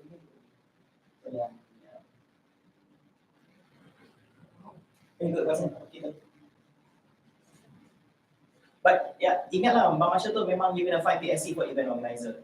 In Malaysia, the 4 top event organizers you have to approach, VSPN is number 1. Although they are new, but still on the global level, VSPN is still number 1. VSPN, then in second place, or should I say tied in second place, is Esports Business Network dekat Cool City Mall. ESL One Malaysia pun dekat Cool City Mall as well, dekat tingkat bawah tu. Sorry? ESL Malaysia. And also, yes, EPN dengan IO Esports, yes, IO Esports. I have got that in mind. Ya, IO Esports. Kalau IO Esports raja kalau Marshall ni, Dani lah. Ya, kami. Tu dengan Dani. Kalau aku tak dengar nama betul dia. Dani. Oh, dia tu garang. Oh, Okay, Tuhan Nani tu the one that she mentioned now. She's one of the mother of dragons when it comes to Nani ni kan. She's a very strict person. Straight. Dia tak cakap banyak so you get scared. Dia ni mana orang macam stick big face je. Big face je. Yeah, tapi dia no, she's really good at her work. So, most of the time tu. We just switched on the PMCT. Yes. Yeah, responsible. Now we're waiting for the PMNC. Work with her. She will bring you to places and she Nani a lot of pro teams semua dia dah buat. And Oling does Nani as well. Yeah. Arena Battle. Right? Better Rina. Sorry. Oling is actually Nani for pro teams. She's actually bigger than Nani. She Nani for pro teams, meaning that the event that she Nani for are just event yang when she Nani for top teams and all this, she gets a black card. That's how big she is. So dulu I jadi talent for ROG Masters. I'm a caster kan. ROG Masters. I was caster kan. I'm allowed to eat anything I want. She just say, Bapa nak pergi beli makanan? Okay, for you. Apa? Black card bayar. She just gather all the receipts she bayar for everyone, for all Pixel ke, for Toby One ke, for all these big customers on the world level ni kan. Datang ni kan, aku boleh say, this is the receipt that they spend. Ni siapa makan. Just pay. Yeah, so Nani membahas dia. And the best thing about her is because during that time, when she accommodate us, dia pun makan sekali kita, dia order apa-apa. Sebab kita pun ada waktu tu. So waktu tu, bila ada black card, kita order benda pada belakang sekali kat menu. Okay. Tak main nak bercanda kan, dekat belakang ni apa ada. Steak Black Angus apa tak tengok Dan tak double. tak tengok jenis makanan apa, tengok price dulu. Okay. Ni 100. Tak. Makanan tak tengok lagi tau. Harga dulu. Harga on the right hand. Okay. So apa ni? Rates. Well, that's why I get stopped. Apa? Boleh. Because when I went out with her, going to eat, right? I pay first you very fast hand. I don't want to be friends with you anymore. Yeah. She was like really angry to pay for her food. Yeah, so then dia settle sebab dia kan claim. Yeah. Just claim. Yeah, you also have to know as well. Sometimes when they hate people, you cannot just overtake the something you nak do them with people. Dia bagi dia bayar sebab dia orang boleh claim. Kalau kau bayar, mesti dia nak claim. Macam okay, now you have to give me your. I have to submit the claim. Apa sampai dia. And then just curious, who owns the black card? Is it the person or the company? The company lah. Of course, the company. You know the company. So that's why it's quite a big responsibility. Not anyone can just give you a black card, okay? Yeah. If you have a black card, you can buy a whole car, tiba swipe dia, Mercedes keluar. Yeah, good. Alright, any more questions? Any more? Don't worry, you guys have a lot of sessions today, okay? After this, korang still akan dengar pasal team management from Kelvin. That's why I didn't cover for anything about team management. I touch on later. He has to present on that. Yeah, about talent side nanti, or caster side nanti, Sekelah akan present. Yeah. For host, if you have questions about casting and hosting, I can address. Tapi Sekelah dia boleh address casting, sebab he's not a host, so dia boleh address casting. Okay, anything else?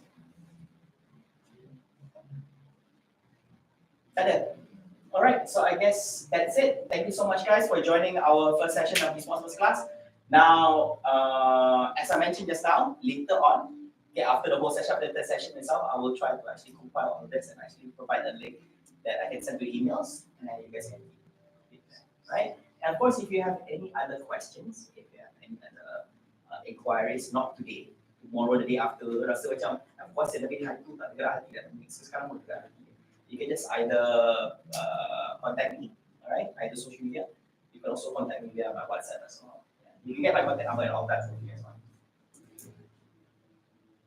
Alright, thank you everyone. Thank you very much. Welcome.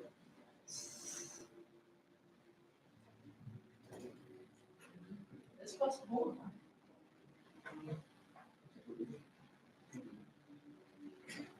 Nice.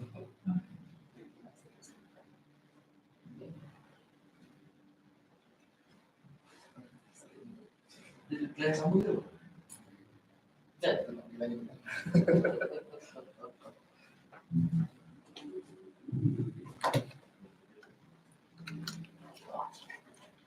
It's another. When is the next segment?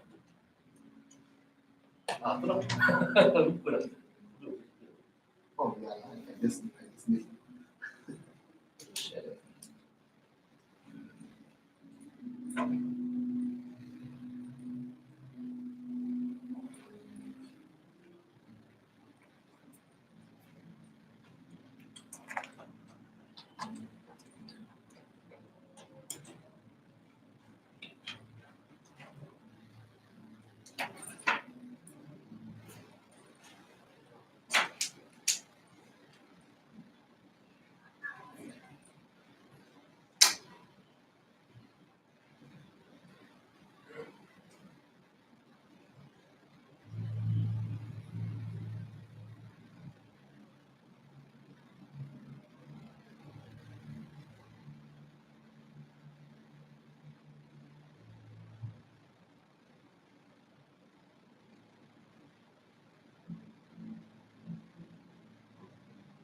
Next one could do it. Yeah. Seriously? Semua. That's why I asked the girl, did we have a break time for a while?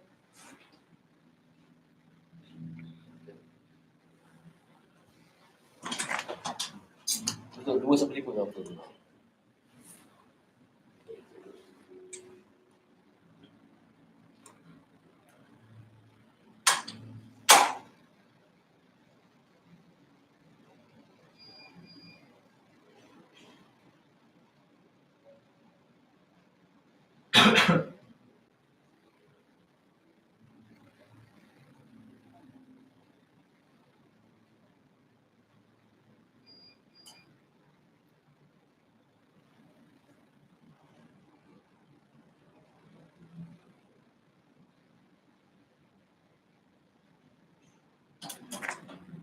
Hello.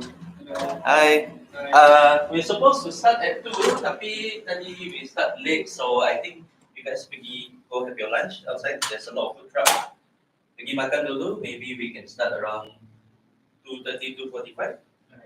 Right? Yeah. Go makan. There's a lot of food outside. Gila lah kalau kau tak makan. Yeah. Kena straight on.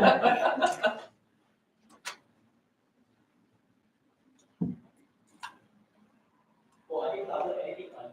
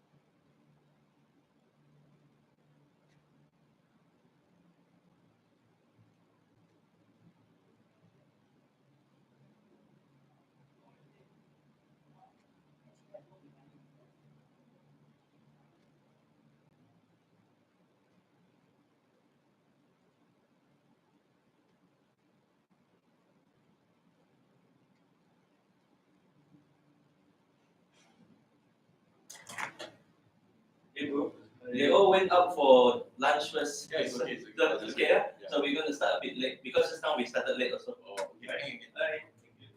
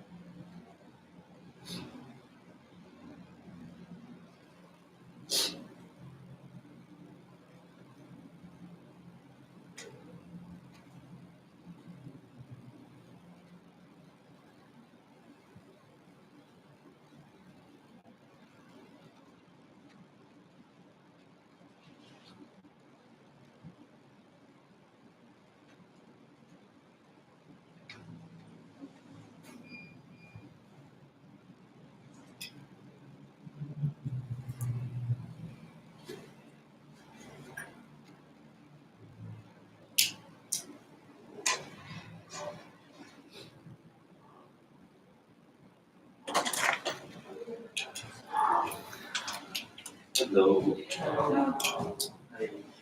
You have a few more kan? Tadi. Yeah. Yeah, another Okay. three. No problem. Today's turnout is a little bit low, even though like many registered. Don't know why mereka tak datang. That's okay.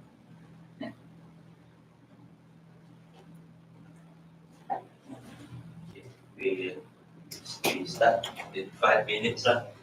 2:40.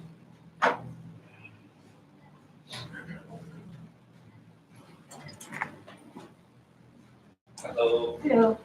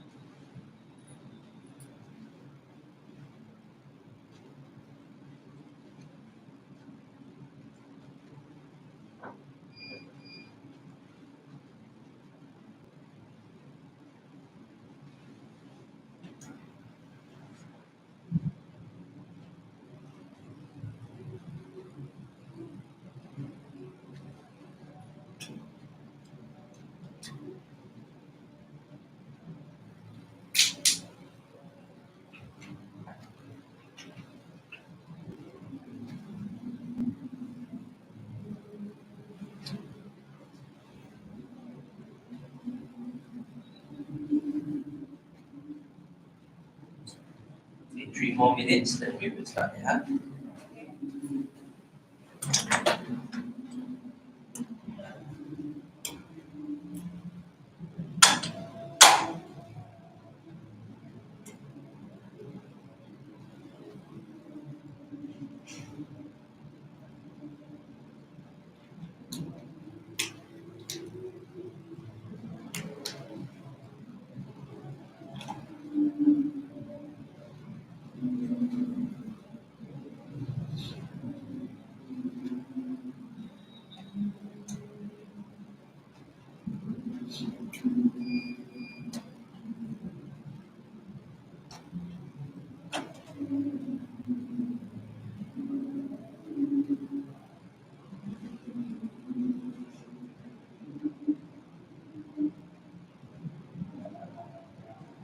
Hello. Ah, kat dalam dia cari yes saya, yes saya tahu kat dalam.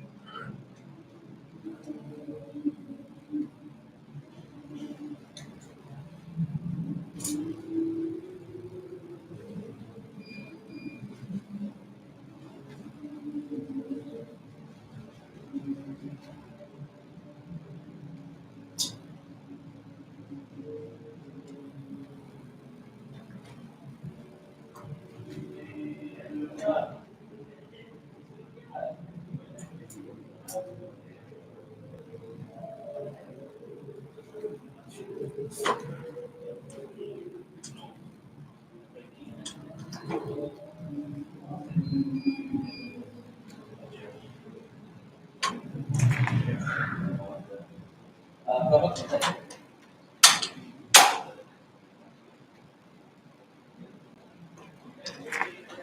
sure.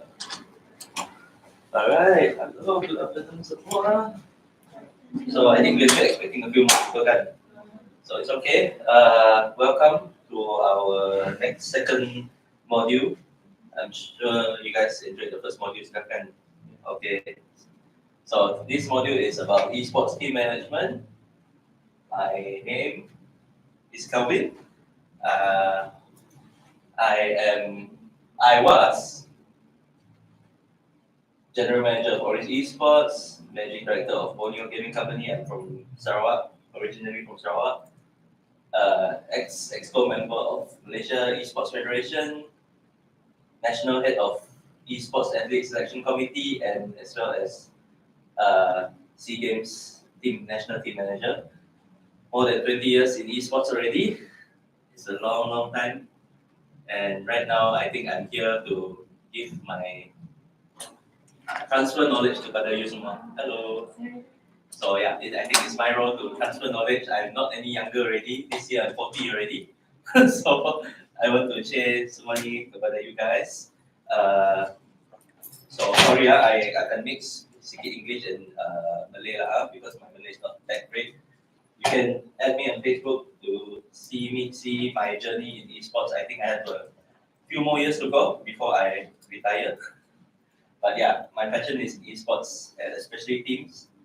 I have like thousands of players come in and out of my life that one period of time.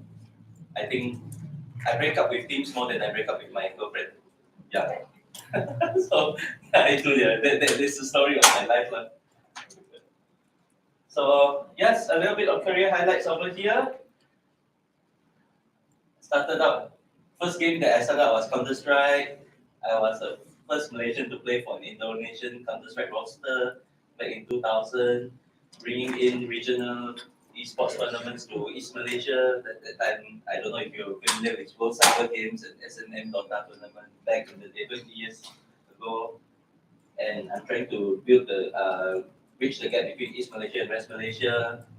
And I took a leave. If you notice here, there's a gap over here. I went to Melbourne, Australia to do my master's degree. I ingat that at that time I thought that okay, in Australia I can give up esports already. But I need to find money man, I need to do part-time job kan. I ended up managing a cyber cafe, doing community events in Australia. So I cannot leave esports. I tried to leave esports, but in the end I'll come back. So might as well just stay. So after that came back, still continued the bridging the gap between East Malaysia and West Malaysia until 2018. My company, Borneo Gaming Company, we merged together with Orange Esports and the gaming company, in which I handled the Orange Esports department. So these are the few the teams that I managed that went not bad, did good results. PMCO, PUBG Mobile, our Cambodian team, 2019, number 8 in the world.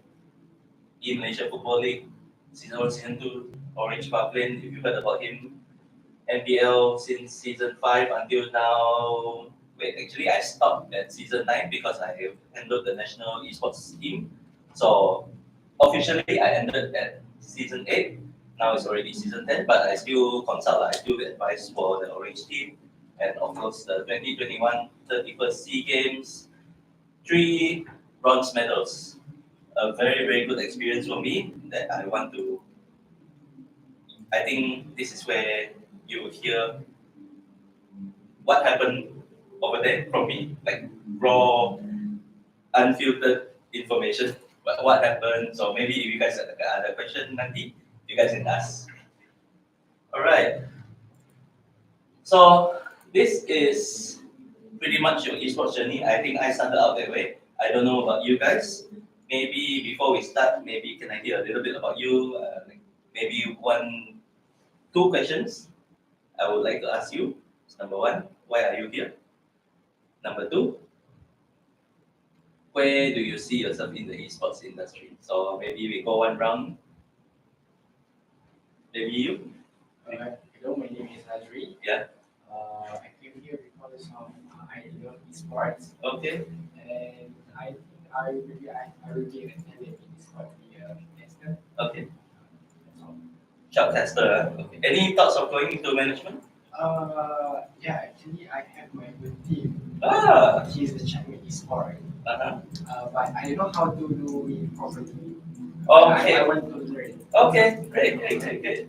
This is where I think a lot of current what you call sharp classes, even like Sir Cloud, even in MPL, like Adin, all this, they are attached to organizations. They do some work with the organizations. Like Adin is with Team Ha, Sir Cloud is with Brit Esports, Karapuri used to be with MAB, obviously on the go with Secret. So there's always a tie-in. So not wrong. Good job. You? I'm actually the coach for Miracle Gaming. Sorry? Miracle Gaming. Okay, Miracle Gaming. Oh, Yeah. no wonder your jersey looks very familiar. Not the manager. Yeah, the coach. Yeah. Okay, She's coming. she's coming. Yeah. I have noticed you guys for quite a while. I- I'm hoping that you guys reach NPL soon. So Yeah. it's just here to learn something new. Great. So, Yeah. Alright, so keep an open mind. Like what you had went for the first class study, which is with Flava. It's just an introduction. This for my side is esports team management, and later on the next session will be Sir Club, shoutcasting, and all this. So keep an open mind. Who knows? Even at my age right now, I was thinking, oh, should I do a bit of shoutcasting now, so that I can be more dynamic. Not only team management. Right now, my focus is more towards the business side, the sports and the business side of things. But I didn't get to do casting. What about you back there? I heard about you just now from Lava. You did Sukma, right? I saw you last week. Okay. After editing. Oh, okay. At the oriented one. Okay, my name is Kini.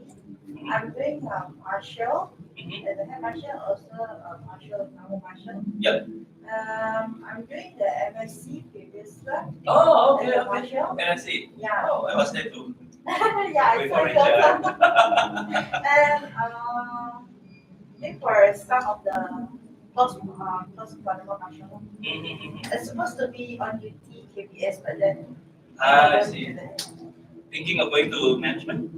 yes, of course. I manage RMC sport before. But Ah, I okay. say I resigned, so I be a full time of the Scream Lab martial and Mhm. also Fakta martial. Wow, as a marshal, right?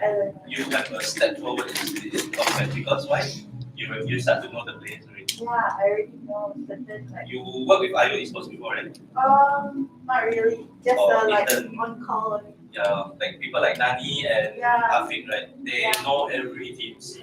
Where it doesn't mean having the advantage. If you want to go into team management, it's so much easier because people start to know you. I also meet Tiffany. Tiffany, my good friend. Yeah. So she's very much like the female version of me, lah. Yeah. Tiffany. She was. Goodness. Okay, you. Boleh saya juga. Boleh. Saya Aina. Ya. Nama Sarah. Okay. Saya siswa negara management. Saya Okay. dah lulus 6 tahun tapi dalam team dia 3 je. Tak apa. Already saya dapat tawaran daripada jadi manager untuk mereka akademik. Oh. Baru lagi. Okay. Jadi keluarga suruh saya datang situ belajar. I see. Ini tak kira tim tier 3, tier 2 ke apa. Sekarang manager Orange, Miss Alice. Dia dari tier berapa dulu. I nampak dia punya keinginan untuk belajar. That's why I got her into Orange. Right now she's doing okay. She's doing fine. So I think tak apa. Nanti kita boleh as I go through nanti ada apa-apa soalan you can come and ask me. So this is my role. I want to elevate you to tier 2, tier 1, I don't know, but never mind, it's okay. Tak kira mana-mana tier. Hi everyone, my name is Iman. Iman. I am currently a coach Oh. for a youth program. Okay. So as part of that youth program, There is an esports component. Right. So where we, it's called all girls program. All girls. So what we do is essentially we teach the girls like MLB, Mobile Legends. Okay, great. Yeah, for 2 years now. Ooh. So from that experience, I'm very keen on going forward with it because essentially I coach the girls as well as manage the girls as well, but at that capacity only. And I feel like in the future I want to do this for like youth. Yes, yeah. Great, So great, that's great. why I'm here. Great, fantastic. So, just so you know, next year SEA Games, you're aware that Mobile Legends female is a medal tally. I mean, it's about the event already. Oh, Next year in Cambodia. that's good. Yeah. Yeah. So right now, I don't know what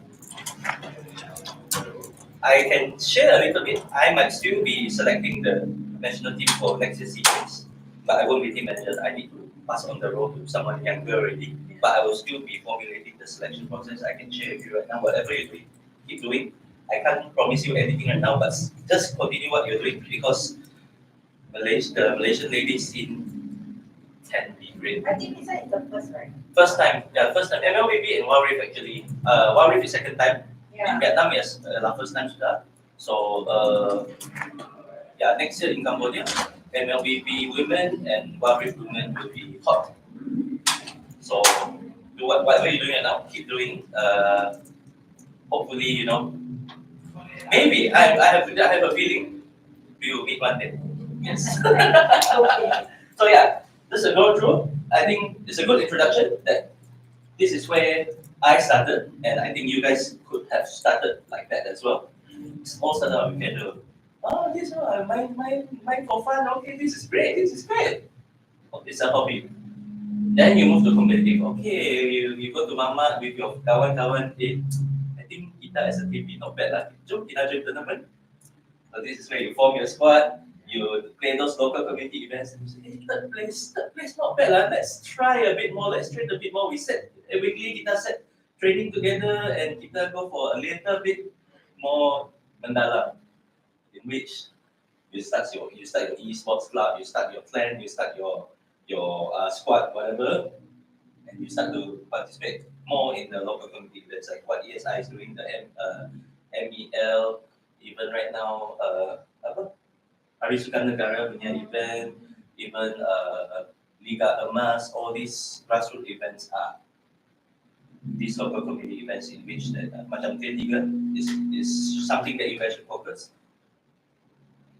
Tak salah kalau macam to participate dalam macam MPL season qualifier macam atau PM apa tu? CT. Yes, yes. It's changed already, right? It's not PMC already. It's called PMCT, No, right? they go for the PMCD first, then after the PMCD. PMNC, then PMPL, correct? Yes. So pretty much the same lah because ada all these local community events, especially yang MEL ni adalah if you do well, you have a slot to the open qualifier. You skip the early rounds. This is good lah, good incentive untuk sesiapa yang nak really macam pergi dalam ke arah professional. So professional for me, this is my opinion. Professional it involves organizations that I think in Malaysia kan sekali the moment you reach let's use Miracle Gaming. I have heard you guys think for one year already. 1 year I've heard your name, this team's name. However, I would say that if you were to be compared with product, event, orange esports, these are organizations with a proper structure. That is where Miracle Gaming can reach there eventually. I don't know how, but this is where you guys. I will not only talk about team management. I can share a little bit of what makes how to build up esports organization in which Miracle Gaming, you and your team, even though you're a coach, right? You and your team can come up with eventually. And many times, lepas ni, some of them okay, maybe I tak larat lah. You go back to the 9 to 5 job, or nak jadi caster, nak jadi manager, or go mencuri di dalam events esports events. So this is the part where you're not sure yet. Should you go? Should you go here? Should you go there? So I think this is where, even though I played Counter Strike, 2003. I think hello. 2003. I think there are people that are better than me lah. I shift somewhere else. Pro scene is not something for me because at that time 2003 there's no such thing as salary lah, gaming house lah, all this. So I always tell myself I'm born in the wrong generation. But it's okay. It's okay. So which is why I do other things in esports that I want to. I manage teams. I make sure that I see where my strength is.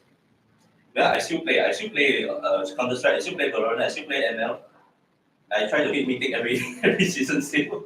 Yeah, I still play all these games. But as a team manager also, it is very important. Yes, I think most of the team managers right now is more towards PUBG Mobile and Mobile Legends. But tak salah untuk understand other games. This is what I can tell you. Even though what's that game? Apex Legends kan? Yeah, I'm learning. If I'll download the game, I'll see how does it run in esports? I watch the esports leagues. Some of Valorant obviously is pretty much the same as CS:GO, 5v5 first person shooter. PUBG Mobile, I find it very difficult.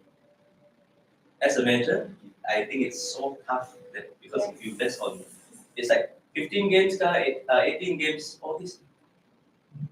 I don't know. Even though you're good, you might not finish first. Versus compared to Mobile Legends or Wild Rift, it's one team against one team. One team against one team. You slowly progress. The whole bracket is macam tu kan. PUBG Mobile sometimes that luck factor. If you do well in one day, average, let's say, if you do two chicken dinners, whatever, you're already up there. People find it very hard to catch you. I think yesterday the PM RC, the regional clash, Malaysian teams are not doing well. I spoke to club and I said, hey, what's wrong? Why is Malaysian team not doing well? Said, maybe it's the China and Thailand team is already another level. It's very hard. Anyway, let's move on. So this is what I was talking about. Where are you? Team, club, or clan, or squad? This is a group of fans, self-funded, more specific time scheduling, playing local tournaments, splitting prize money equally amongst members, and player free to leave and stay anytime. In which, today, I will share this side of the story, which is the undergo recruitment, proper investment, salaries, allowance, time properly managed by team managers, and specifically choose tournaments. This is insider job lah, me and Alice. Last time when she came in, she masih ada mentality tier 3. But nak say, tier 3 is nothing wrong. Kami boleh tak kami join tournament ni apa? So my direct question is, prize pool apa? Minyak masak. But kita main NPL, you know why we join tournament? It's not that kita pandang rendah, but we need to make sure that we need to get through the tournament, the tournaments that we join, and make sure that the boys or the girls have full value from it. I'm not saying that winning minyak masak is bad, but we need to be very careful as we go towards this semi-pro level. Sometimes we need to just get it. No worries. Choose our tournaments carefully, and then organization receives a portion of prize pool card. For example, whatever is happening in MPL, PMPL, I am sure, out of 100% sure, organizations take a certain cut because mereka yang bayar salary kan. So obviously they need to get back something lah, recuperate lah, you know. And obviously players binded by contracts. Contract ni bukan setakat dengan organisasi, juga dengan game publishers like Unton, like Tencent. There's also a separate contract with the game publishers. So I'm sure you're aware of all these brands here. On the top there, more global brands like Team Secret, Team Liquid, Navi, Fnatic, which are multi-game organizations. Below, I believe they are all multi-game organizations in Malaysia as well. Sen9, which has PUBG, which has e-racing, which has Free Fire, we have Big Fam also in ML, in PUBG Mobile, product as well. Besides the MLBB, that the Valorant team, Orange Esports has Free Fire, Mobile Legends, and FIFA. They just went up from PUBG Mobile in Cambodia. So, like I said, this is the what you call the caption of it, the organization, the backbone, and the brand itself. So, Miracle Gaming. How do I get to know you guys? It's the brand. I said, hey, how come this name keep popping up of nowhere? And I hear from Alice, I hear from other casters, even people like Mamba. I don't know if you guys know him. Hey, this Miracle Gaming not bad. So these people will text me and tell me, hey, ask me to watch out for them. So even before what's that? Team Lemak, before they become Team Lunatics, they also told me, hey, these kids are somebody to watch out. So my friends makes my job easy. They tell me all this news that's going on in the scene. Then I said, okay, let me pay attention. So don't be surprised if I suddenly come into a live stream, a tier 2, tier 3 tournament live stream to scout. I normally do that. So it's very normal for me. I think I need to do my homework. Even though I don't only lion pro league, I also lion the developmental stage. Yeah. So move on. This is an organizational structure of an esports organization. Tapi ini bukan setakat different organizations have different structure, but this is the most generic structure where you have a CEO of the company, you have a head of esports or a general manager, and you have departments like this: your operational department, marketing department, teams department, the pro team department, content and creative, and finance. Okay. This is a part that all these organizations, how you build your brand, how you build your organization to be there. This is the main focus that we're talking about today. But I'm going to go through these few short things with you guys. And I will give you guys homework. Okay? Remember, this session that I'm having with you guys is interactive. At any point, please stop me if I will ask random questions also. I can tanya soalan. What do you think? Key, no right, no wrong. Maybe, who knows, I'm here to learn from you guys as well. I'm not perfect. Okay? So, let me ask you guys. You want all are important, but you want the exciting one, exciting but important, or boring but important one first? Boring but important. Boring but important one first, huh? Okay, fine. So let's go through this. So operations is the day-to-day task, what is supposed to day-to-day, maksud day-to-day is the hi, welcome.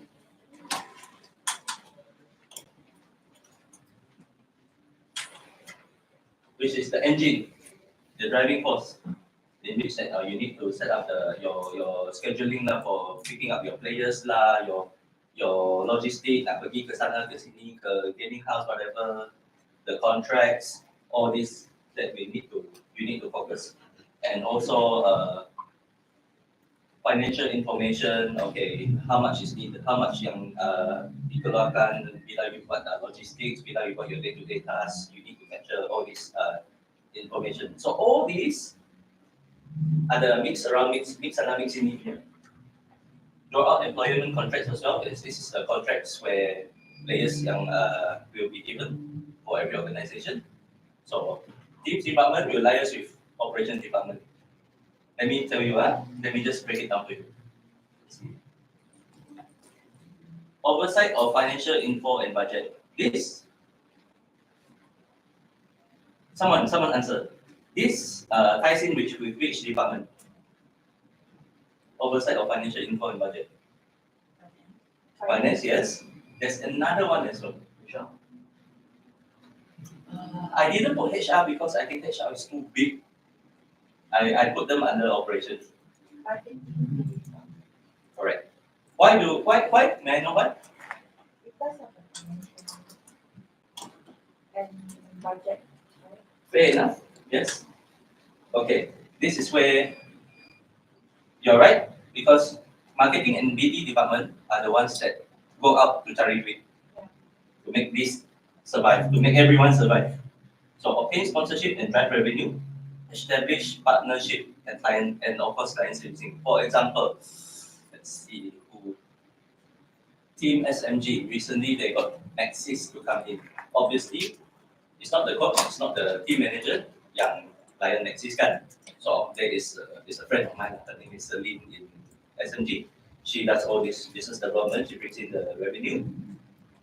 And then, okay, Maxis, this team SMG is worth X amount. I give you logo dekat sini, and every of my posts will be blah blah blah blah blah blah blah.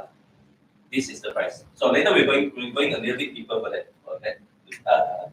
I'm not too sure if any of you guys need this, but I don't mind sharing, especially those managers who want to not only focus on this, who also want to focus, because I understand that you are not huge organizations. That's why you're here. So this is, I'm sharing yang apa I share ini is how a general organization will work. But as for smaller ones, the team manager will play a role in this as well. Yang tengah nak cari duit, nak cari, okay, like for example, like mereka gini, we want to make sure that on our way to tier 1, we need to keep the place, we need to sustain the players kan. So we need to form, nak bagi sikit allowance lah, so that they don't leave, for example. So this is where you might get to learn something lah. And this one, I'll leave it first. This is our main focus only. Content in creative department. This will tie in with this as well, because apa yang dipromise oleh marketing and BD department, they need to pass it to them as well. Because why? Oh, Maxis suruh buat post ini lah, setiap hari mesti buat lah. They should know. This one also, teams whatever, teams result team whatever, also this team. But anything that involves a team that you see on social media is this. And obviously the finance department also very, very important. I have seen many teams, many organizations that they are huge, besar, when they come out besar. Lepas one season, but so how do you sustain? This is also a homework. I will prepare every tool for you, every tool for you to play around. You don't have to submit to me, but for you to play. That I will show you a template of how do you, macam mana you buat satu annual budget, in which if you follow that, I can say that unlikely you will go wrong. Kerana everything is already like duit masuk, duit keluar, balance berapa, you just need to follow that. Okay? So am I a little bit too fast, guys? Okay, boleh ah. So this was the operations, the engine, the driving force. All these things is where the marketing and business development team has to know. I believe you guys need to do a reading as well to know as well. Like macam some organisasi mereka focus on merchandise. Like Homeboys punya merchandise, the crazy merchandise. That's where duit masukkan. So there's always a few ways of organizing. Esports market revenue normally is sponsorship revenue, prize pool. This is not applicable in Malaysia. Esports betting, no. Ticket sales, no. Merchandise, why only 2%? But I can tell you, I think I spoke to Daddy Good before. He says merchandise can bring 1 million a year. I don't know how true it is, but I believe you. Because wherever I go, I see Homeboys jersey. So mereka macam mana mereka position mereka punya brand agak luar biasa sikit. Which no right no wrong. Some focus on result, I would say Orange Esports during my time, we are more result oriented. Kalau kami nak main social media, kami kalah. That's why I realized that we can't try to encourage you with product with dari segi social media lah. But what can we do? How do we remain relevant dalam esports? We just perform. Since we started season 5, nombor 3, nombor 5, nombor 3, nombor 2. We are a stable team. Stable team. Despite players come and go, what I can share with you right now is that people ask me the same question. Why players keluar masuk, you still can maintain this? It's the DNA of the management, the backbone. Yeah. How the culture, you're right, the culture, how did I implant the management team, even though right now, I lepas tangan, I'm still an advisor, only when they have problem, they come to me. I don't do daily operation. The day-to-day, I tak layan already. But they still ask me, oh, is this okay? Is it okay? Just go. So the culture is already there. The management team sets the culture. Before players sign the contract, I always turn up. I only turn up one day in one season, pre-season. I can give briefing to the players. I will drill them, make sure they understand. Done. So this is what I've been doing for season 9, season 10. Besides, I also show support. Setiap every minggu I akan pergi backstage, show guys, I bagi semangat sikit. Itu je.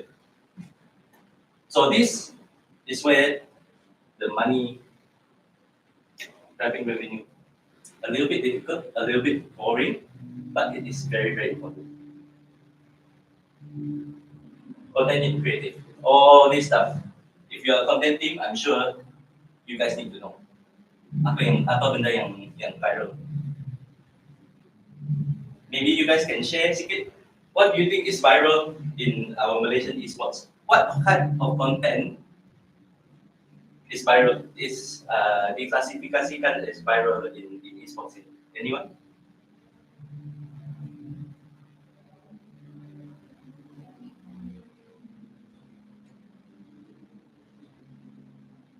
Apa konten yang dianggap viral di scene esports di Malaysia?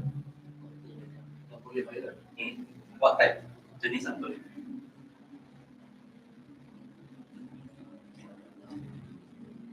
Creatively. Drama. Oh, okay. Drama. Correct or not? Correct or not? I think this is something is not bukan secara purposely. Setiap start of the season, pre-season, memang ada satu drama before MPL start. If you notice the trend, except for the season 10. Season 10, I think tak ada. As far as I remember, every season ever since I started foot into MPL, setiap season ada drama yang lain. It's the hype, and it's not purposely, it's not like Munton bagi kita duit untuk menghangatkan something. No, something or somebody leave somebody to, and then you will see this goes viral, and then people start to say, oh, great. And people starting, I suka drama lain, pokon nak bagi all this kind of thing. Betul tak? Ini I'm talking. Kalau tak make sense, you tell me tak make sense, but. Do you notice, or even PUBG Mobile scene also? Bila ada langgar, drop spot, whatever, drama, that is where all the engagement come, all the virality come. Betul tak? So, yeah. Currently, I can tell you, I am a consultant for an esports company in Cambodia. Mereka punya news kan, I can tell you, very boring. Results, this team between this team, yeah. So my direction to the esports team organization in Cambodia is that, hey, you guys punya culture sangat, what is it? Very, very what's that word? Very sopan. Very sopan. You guys tak ada trash talk punya. So this is why I said, okay. Kenapa Kelvin, why you say that? I ambil keluar semua MPL punya trash talk. I show them, even I am, but I think season 7, season 8, I don't know if you guys saw it. I did something different. Setiap sebelum setiap orange game, I pergi ke rumah gaming house, I bagi orange. I buat Insta story tu, nak tolong opponent. This is menghangatkan satu drama, people like. So, yeah, to make it interesting. So this was my decision. I was thinking, oh, how do I promote orange esports? Like I said tadi, I cannot be home based, tapi produk macam mana? Patutnya kita invest untuk macam influencer kah, KOL kah, or pretty girls to be our brand ambassador kah? No, I don't think we should spend that money. So that is where my online persona keluar. I said, okay, let's save money. Let's use me. Let's use me as the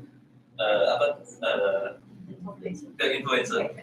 So I bodoh, but I make sure, like for example, I went to Big Fam's house. I called up Big Fam and said, bro, I'm going to do this content. I want to talk to you. So you okay with it? Okay. So every time I do this, I will check with I make sure the other opposing team mereka okay dulu. I bukan sembarangan lah. I make sure that kita ada this all about content lah. So when I go there, I ton, and I bring the orange over there. Tomorrow you kalah, something like that. So this is where my online persona was born. And now the moment people think about orange, people think about me. And then it's like something I learned myself that sejak 18 tahun, 18 tahun I did esports, I never put myself out. I'm always behind this. For me, it was something a step. It's not that bad after all, and that being a so-called brand ambassador, it's not that bad. I always ingat, I sudah hampir 40 tahun already. People mana akan suka I? Mereka suka perempuan cantik, mana suka I? But think about it, because the key point was I was real. It wasn't just online punya persona. Apa yang you lihat di social media, apa yang you lihat in real life is the same person. So that's where the fans can relate. Sampai hari ini, ada fans DM I, good job Orange. Even though I beritahu mereka, I cuma advisor, I don't handle the team, but still the name association is still there. So this is where I would advise tier 3, tier whatever. With the resources, with the limited resources, even Orange, we are a sustainable company. I don't want to waste money. I would use whatever resources I have to create something. I think this content storyline for Orange was a success for me. That apa cost yang dapat beli Orange? Car petrol itu je. No battery. These three costs literally zero. Versus, I'm not saying it's bad. For example, like product they engage Joseph as the brand ambassador. No right, no wrong. Great, fantastic, good for them. Whatever works for them. But I can share for like Orange Esports the money saving tactic that I use. That was great lah. I think it was something that I know how to main dengan perasaan netizen. Because mereka suka they like to mereka suka orang troll kan. They like people trolling. I have a troll persona, I troll people lah. Yeah, so that's how I save money in the content side of things. Alright, this is the boring part that I told you about.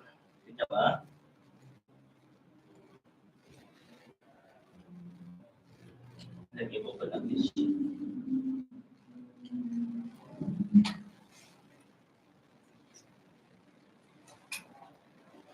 So I will be sharing this sheet to you guys later on.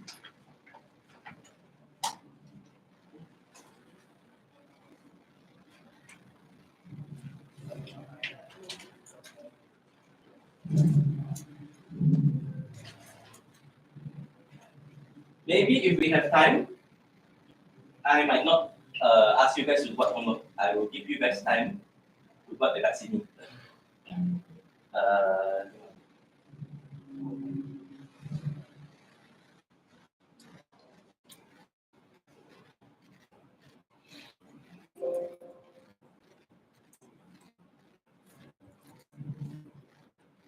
But actually, I think this is very important in which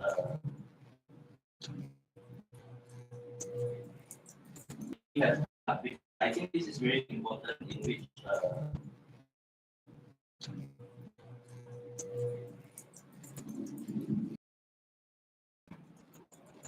I think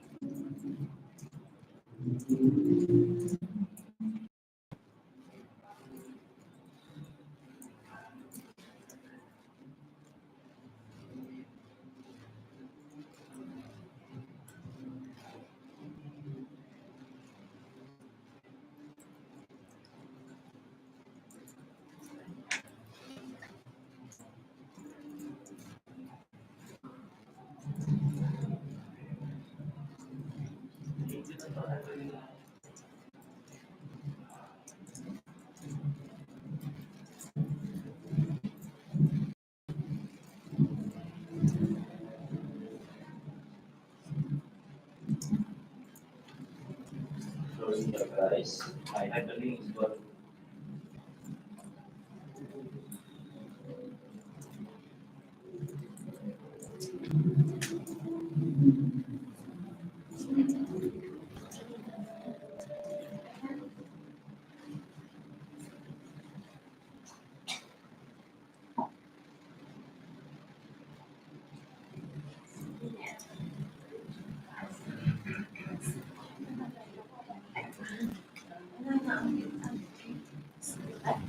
So far, any questions, guys?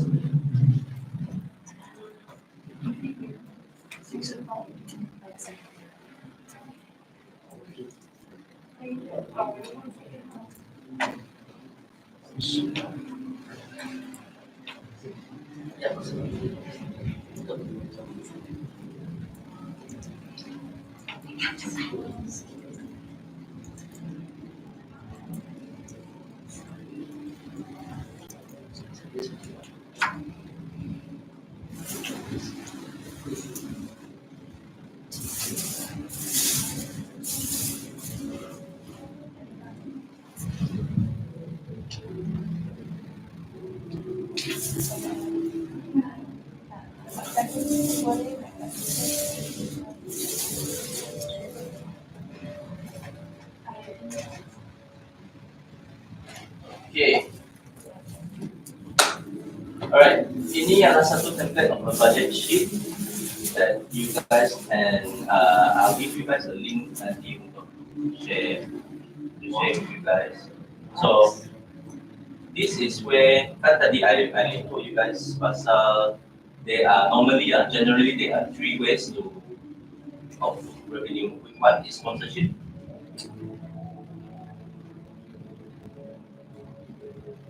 One is sponsorship, two is merchandise, three is prize money.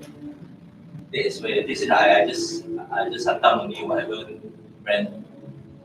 I just for example. Yeah, example saja. So these are the months: January, February, March, April. And this is a merchandise. Okay, berapa merchandise, berapa sales, and this is player sales should be.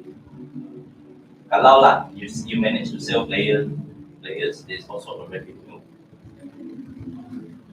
And as you go down, capital injection. This is more towards this part you can cut out lah. But normally, for example, macam untuk Kitfam, Orange, atau tak. Kalau bos besar bagi duit, bagi budget, this is where we can masukkan lah. Yeah. So expenses ini for office expenses lah, car loan lah, price pool payout lah. Kalau organisation ambil 20%, player dapat 80% lah, ini semua akan is considered expenses kan. Merchandise cost lah, macam you buat satu jersey RM30, you sell at 40, 30 will be the cost, 40 is your sales, so you profit 10. So, for example, this one will be division, player 1 to player 6, staff team, so team manager, the GM, the content team, gaming house, essentials, utilities, semua claims, kalau EPS also kalau ada renovation to gaming house, culture fund for team building purposes. I think this is quite small but important that I will always request for funds from my board of directors because I need team building and team bonding exercises.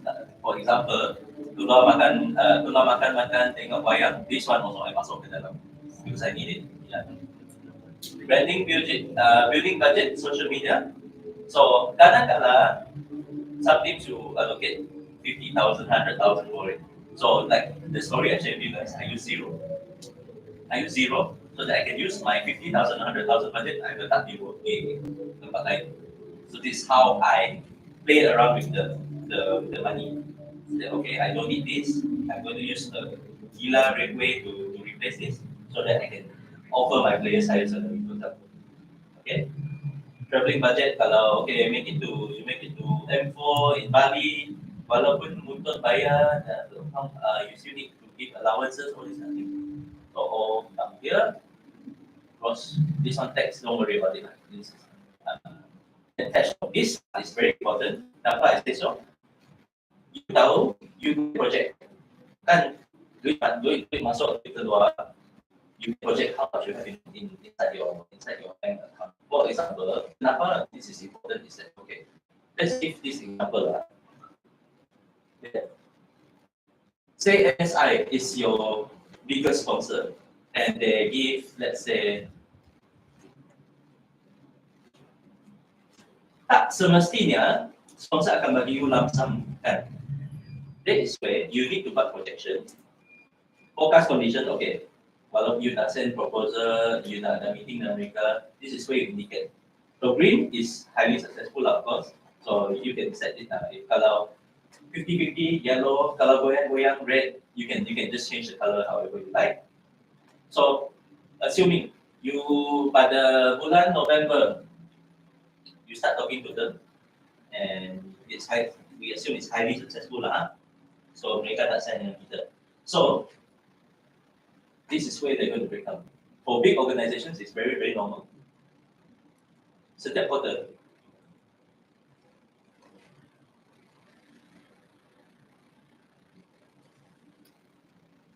Okay. 5, 6, oh my god, my pens. Extra satu kosong pula.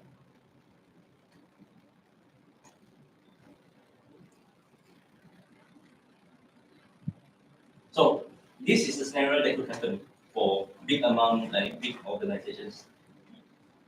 Very, very unlikely mereka akan bagi the whole lump sum. Okay. So assuming let's say small, medium I would say Red Bull lah. Red Bull let's say they don't worry about the number. Ini bukan talk about you, Erika. I'm just giving example. Okay. So this one okay. Bro, I can do this. I split to half annually. No, this one. So there is you see the difference. One is quarterly payment, one is half yearly payment, and we have let's say okay fine which they want to give 25,000. Assuming on lump sum pun ada. Okay, so this is where we need to project the yang bawah is to cash flow because for the expense ini ialah setiap bulan perlu bayar punya. It's not that you can ikut like your sponsors, you can buy secara quarterly ke half yearly ke no. These are all monthly. So that is why I want to share with you that this is very, very important for you to sustain your team. Start from this budget, maybe Miracle Gaming, you guys, I think you guys are the perfect candidate to start this. Plan your budget this year, next year, for next year. I will follow up with you guys on this. I would love to help you guys out. And those, I'm not saying only from Miracle Gaming, for those who once the moment you got this and you want to plan for your next year to plan, share with me as well so that I can give feedback. I'm not going to tell you what is high, what is low, but I want to make sure that you guys are on the right track. Yeah. So play around with it. Play around. This one I will give you a link later on because I don't know how much you guys. I mean, let's be honest, I don't think this is amount that you guys will be getting. Even Orange Esports, we don't get this kind of amount, to be perfectly honest with you. So, wait, the number, berapa kosong, doesn't matter. It's that how you sustain your team. Because why? Sini ada tracker. See, you notice it, right? And then, so if you tell me, this figure, if you buat projection, I'm not going to, there is no, tak betul, no right, no wrong. If it's a negative, biar negative. You don't have to give me a good number to impress me. It's about you, it's not about me. So I would like to understand how this work out for you guys. Later on, after we will have a break later on, I will give you a WeTransfer share for you guys to download all these things. Alright? So far, any questions? A bit. Is it too? Regarding sponsorship, like, do you all wait for sponsors to come or you all like actively? No, we need to be active. You cannot wait for the tree for the rain to fall from the sky, right? Yeah. Don't worry. This is a very common question. Because brands out there, they are not really like esports people. They want to make business. They want to see how can they bring their brand to masuk esports. So they won't follow up with the result, whatever. Which is where you need to show them, hey, this is what we do, this is what we are, and then I need you guys to. I think one of the very very good example is quite recently, Orange Esports had a new sponsor, which is a healthy food snack. Uh, Amazing Grace, which is healthy food snack. And they just came in the middle of the season, and they didn't come to us. We had to go to them. It applies everywhere, unless you're product or always. I remember Kohai, in the Kohai went to, and I went to Kohai. So you see, there's a difference over there that you need to reach that level. So let's assume we cannot reach that level. By the time we reach that level, they will automatically come. So right now, we hustle saja. We just give out all the sponsorship proposals. So are you guys interested in having a look at how a sponsorship proposal look like? Yes. Okay, boleh. Absolutely. Boleh. Sekejap lah.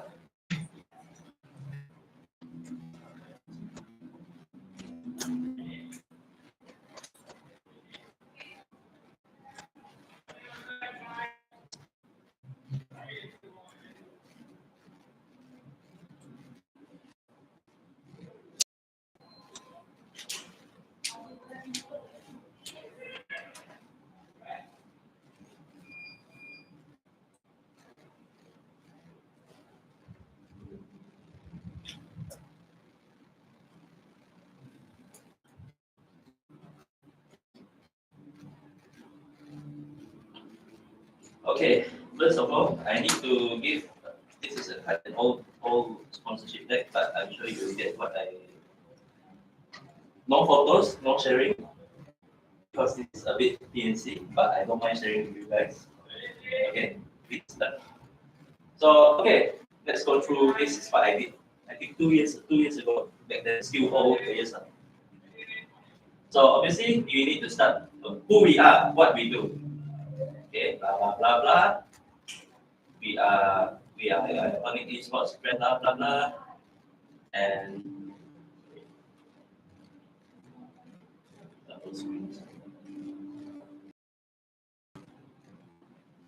bit of history. Then now in future, apa yang you guys have achieved, blah blah blah. Okay. This was to unify. So we need to explain how is esports relevant to unify. So this is where the facts, fakta yang kita perlu share. And this is here, this should be on top, but after the achievements, but you need to put it there. This is a very bad proposal, but okay. I find the whole one. So achievements, so from this.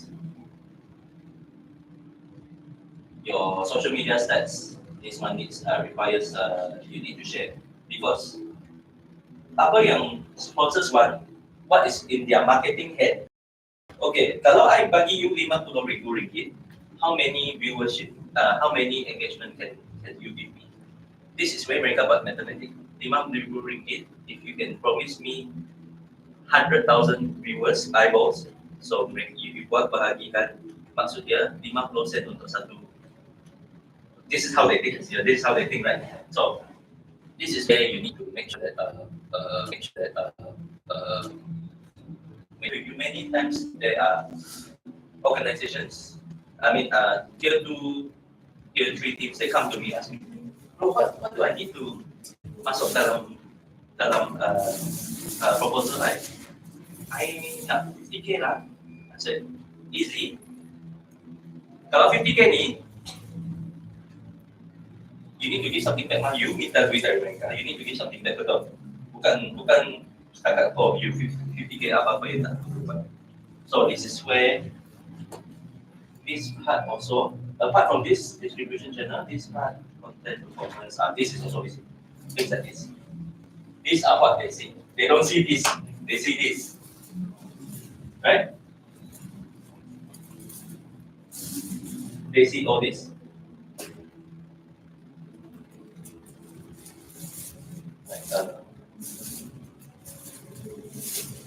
So for example, if you have all your players, it's good to have them start your own pages and to collect semua data-data ini. Which let me show you what is important also. Okay, this is a very important slide also, in which what you can give, apa you boleh beri balik kepada mereka. Obviously, number one is the brand placement dekat jersey kan. The higher the price is, the more obvious the logo is. So, jersey brand placement, live stream 3 times per month, plus overlay, media appearance, committed posting 24 posts per year, team name. Last time we can, now cannot already, in which in MDL dulu boleh, for example, Orange, nama Unified, now cannot anymore. RSG is sponsored by YouTube, they don't have YouTube in MDL. Yeah. Custom team that line. So, all this for 200,000. So, which is why I mentioned yang semua tadi engagement post, mereka bukan untuk they will do the calculation, oh ini berbaloi ke tidak. So, there are normally 3 tiers that you bagi when you approach them. Especially Unified, actually for Unified, you don't give them this. Mereka, they don't want to be supporting. They are big company. Why would they want to be supporting? So, you let them choose between these two. So this is very, very important. How are you going to structure your proposal to kepada mereka? This is the part where they say, okay, I don't think most of the time, I budget I kurang lah. I memang suka ni, tapi I tak tahu. Tapi I cuma ada ni. So this is where you need to sweet talk dengan mereka. Say, okay bro, this is what I do. I faham you nak sign dengan kita. I know you cannot afford this. How about I give you special price 150K, but you get a little bit of this and a little bit of this. This is where your negotiation skills come in. So you need to make sure that every time you go out to sponsor, tak kira Unify lah, tak kira Pohai lah, tak kira mana, always put yourself in their shoes. And of course, we need to when they agree, you must agree to them. You must deliver to them. Let me see if I can share with you. I don't know if I have it here, but I went through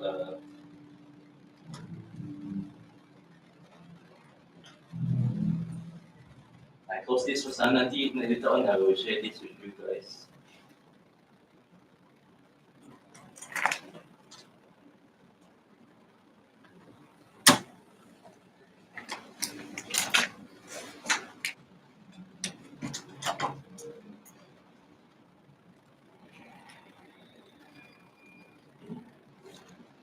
I will show you what a friend of mine, he shared me his proposal and I went through it. I think I can relate, you guys can relate to it.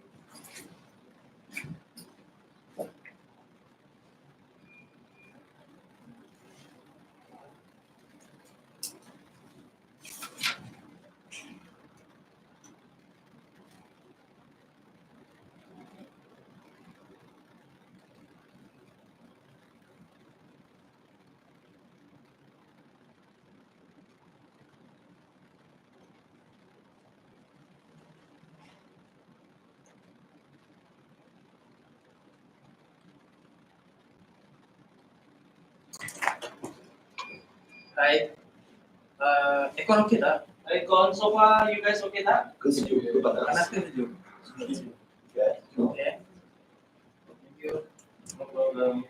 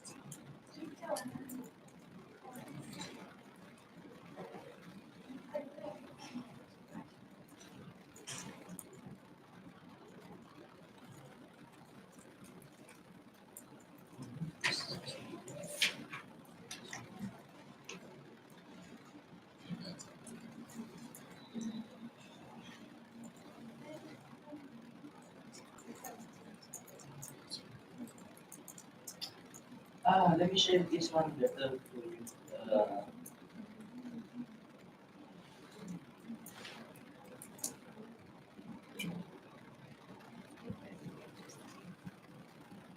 This is a little bit up to date.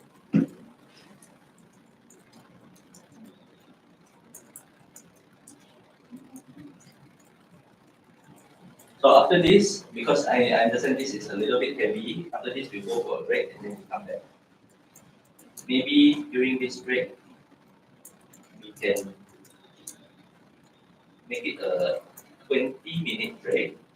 It's a half break, toilet break, half working break. That I want you guys to have play around with the budget sheet. Uh, no need to, and some of you have your iPads, whatever. Don't worry about it. It's just that give me a like perancangan, like a simulation of how much you want to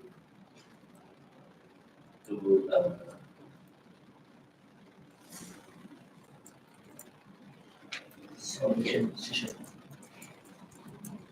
This is a bit newer.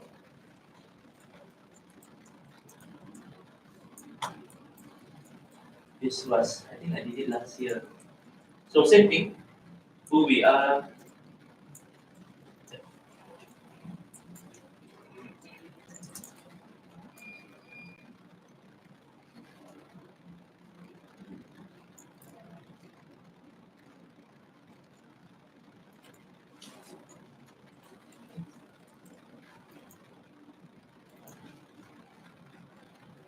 Okay, same thing, who we are. You see the design is a little bit different, but it's pretty much the same sama punya direction lah. Our core values, our roster, followers. This is a bit more less complicated, right? Social media stats, sample campaigns, apa yang kita buat dengan brands dulu. This is the engagement, and for this also compile every player recent achievements, followed by other games. This is dengan CGM. This was before SEM 9 came out. A little bit of fun fact, sebelum SEM 9 came out, CGM is actually the main sponsor of SEM 9 kan. We approached CGM before. Until like 3 months later, they said, sorry bro, we are coming out with our own organization. We don't need to collab with other brands, other esports organizations. So the timing was wrong. So this is a bit heavy. Ini content plan. What are we going to do with the team? With the group? Baik. You come, hey, you overqualified lah. So these are the samples of the post posting or of CGM material. And remember I showed you about brand exposure. Yang paling default is the brand name, the brand on the jerseys. Live stream, dekat live stream, what kind of brand exposure we can give. Yeah, this is the more simplified way to break down what are you going to give to the sponsors. So you see, it's very simple. Big, it's macam you pergi makan kan. Extra large, large, medium, small. So if you look at media appearance, large, medium, small. You see the breakdown? 96 posts per year, 48, 24. This is the most basic one. And then overlay, full design, incorporation, static logo, maksud dia static lah, tak akan rotate. Whereas for premium spotting is rotational. Social media posting 7 per week, which is every day, 3 per week, 1 per week. And the figure, this is where you also this is a pricing strategy lah. You make them think, hey, kalau I ambil ini, I might as well ambil ini. If I ambil ini, might as well ambil ini. You know what I mean? So, yeah, this is where I want to stress to you guys that it's not easy. Success rate, I want to manage your expectations right now. Success rate untuk ini berlaku, I think out of 10 proposals, one will say yes. So I need to manage your expectations. Dulu, I remember, because I'm a very sporting guy, I come from the sports side of things. When I dip my hands in the so-called marketing and business development, ayo, tiap-tiap hari send resume, send proposal, tapi tak ada orang respond. Expect that to happen. Not everybody, it's not everybody punya appetite to makan all this. So it's like, if I were to use another example, insurance agents. Out of 10 people you talk to, probably one will sign. It's only 10% out of 10. If you're lucky enough, first 2, 3, that is you being lucky lah.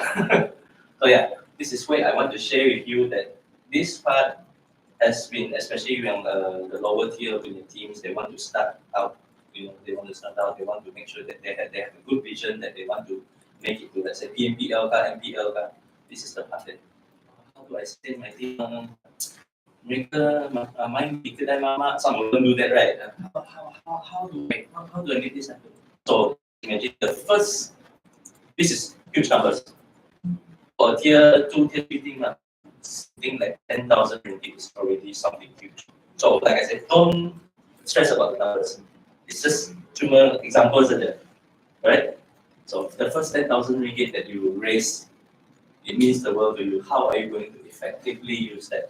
How are you going to cut costs, whatever. So before we go for a break, I have 2 for you to choose. You don't have to be very specific. I just want to understand your thought process as well.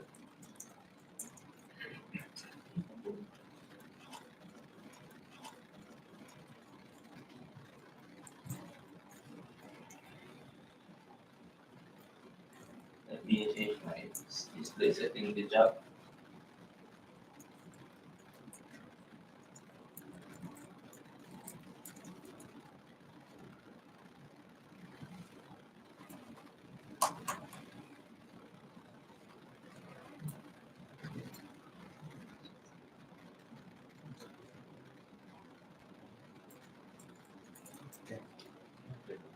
If it needs some troubleshoot, how come I cannot bring my mouth? I can just drag. I can't even go bring it down in schools now.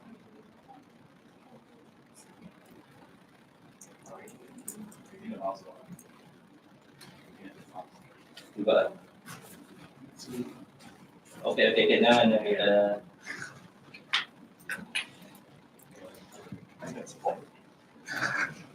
all right. We have a little time before we go to the exciting stuff.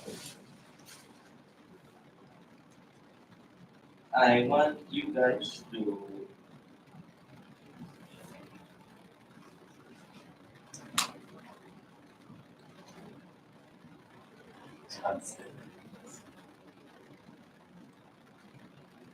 sorry, all these terms.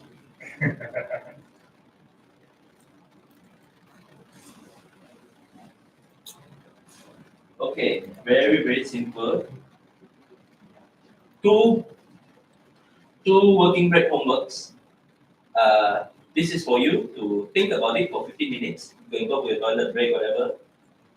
No, 20 minutes. Let's do 20 minutes. Share what you. I shared two things, two very important things today. One is a proposal. Write down anything, but I'll get you guys to volunteer to present later on. Tapi after we're done with this course, go back and create your own proposal. Okay? I just want to. The whole practice right now is just untuk faham you punya thought process. So this is the first one. Like how I shared the whole flow, introduction, team profile. Don't worry about the social media numbers. You can make it up. Don't worry about it. So I'm not judging. Eventually, when you go back also, I'm not judging on the artwork and the language usage also. Can be BM, can be English, can be other. But it's just untuk faham konsep saja. Second one, you get to choose either one.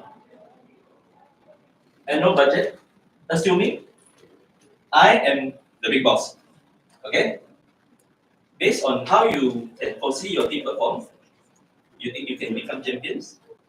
You remember the slide that the column that directors advance is me. I will give you, let's assume that I give you 500,000, 300,000, or 100,000, depend on, let's use MPL. Your team will become champions, top 5, or cuma secure invite saja for next season.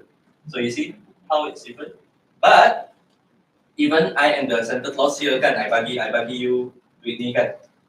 I also need you to raise sponsors. Bukan setakat rely on director advance to you. I want you guys to also come up with a plan. So everything is more fake. Because how much you give your salary to your players, whatever. As long as by the end of the day, the what's that called? The final end of the day, you don't lose money. If you lose money, I will go through it also, but it's fine. So the tips: no right, no wrong. Budget must not blow. Please be responsible. Number 3, be realistic. If you're telling me right now you're paying one player 20,000 ringgit, there's something wrong with it. So this is the meaning why I said be realistic, right? So now it's 4. Let's come back at 4:20. I don't need you to create anything, to present anything on the PowerPoint. Just check, just give me your thought process. Once we finish, then you go back and do, and I'll probably follow up with you in 2 weeks time to check in on you guys. Okay? All right, let's go for a break now. I'm very excited for the next. Nice, thank you. Can you go to the homework one? Sorry? Homework one. Homework one. Homework one, Yeah. What was it? hang on a minute. Yes.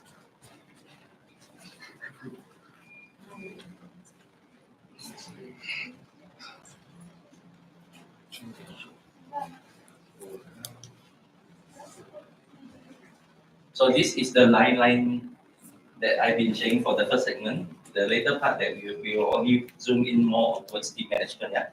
Okay, 20 minutes. How are things in ministry?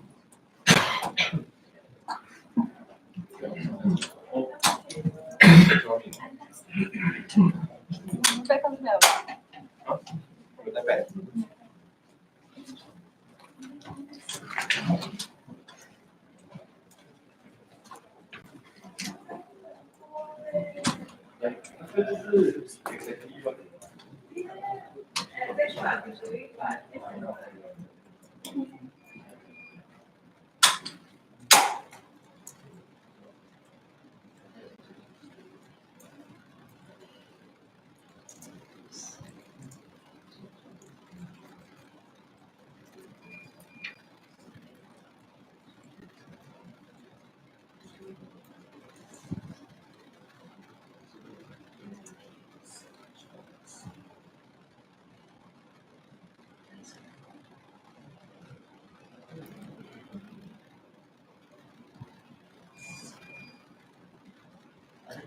Lebih.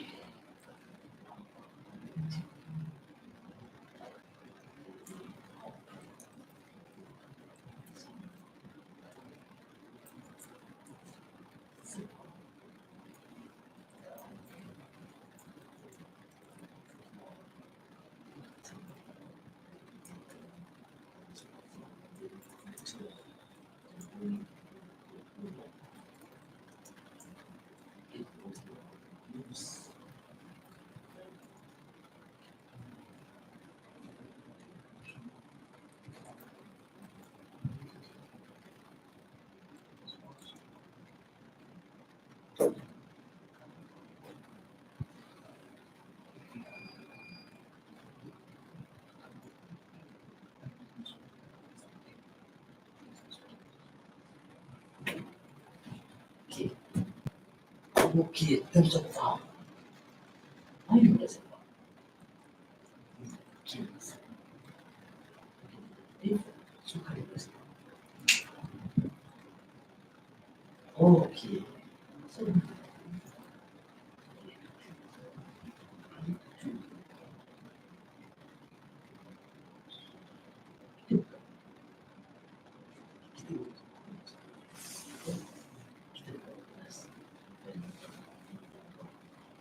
skills.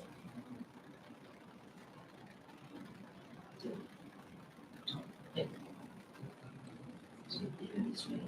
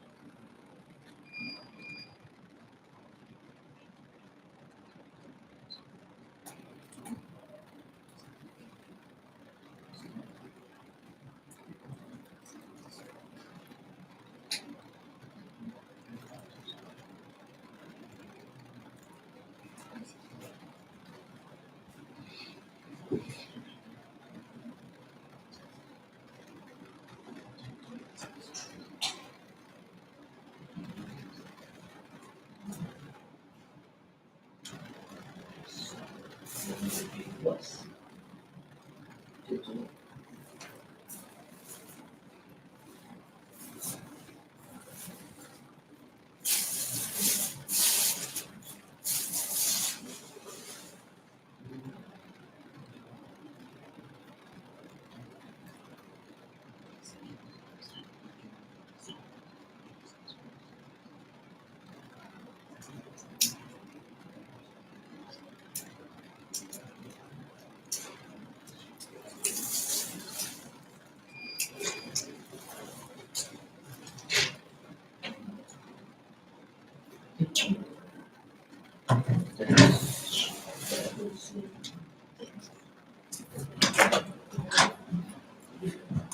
Go grab some drinks, go grab some food, enjoy yourself.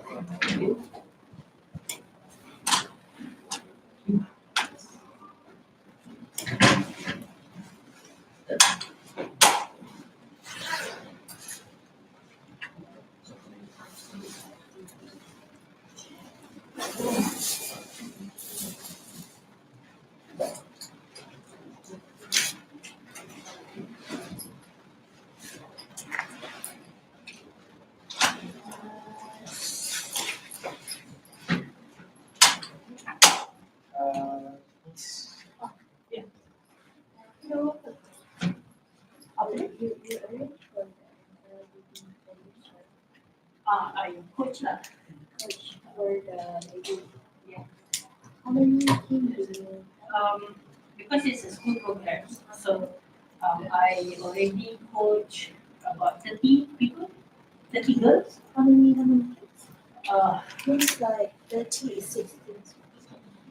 I mean on my own, but like on the whole program, I think we have last year we have.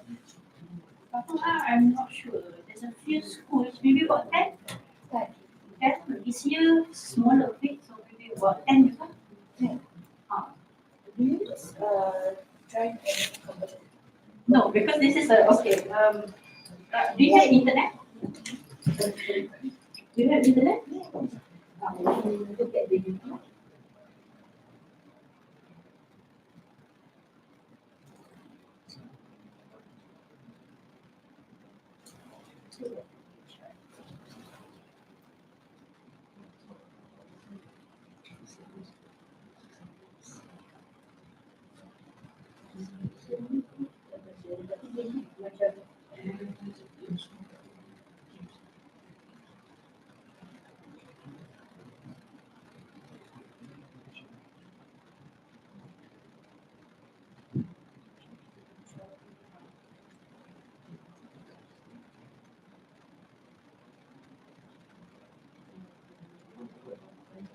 Yes.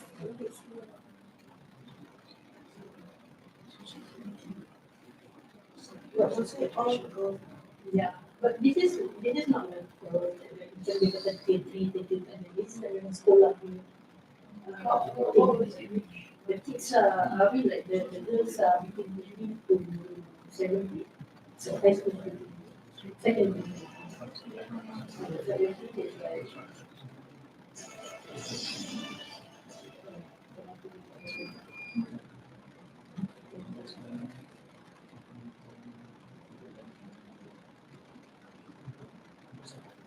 so here we just go to that gold mission. It's a mobile legends tournament. So we've done this 2 seasons already. So last year is the first time we get yes. So but basically this is not like the what we call like official tournament or league or what. It's just that as part of the program the girls go through that they go in sports program. So all of them are girls. And then just to get to the feel of the sports tournament, then we have like a proper tournament lah, like this with casters and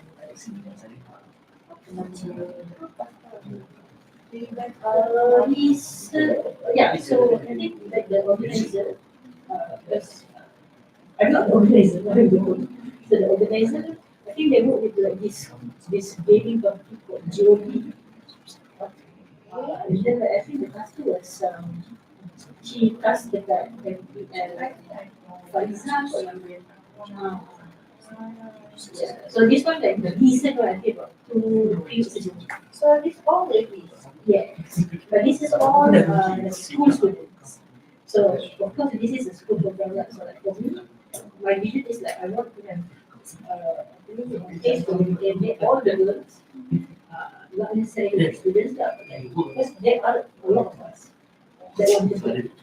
Tapi the space tak ada. So like you want to Yeah. for the place to like So now that it's like macam I'm still exploring lah. Like my view is like if we can have like a league on its own, that's good. If not, I just start like oh, tapi macam like very I try to find those that I want to be for the next season. So yes, we have the 7 teams, the total of 30. but this is all amateur. It's not like macam they all like really play. It's more of as part of the program. We train them for since March to September. So it's about no, it's different levels. So there are those who are like mythical. There are also mostly So the thing is dangerous lah where they come, like which school they come from. So that's like you're based on which cities or somewhere. It's all over the Malaysia. So now, like for this program, go program, we have girls from Penang, girls from Kalimantan, girls from Sabah. I coach Sabah. So I think it's a good platform. But of course, this is a school program. So it can bring like next level outside of the school. When we have like more girls or like girl team. Because they tried it before. I think there was two tournaments like last year. I tried the two like fellow members. My fellow coaches. So I'm not the only coach. There's a few other coaches. So we coach the girls. Yes, all the coaches. So we all ourselves like the mentors got together in the group, and then we start over only one program. All of us have our commitments. But I've only seen like one tournament that it was balanced. I think that one is the recent community girl tournament. Yeah, but everyone's like very power lah. So we all we didn't need it, but it's great if we can have more. You know? That's what usually when we see like nowadays we always see. But I know a lot, well not a lot, just personally, that there are a lot of girl community people that are So let's say if we are trying to I think they are to do right. Yeah. Because we have the program. And also because it is on it's very curious. right now I am. But you creating the No, my friend, yes, they already sent all the provision. We're just waiting for the videos. Because this team is really hard. All about hard. So it will be like all the brands and also like more to I see. Yeah. If we say that we have a lot of God community, maybe like we can do a small, yeah, small program. And then we going to like, we put some of the,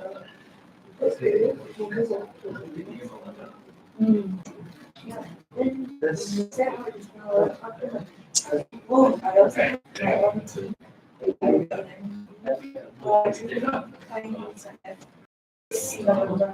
So it's good that I'm playing in the next team, so they are playing. So guys,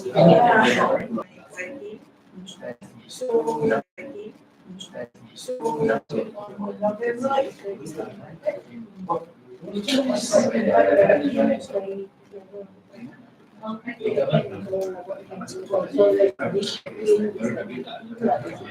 yeah, basically, what I can do is definitely can ask kids like means them study that game. for my experience with the result is 16. They have like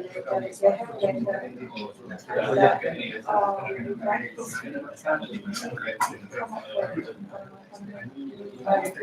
in this school or whatever. So the parents are trying and for those ones that we like for this they will get sponsorship for the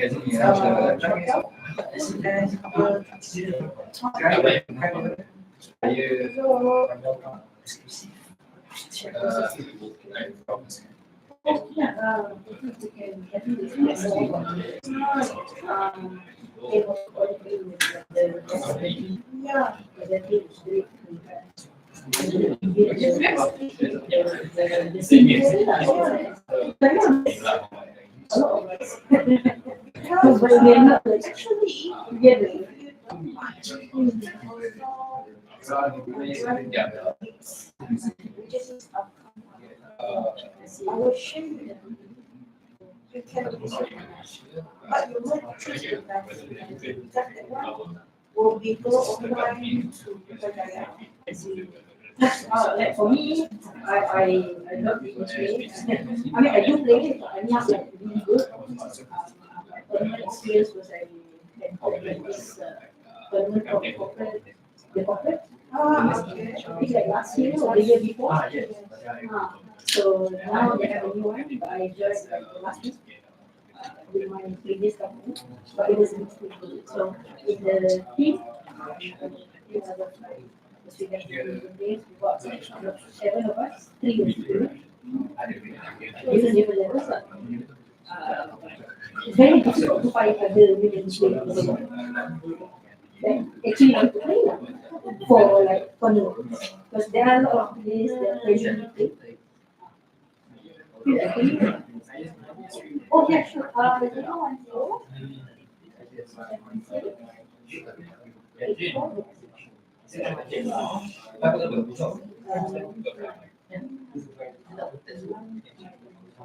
Oh, what do you?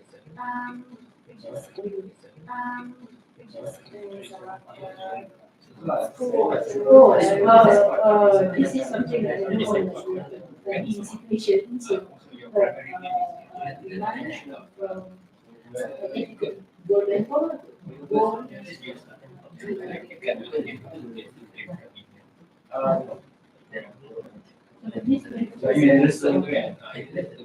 We start again. We always do that. So I think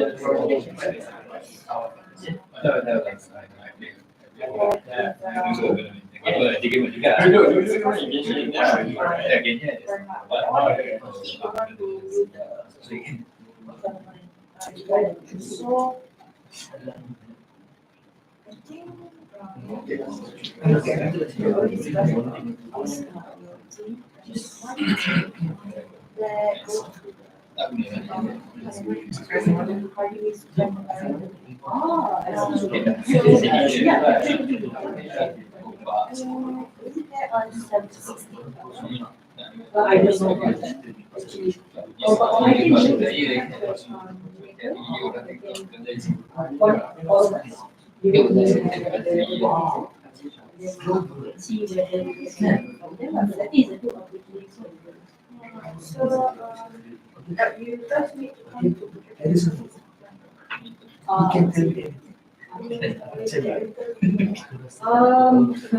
I cannot make the decision because, again, this is a whilst I'm a coach, but these are all of the, I don't really contact with those directly. If I go through the, so the other but separately from this, I want to be learn more about the sea. So,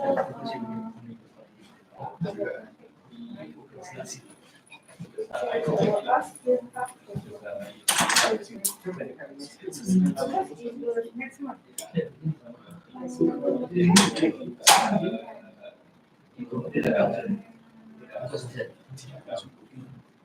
Is this true? When you do, so not to rush anything. Right. Oh, that's that. Okay, 20 minutes. Oh, Oh, we can speak later. Okay, let's go. Oh, I'll be back. Okay. Okay. Saya nak share sikit-sikit. oh, where idea? No idea.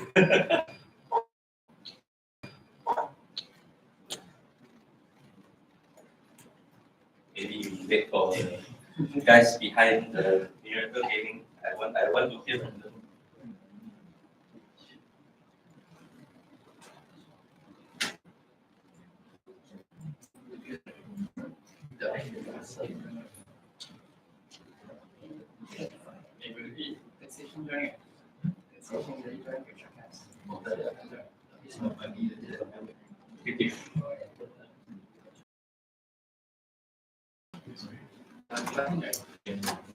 Sorry, Cikgu.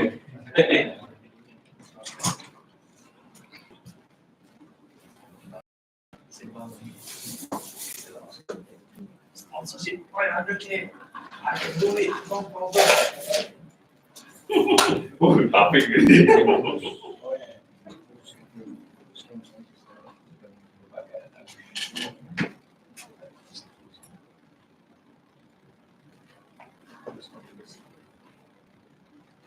So you guys are.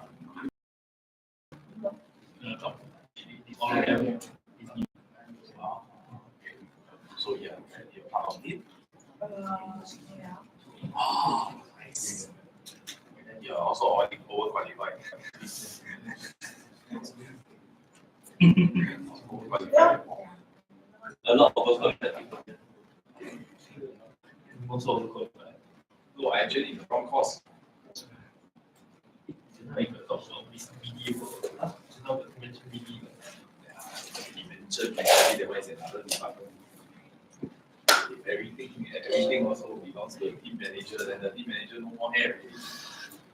Yeah, that's the problem, that I can share my struggles in Orange, that our department is too small, that I need to sell also.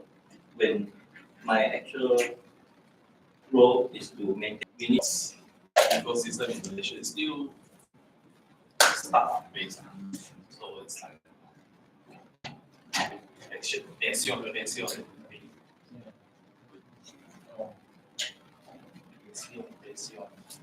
So you're from which team? Which team? I'm not confident in you, but I can and Which one is your favorite? Which one is your least favorite? my several and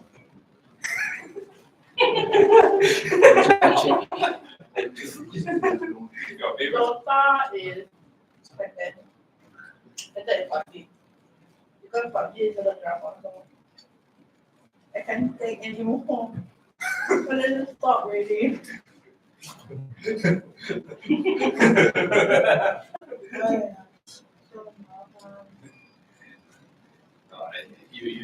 You can it's less stressful if you don't join the Abang champion gang. No. Or YKJ, you don't join, then after that stress level is down 50%. We all join, then we all have to join, no choice. Relevant team. Oh, okay. Tomorrow. Oh, you're gonna join. You have an existing team. Yeah. Oh. And business method. Who's the big boss for? Seven. I don't know. How much you need to pay?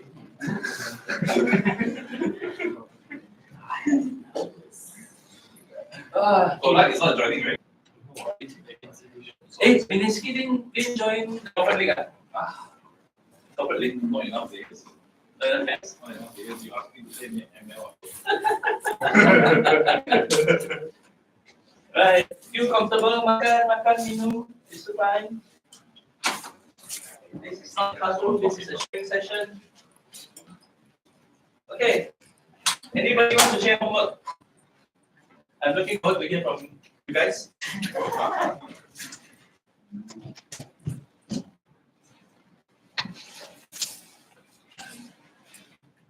Let's go. I have certain things. Okay. Hold on, let me.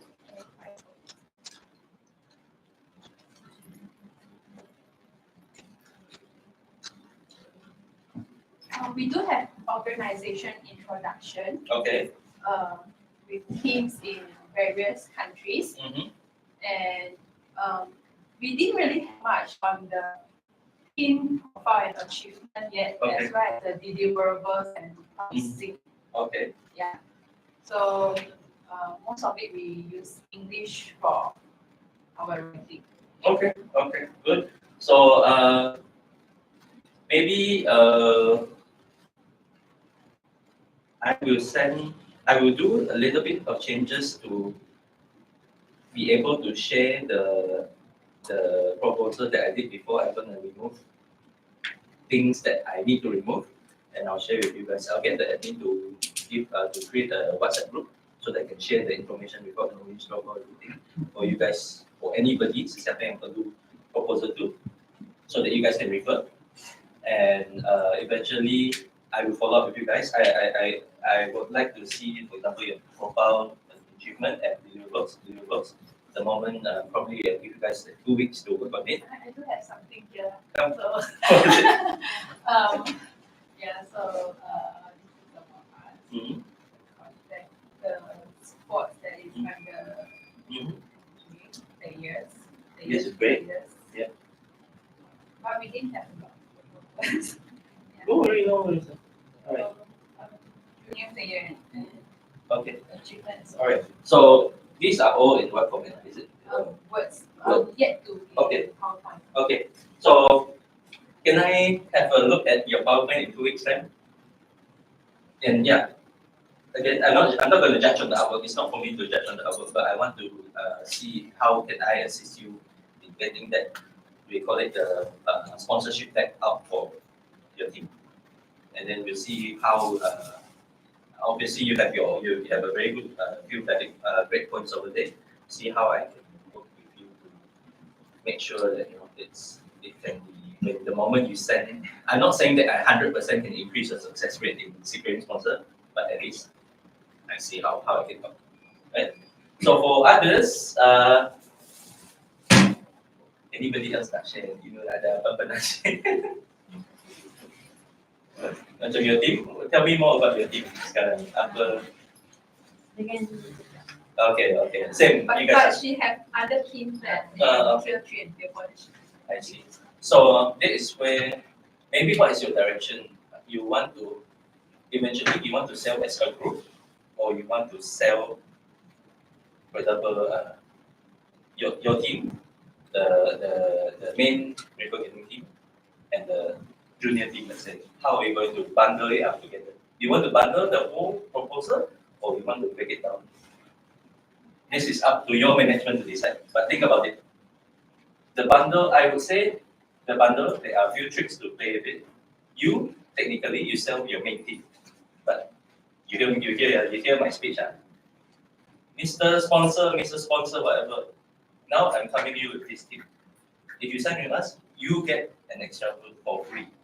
The wording, because technically the tier 3, tier 4 teams, I'm not disrespecting them, but the cost is lesser technically.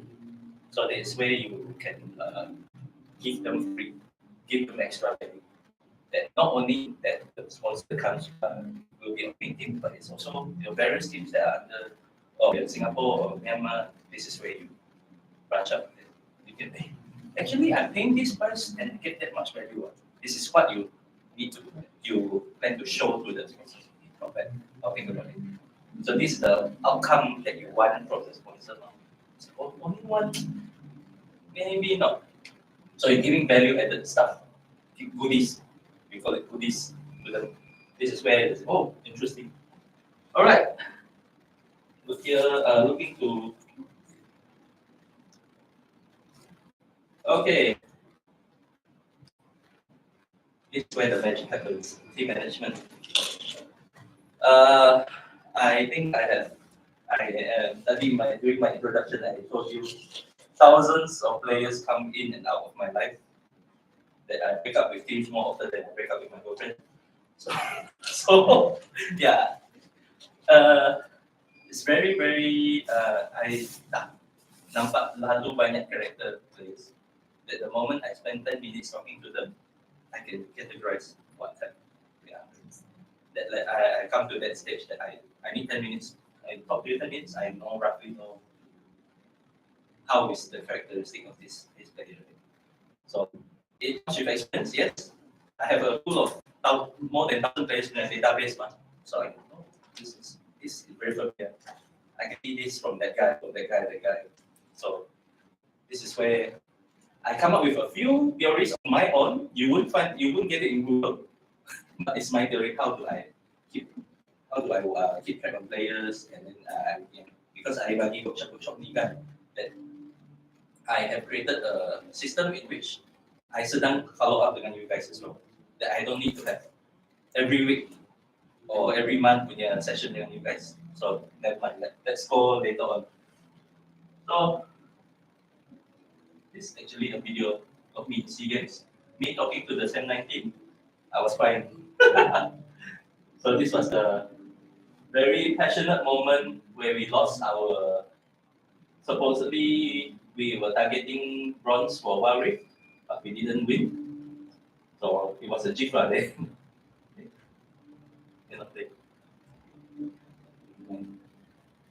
But yeah, it was a funny GIF. I thought I could include it.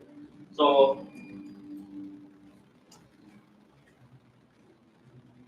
in team management, performance management and analysis is very important. In which, number one, how well do you know of this? Okay, do you know of this? Okay, for every 3 pictures, right, I got something to share with you guys. Google Drive that you guys prefer. You guys will refer. Hang on. Let me open it up. So how well do you know your players? It's as easy as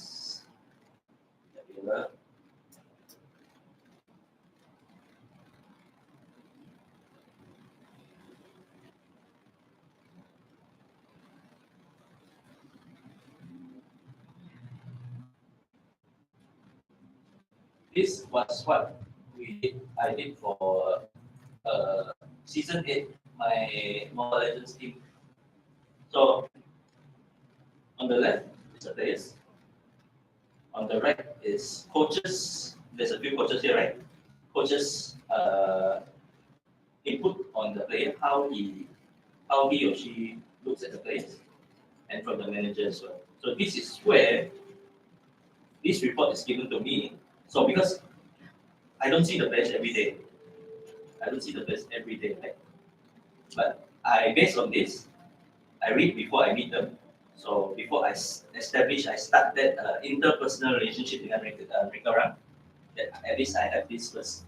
So back then our coach was Coach Sora, and our manager is Alice. That this is what they compile. Like for example, let's look at Ling Eza. Personality in game, listen and do what others ask to. But this is season 10. Season 8 Season 10, I heard my good friend from RSG, Kuja, told me that he has some problems already. So this might change every time. It's not fixed. So my good friend in RSG, Kuja, told me that this they call him Bochu. The more he grows up, the more is human nature. The more he grows up, the more akan membantah decision making teammates. So this was him before. It was his first season in here. So obviously you see the cycle. When you are a rookie, you tend to listen more, whatever. But the moment you go up, and he's a great kid. Don't get me wrong. The star syndrome might come in. I'm sure I understand the star syndrome. That's where you start to managers to have to manage this kind of happening because they are all growing up. They are all adults as well. At the time he was 17, now he's 19. So we need to understand the psychological part of growing up.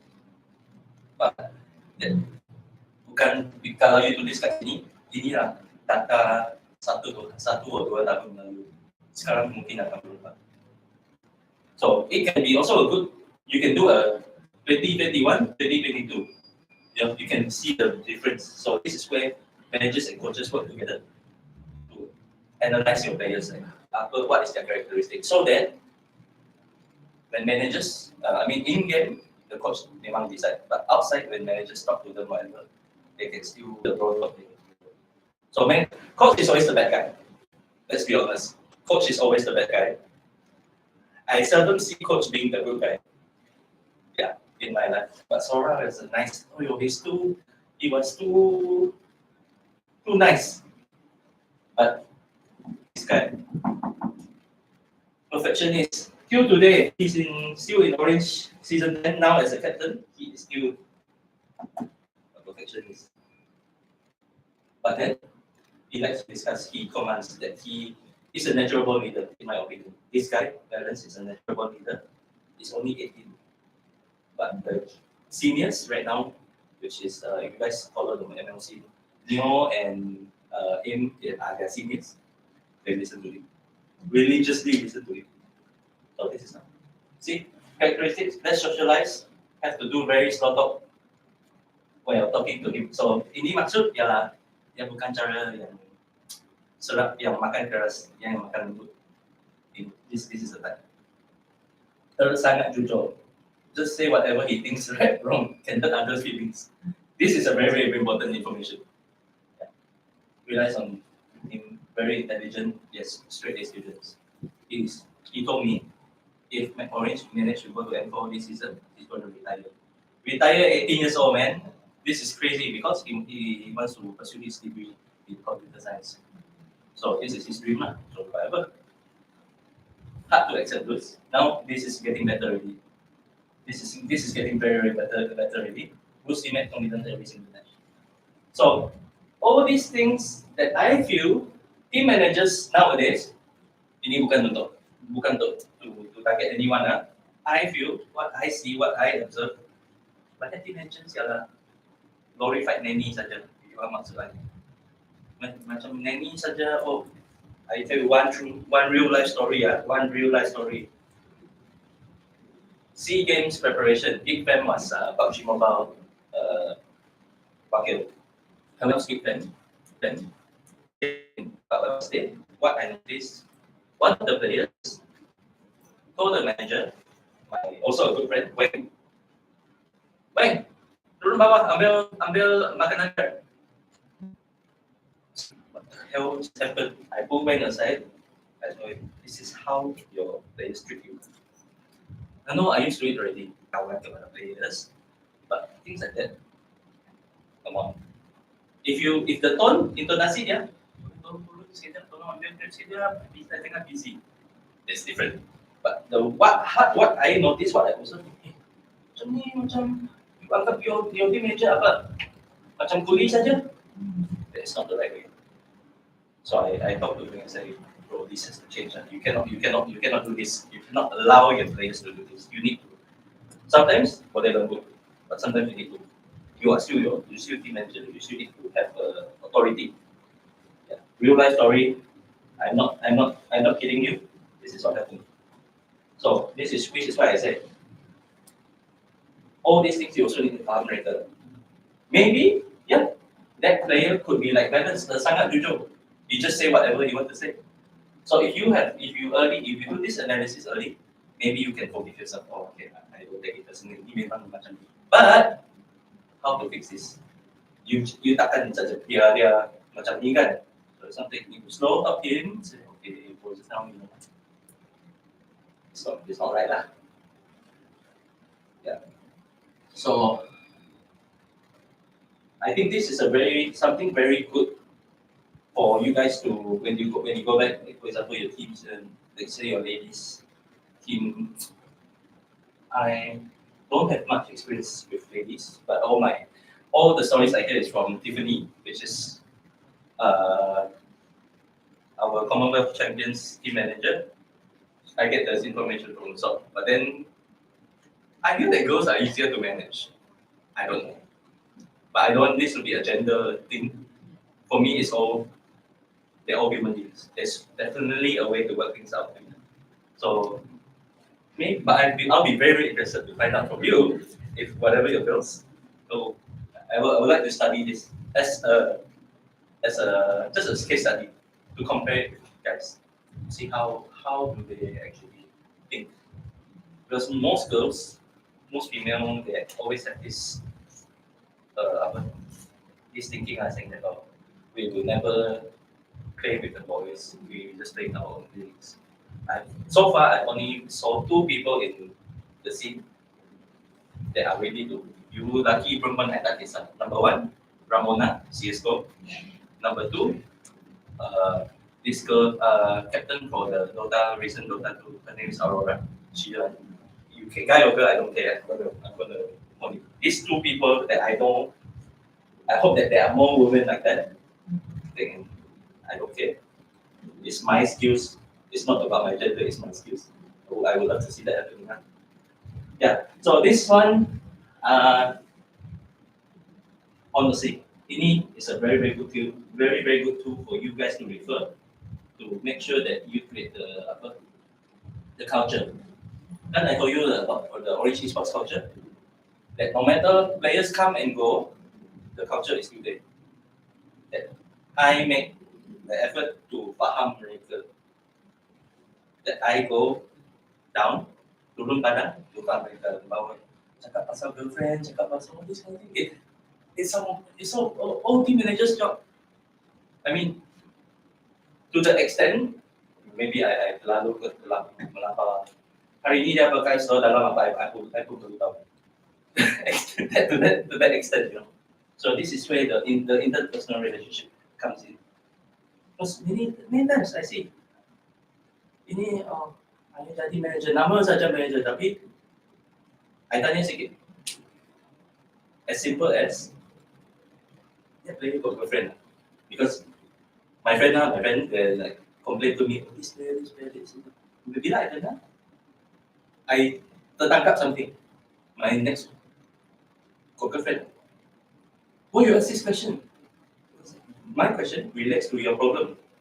That's why I try to dig information. I don't know. How can you not know? How can you not know this? It's not that you want to kepo people relationship, but it's good to know for you to understand. Oh, hari ini baru bertengkar dengan girlfriend, let's say, for example, come into training, muka masam. These are small information, but important information for you to understand, to discuss with the coach.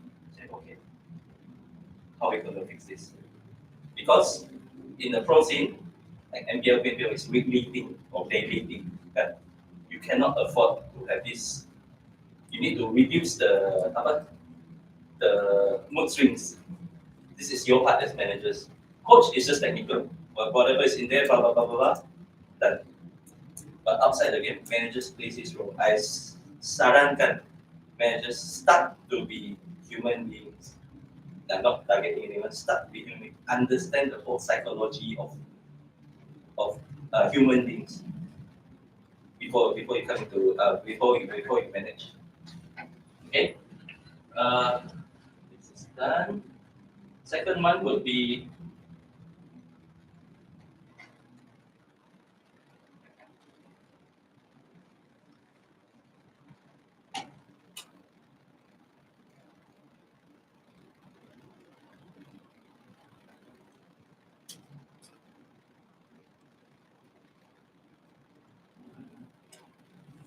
I get lost in my tabs. Sorry.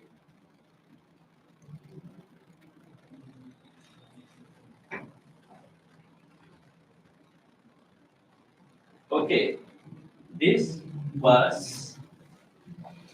is what I worked out with our SEA Games AOB coach during our SEA Games bootcamp preparation. Managers around, do you guys have this yet? Boleh share sikit. Or coaches, what is your schedule like? So that's already they include jogging, they include the physical exercise. But you see how they break down, how they fully utilize their timing from 8 up to 12. Can I ask? Does your players wake up at 12 p.m.? Players are part-time, so we only have doing training at certain time. Okay, fine, fair enough. So this is pretty much a full-time schedule that they really maximize their timing. And during their break as well.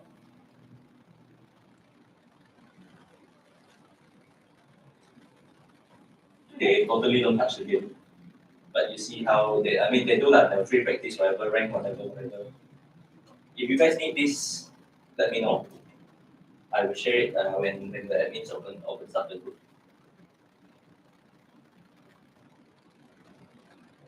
I like number. This is very strict, to be honest, but it's good. Number 3 is quite interesting.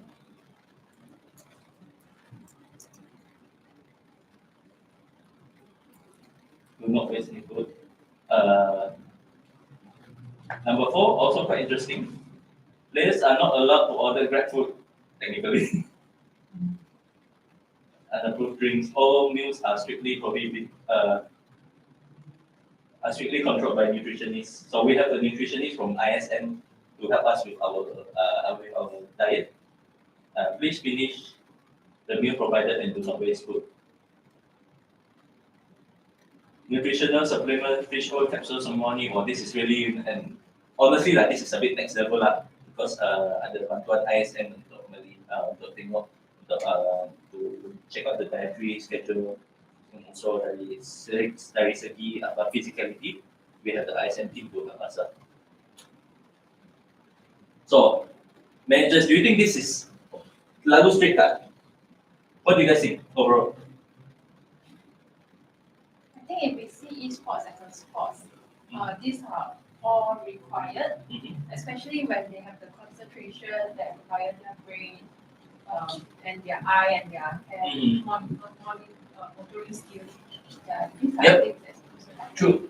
I think this is where esports is heading to. In the pro scene, Team SMG, they have two personnel backstage before every match. They do this, the motor skills. They do they even do eye turning, all this kind of thing, and yoga practices, all this. So yeah, I think you have a very strong point in which how do we look at esports? Are we looking at a sporting angle? But I personally feel that it's heading towards it. Ini bukan sekadar game saja. Ini macam benar-benar macam football, macam basketball. That makanan perlu jaga, even dari segi physical pun perlu jaga. Yeah. So I don't know, it's too heavy. I find it okay lah, that when in the eyes of, especially when it comes to SEA Games and Asian Games and Olympics, how the Kementerian Belia dan Sukan sees it, esports is part of sports. So which is why they expect us to follow this. No right, no wrong. I feel this is great, good discipline. Yeah. If you compare dengan, I don't know, I've seen teams that makan really unhealthy food lah. Gamers kan, you faham kan? I was like that. You see my side. Yeah. So I understand. But then what you eat, I heard one to ISN, one of the video and you are what you eat. Bila I was like, wow, next level. You are what you eat. I understood lah. So that's why I'm also, when I was there in the bootcamp, I tried to follow. I cannot. I really cannot. I still miss my noodles. But yeah, this is what teams, professional teams are looking at right now. Teams like Fnatic, Liquid, Secret, they are doing that right now. Secret Malaysia, I'm not sure, but Secret globally is doing it lah. Yeah. So this one, I don't know. Oh, this is all in Chinese. This is LB coach. It's very competitive.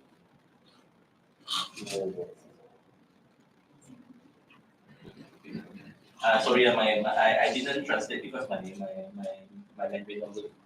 But if it helps you guys, if you need it, you can have it.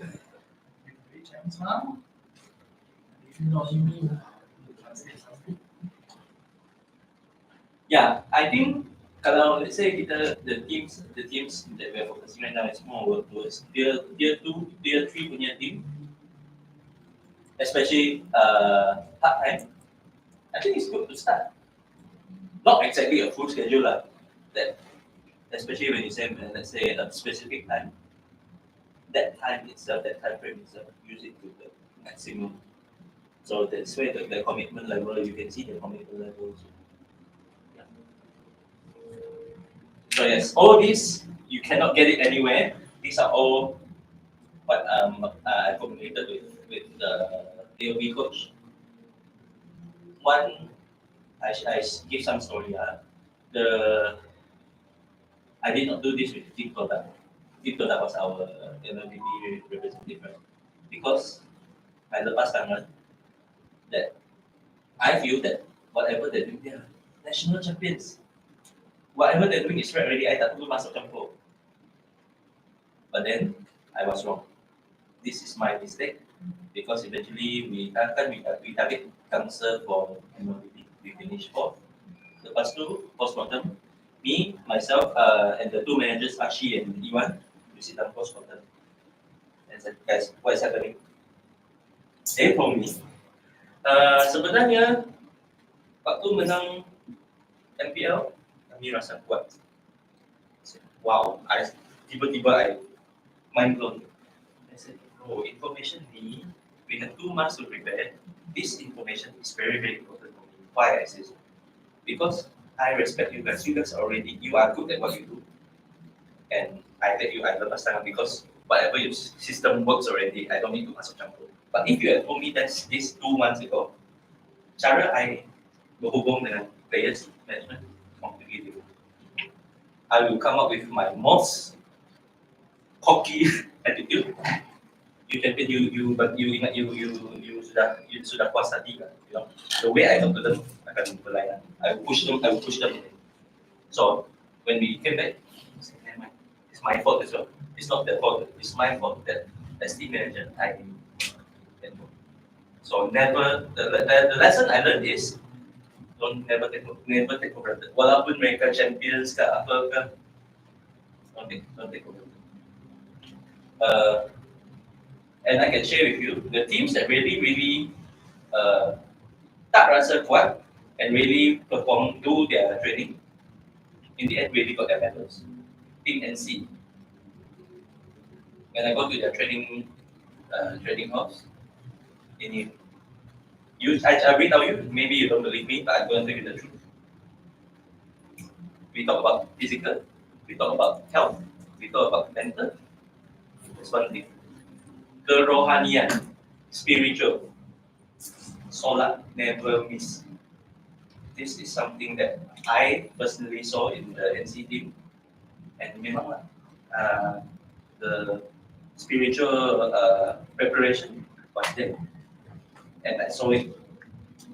2 games before the 2 matches before the last game, nobody got NC in the game. Really, mathematically possible, tapi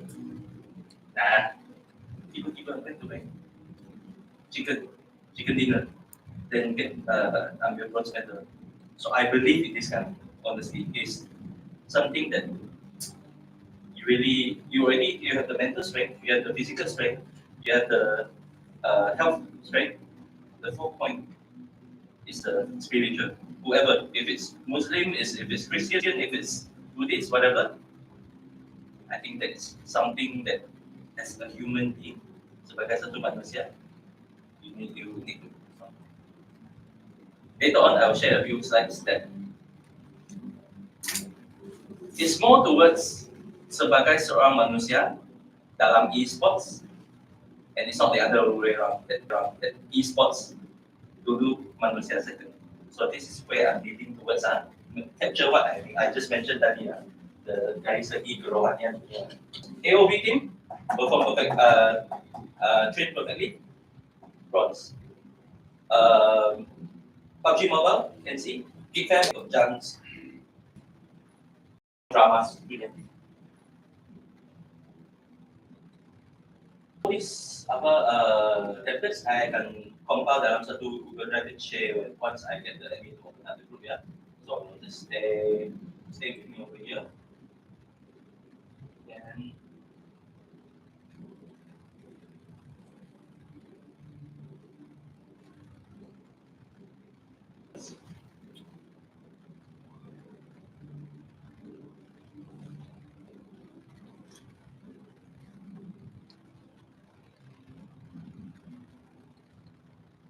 I think this is a bit ML as an example because there's other templates as well, macam PUBG, all these kind of things. But to make it simple, this is what our previous Indonesian coach worked together This is what our previous Indonesian coach worked together with me on this. I love stats. I love numbers. That to a point that if you notice, those watching MPL season 10 right now this season they have a lot of stats, right? The players were surprised that even before the production paparkan the stats, I mentioned it first. This, like who, this is the first time this player uses this hero or this kind of thing, and average damage, all this I think. I don't know, it's just in my blood, dalam DNA. The moment I capture, I remember just when they were big backstage talking, say, hey, this one they never come up before, never played before. Hey, kenapa you tahu? I say, I just don't. I don't have this. It's just I just remember in my head. So, which is where the hero use statistics are here.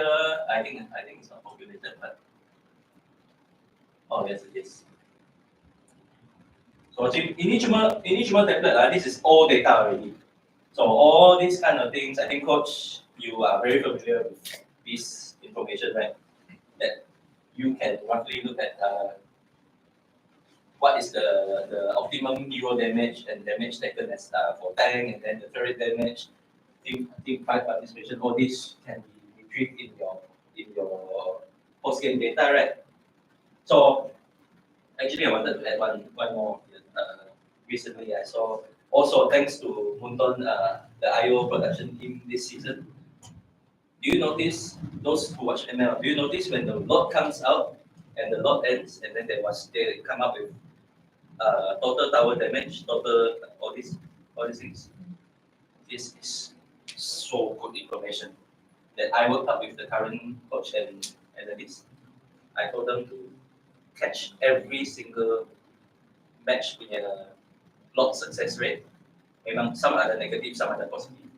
Come up with an optimum tower damage per game. Because for me, I love stats. Like I said, I love stats. In a game, tak kira Mobile Legends, tak kira PUBG Mobile, tak kira Dota, it's all about numbers. The higher goal lead you have, the chances of you to menang is higher. This is me, the mathematical side of me. So we got that information, lepas mereka kumpul. I find them once the moment the lot is out. The purpose of the lot coming out is to gain advantage, to widen the advantage kan.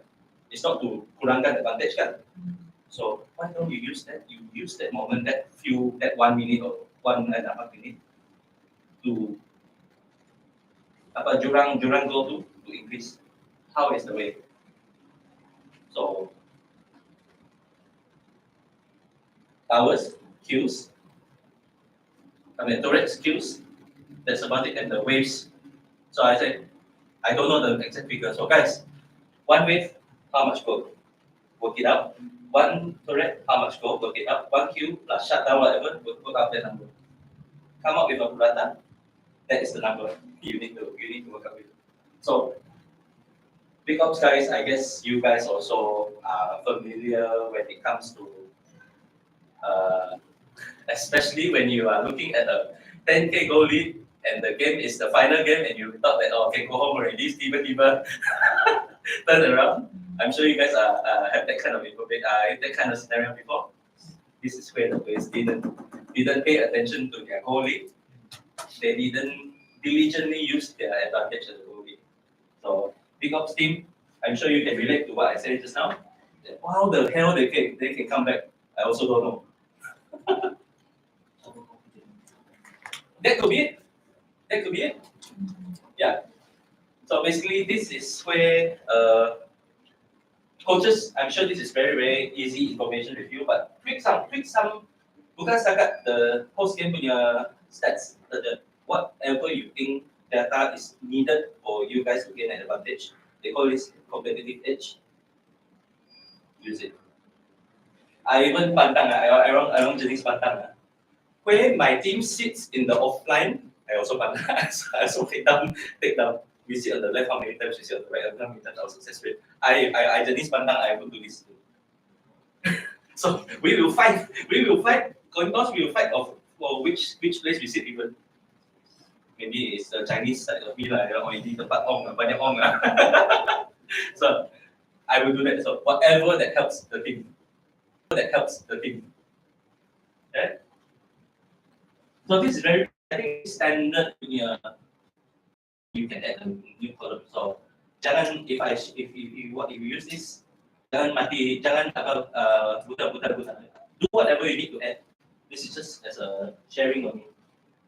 Three main components are for performance and management analysis. Okay. This is a very slow Fiat Pro or whatever. I for the past 1 year plus, I've been using this numbers game to keep track on with the team managers. Bila I check out dengan mereka, because there's too many people I talk to already. But then the moment this is my after sales service to you guys. It's not that I finish course dengan you guys, I'm not going to talk to you anymore. I will follow up with you guys. So this is how I track you guys. 1 to 10 game. Assuming we use PUBG Mobile Legends, given is number 1, is 10. Total is 10. Where is your team right now? Anyone to share?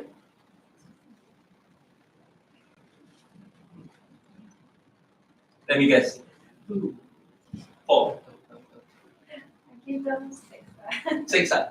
Great. Okay. No right, no wrong. No, 6. Okay, great. What is your target? Again, assuming these are league champions. What is your target? Let's talk about you guys. Which is what number would that be? In your opinion, not mine. Is 8 a fair number? Okay, 8 kita guna mereka. 6 now, you want to reach 8. How do you plan to achieve it? Okay, this one you can find in Google. Smart goals. Must be specific, measurable, achievable, realistic, and has a timeline. So you gave me a timeline already. Season 11, which is after M4, I think about February, March. 6 months. 6 months. Realistic, you ask me? Yes. I said now 6 to 8. Realistic. Achievable? Yes, I've heard about you guys already. I believe it's achievable. Measurable? Yes, because along these 6 months, you get to measure. You reach a 7 or a 7.1, or you may even drop to 6.5, whatever it is. But the ultimate goal is 8. Specific, yes. Which is why I create this numbers game to make it specific. You don't have to. You just assume that league champions are 10. Yeah. So the next question is: are those smart enough? Are you sure? Are you sure it's a 6? I'm not discrediting. Are you sure it's a 6? I'm just throwing it back to you. This is for you to answer, not for me. For you to answer. What if you fail? What if you fail? Meaning to say, assuming that you don't hit your MPL qualification, that's where you need to do a post-mortem and go back to this. Okay, I might have over-evaluated my team. Probably we are only at a 5 and we can reach a 7. Then you work out again. Same season, same old thing. Simple, right? This theory. I'm mixing many upper management theories. I create it as esports, so it's easier to understand. So in the future, when I talk to you guys, I remember you commit 6. Where are you now? In 3 months, I ask you, what's your number right now? So I roughly know how you guys are. Because if I were to layan every team managers, it's hard for me as well. So which is why I created this. It's easier to track. We really speak the same language. So maybe your team also, or maybe you, both of you. What do you think your?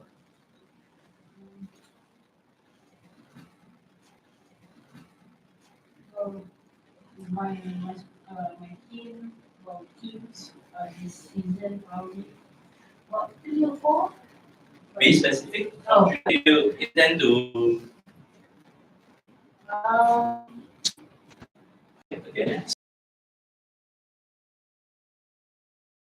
All this, by the way. Um, next season. Next season is next year. Okay. Is it achievable? Yes. See, using all this, the questions I asked, you see, is all according to this. Okay. That one is in there. Okay. So, okay, let me understand the dynamics over here that she's pretty much taking care of the teams. Charge. So now, my name is Anna. Anna has been helping me with registering for tournaments as well as finding for sunscreen. Okay, right. So I think this is where, I know, she just reminds me of my manager Alice, that she started out like that, slowly picking up the responsibilities. That I do see some similarities in her and Alice. That right now, nice, just perlukan sedikit masa saja untuk you, everything will be fine. Because I do see that you guys are, I mean, by looking at your Microsoft Word just now, I do see that you guys have a clear vision of what you guys intend to do. I'm the least worried. It's just that for me to add a little bit here and there, that's it. You guys can try on your own. But if I can fast track the process, I'll be most happy to do it. Yeah, anyone and everyone, even though this orang Sarawak, I takkan tolong orang Senanda. Look at the bigger picture. I want everybody to succeed. So my secret of what I call success is seeing people win in life. That is how I can, when I share with you guys, I want you to win. I want to make sure that you win. If you win, I win. It doesn't matter if I win. I think I have reached. I'm not there, but I think whatever makes me happy, If I feel that by seeing you guys get on stage one day, MPL season 11, I'll be by the corner of the hall there, and I'll just say, well done. That's all I need to be happy in my life.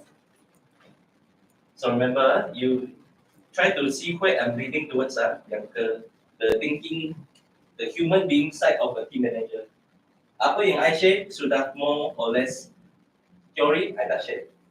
More, I'm right now leading towards the mindset that we need as a team manager. So clear, someone me? This one clear? So anytime, you say you have a team as well, right? I will check it on you. So I will do spot check now. I randomly text you guys and ask you, okay, what's your number right now? Okay. Okay, this is the part. Understand this or not? Is it too hard to understand?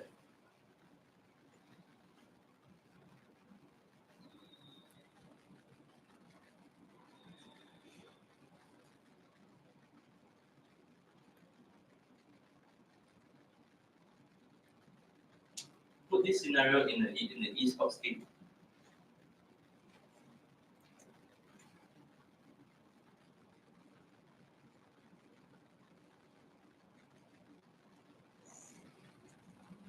So, yeah, I'm sure even it happens in Dota, it happens with anyone, Sem 9 guy, Big Fan, it happens, all this happens. True story again. I'm not afraid in saying this because it's facts. SEA Games, Mobile Legends, Dota, the Rasa Kuat.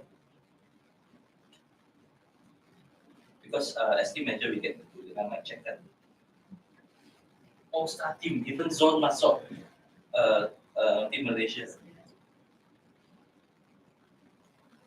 The mic check, cakap check 4 shot callers in 1 year. Macam mana? How to play? Oh, kenapa? Because okay, the dynamics. True story. Star player Chiku and Gomez, they always this what you call this batu lawan batu. They can never agree on something. Tambahan pula, you have Moon, which is the mid laner guy. He also controls the decision making, and you have Zon, the roamer. Zon is always a natural born shot caller. And then you tinggal satu Momo saja. Just okay. So this is the dynamics. Then when finish again, lose again, you can see it. Great. I just stand there. Oh, tadi over there. I also don't know what to do already. Because, like I said before, the whole preparation of the team was screwed up already from the beginning. This is the result. Too bad, lah. Too bad. I take the blame. I was national team manager. I take the blame. It's okay. But I had a serious talk with the management. I did talk to the players. I talked to the management. I talked to Ikuto. I said, something's wrong. Very wrong. That I hope you guys fix it before MSC. But